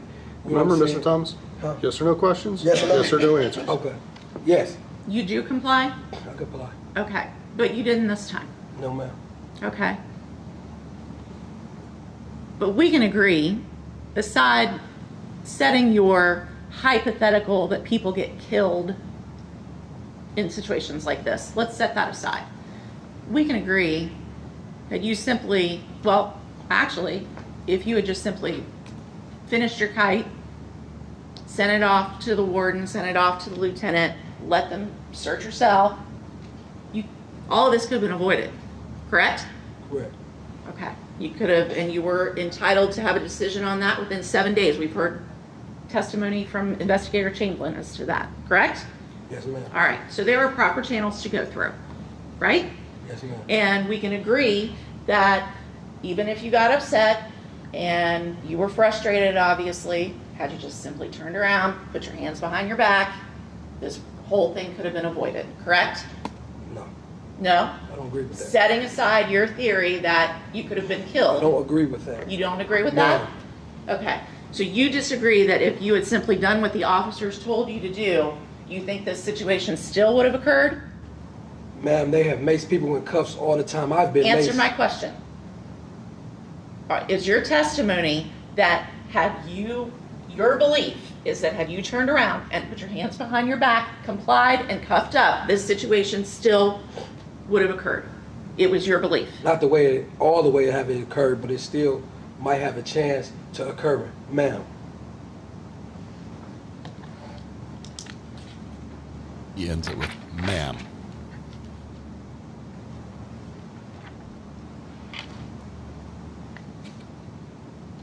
You said the right things for a self-defense case. During your testimony with Mr. Engel, you said something to the effect of, if I had gotten on the ground, they would have stomped on me. No, I said they did that while I was on the ground. I didn't hear what you said. I said they did that while I was on the ground. Okay. I wrote down, you were talking about why you're resisting. You said, if I had gotten on the ground, they were going to stomp me. Do you remember that testimony? Yes, ma'am. Okay. Did they stomp you while you were on the ground? Oh, they was hitting me in my head though, ma'am, with the can. They was spraying me in my face, ma'am, while I was on the ground, ma'am. They were hitting you in the head. My head with the can, ma'am. Yes, ma'am. Correct. While you had Officer Romine in a chokehold. And while I was on the ground, ma'am. Okay. Did they stomp you? Oh, ma'am, but they hit me in the head and sprayed me in my face while I was on the ground giving up, ma'am. Mm-hmm. Okay. All right.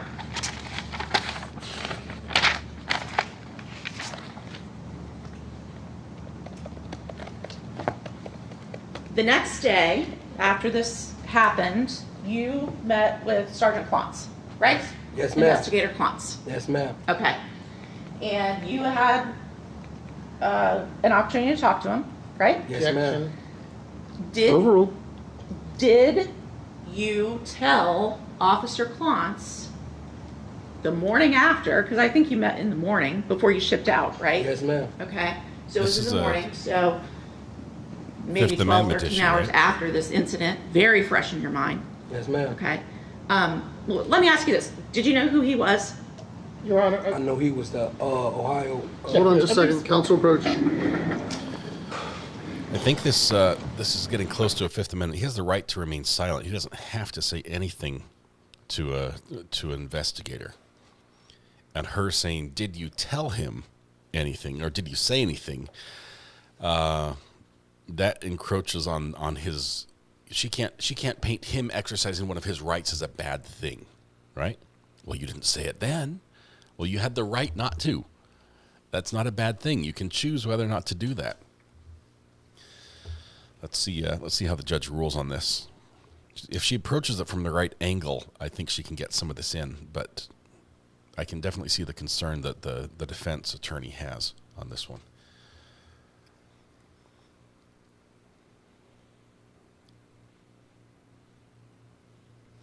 Thought it would be a quick argument, but here we go. All right, I'm going to sustain the objection. Let's move on. I won that one. All right. So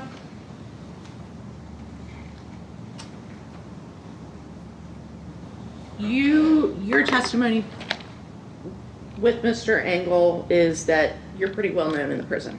Yes, ma'am. You're known as the heavy, I think is what you said, right? Heavy? Is that what you said? No. Okay, maybe I misquoted you.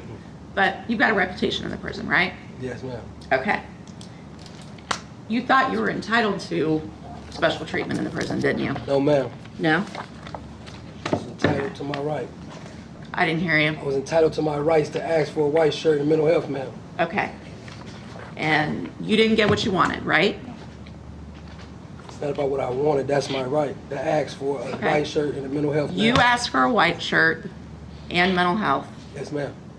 You wanted a white shirt and mental health. Yes, ma'am. And you did not get what you wanted, correct? No, ma'am. All right. I have no further questions. Mr. Engel? No redirect, Your Honor. Any other witnesses on behalf of the defense? No, the defense rests at this time pending admission of exhibits. All right. I always like it when any somebody's rebuttal? rights are No, Your preserved. Honor. All right. Ladies and gentlemen, we're going to go ahead and break for lunch at this point. Remember what I have previously told you. The farther we get along in the evidence, the more you think you know enough about the case to begin talking about it or thinking how it should be decided. You don't. So let's not be going down that road. We're going to go ahead and break for lunch. Let's plan on being back here at 1:30. The same rules apply. No internet research, no phone a friend. Don't talk to anybody about this case. Enjoy your lunch. We'll see you back here in an hour. Ms. Carrilco, you can take the jury out. Everybody please remain seated while the jury is leaving.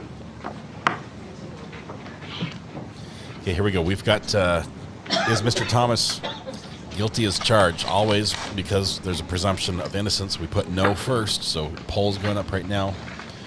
You have no excuse for clicking the wrong button. I've warned you. Don't click the wrong button. Poll's going up right now.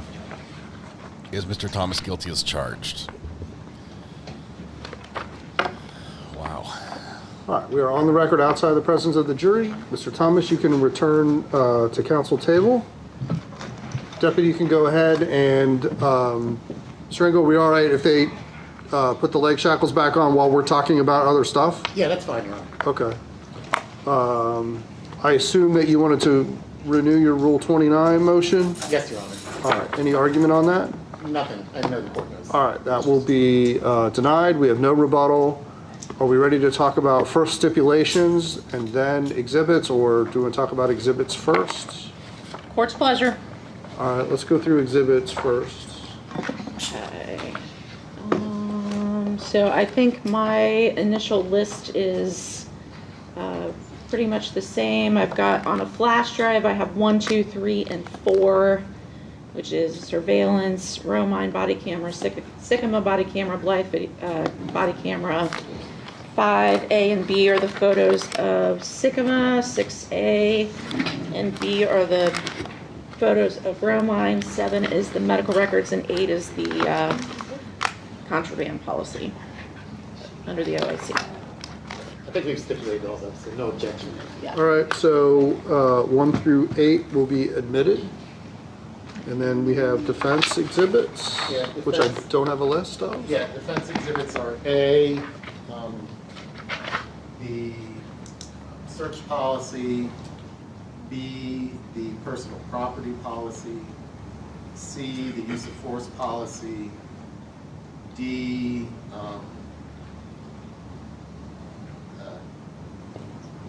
also use of force policy, E, use of force investigations.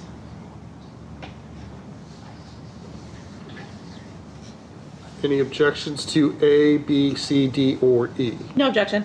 All right. We also have, Your Honor, a thumb drive with all the body cam videos on it. With identification That, I was going to say, I don't think you've identified those, right? So we're going to give the jury multiple thumb drives? They have 2 thumbs. Yeah, I think we had talked about maybe trying to combine them, and there were some IT issues. I mean, I can try to have Jackie put them all on one if you prefer. So we'll call that, Call that I. I. And no objection to Watch the one with Mr. Ogletree. Okay. So when Ms. Carrilco gets back from caring for the jury, we're going to take in Warren County. I and whatever thumb drive the state has, plug them into the jury laptop and make sure that they work and have the proper videos on them. All right. Anything else on exhibits? I don't think so. All right. Instructions and stipulations? So the only, we had agreed to stipulate to basically the further findings on the indictment. So what I have is stipulations, and I mean, they weren't filed, so I don't really know anything, but, so my stipulations are under what is evidence, so this will be page 1. Evidence is all the testimony received from the witnesses and the exhibits admitted during the trial. It also includes stipulations, new paragraph, stipulations. The attorneys have stipulated to the following facts which you are to accept as true.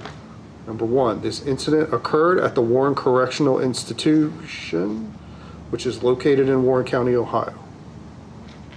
Number 2, this incident took place on the grounds of a state correctional facility. Number 3, Officer Casey Romine and Officer Owen Sikkema are both employees of the Ohio Department of Rehabilitation and Corrections. 4, Defendant Thornton Thomas was an inmate incarcerated in a state correctional institution at the time of this incident. Are there more stipulations than that? That's it, Your Honor. Yeah, I think that's it. Okay. All right, and so then if we go down to page, I can't give you page numbers because I already changed a bunch of stuff. But when we go to self-defense, we have the paragraph that says the defendant has raised the issue of self-defense. And then that goes on, I do understand your objection to where we say the standard for establishing self-defense is heightened. New paragraph.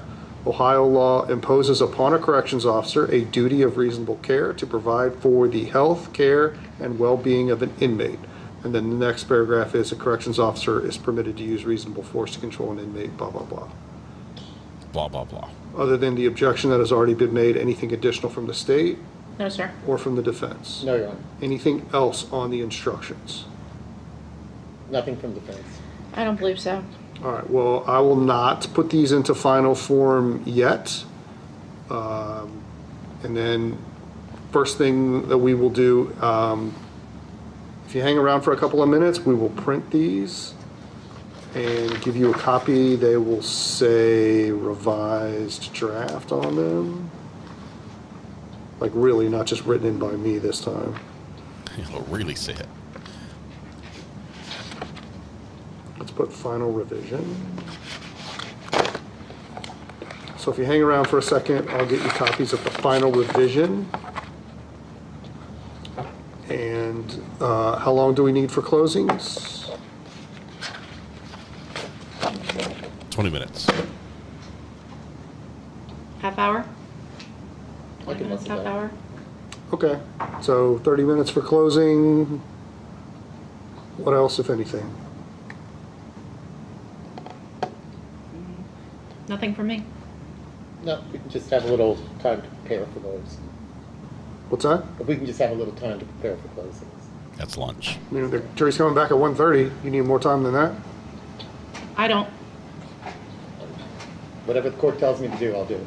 Let's go at 1:30. Come back at 1:30. All right.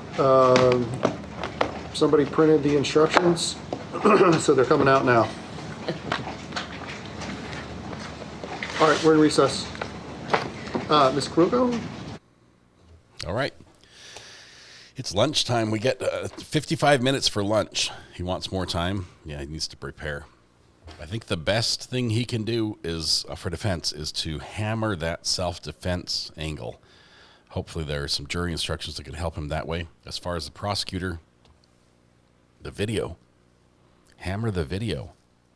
You've got the video from 7 different angles of an officer begging for help. That's the strongest piece of evidence they can show. So, have tile coming now. They just notified me, wow, you're getting all your floors done today. That's amazing. You better start writing fast. 30 minutes was just a buffer for. Yeah, we're gonna go to lunchtime. It's 12:30 here, so we're gonna take a break. We'll be back in 40 minutes. How about that? 40 minutes. Let me make the thumbnail. Let's see, Thornton Thomas, OnlyFans to Contraband. This will be part 3.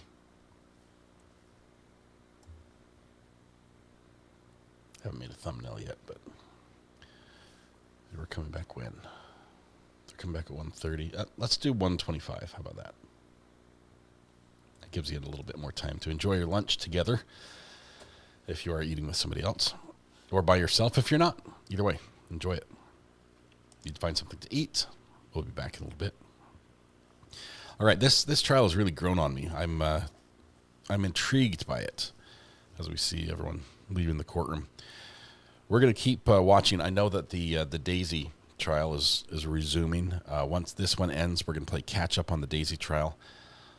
I think that will work out all right. Hopefully we won't fall too far behind there. And if this one goes to Verdict Watch, we will jump to Daisy as well. So, all right, on the new live stream, which we already have built, Regina Crawford was first in chat. Congratulations, Regina. We're building the portal right now, and all that's left to do is to click the button with the music.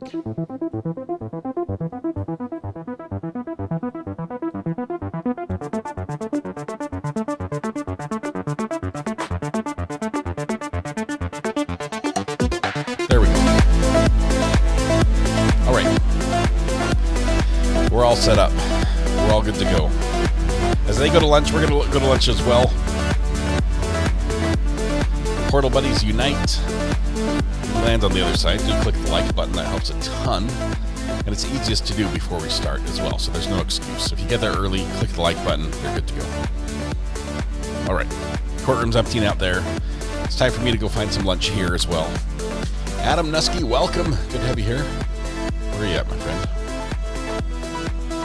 There he is. Boom. I just changed my name. Now you're back. You're back. All right. I've got some candy. I've got like 700 more pieces of candy to bag. We might do that on lunch because my daughter and son love doing that. Who was the woman sitting behind the defense? We think it's his mom.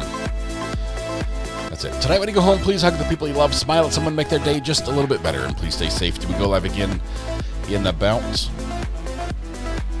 like 50 minutes-ish. Just before 1:30. We'll be back. Portal Buddies. Here we go. All right, thanks all. Have a good lunch. We'll see you.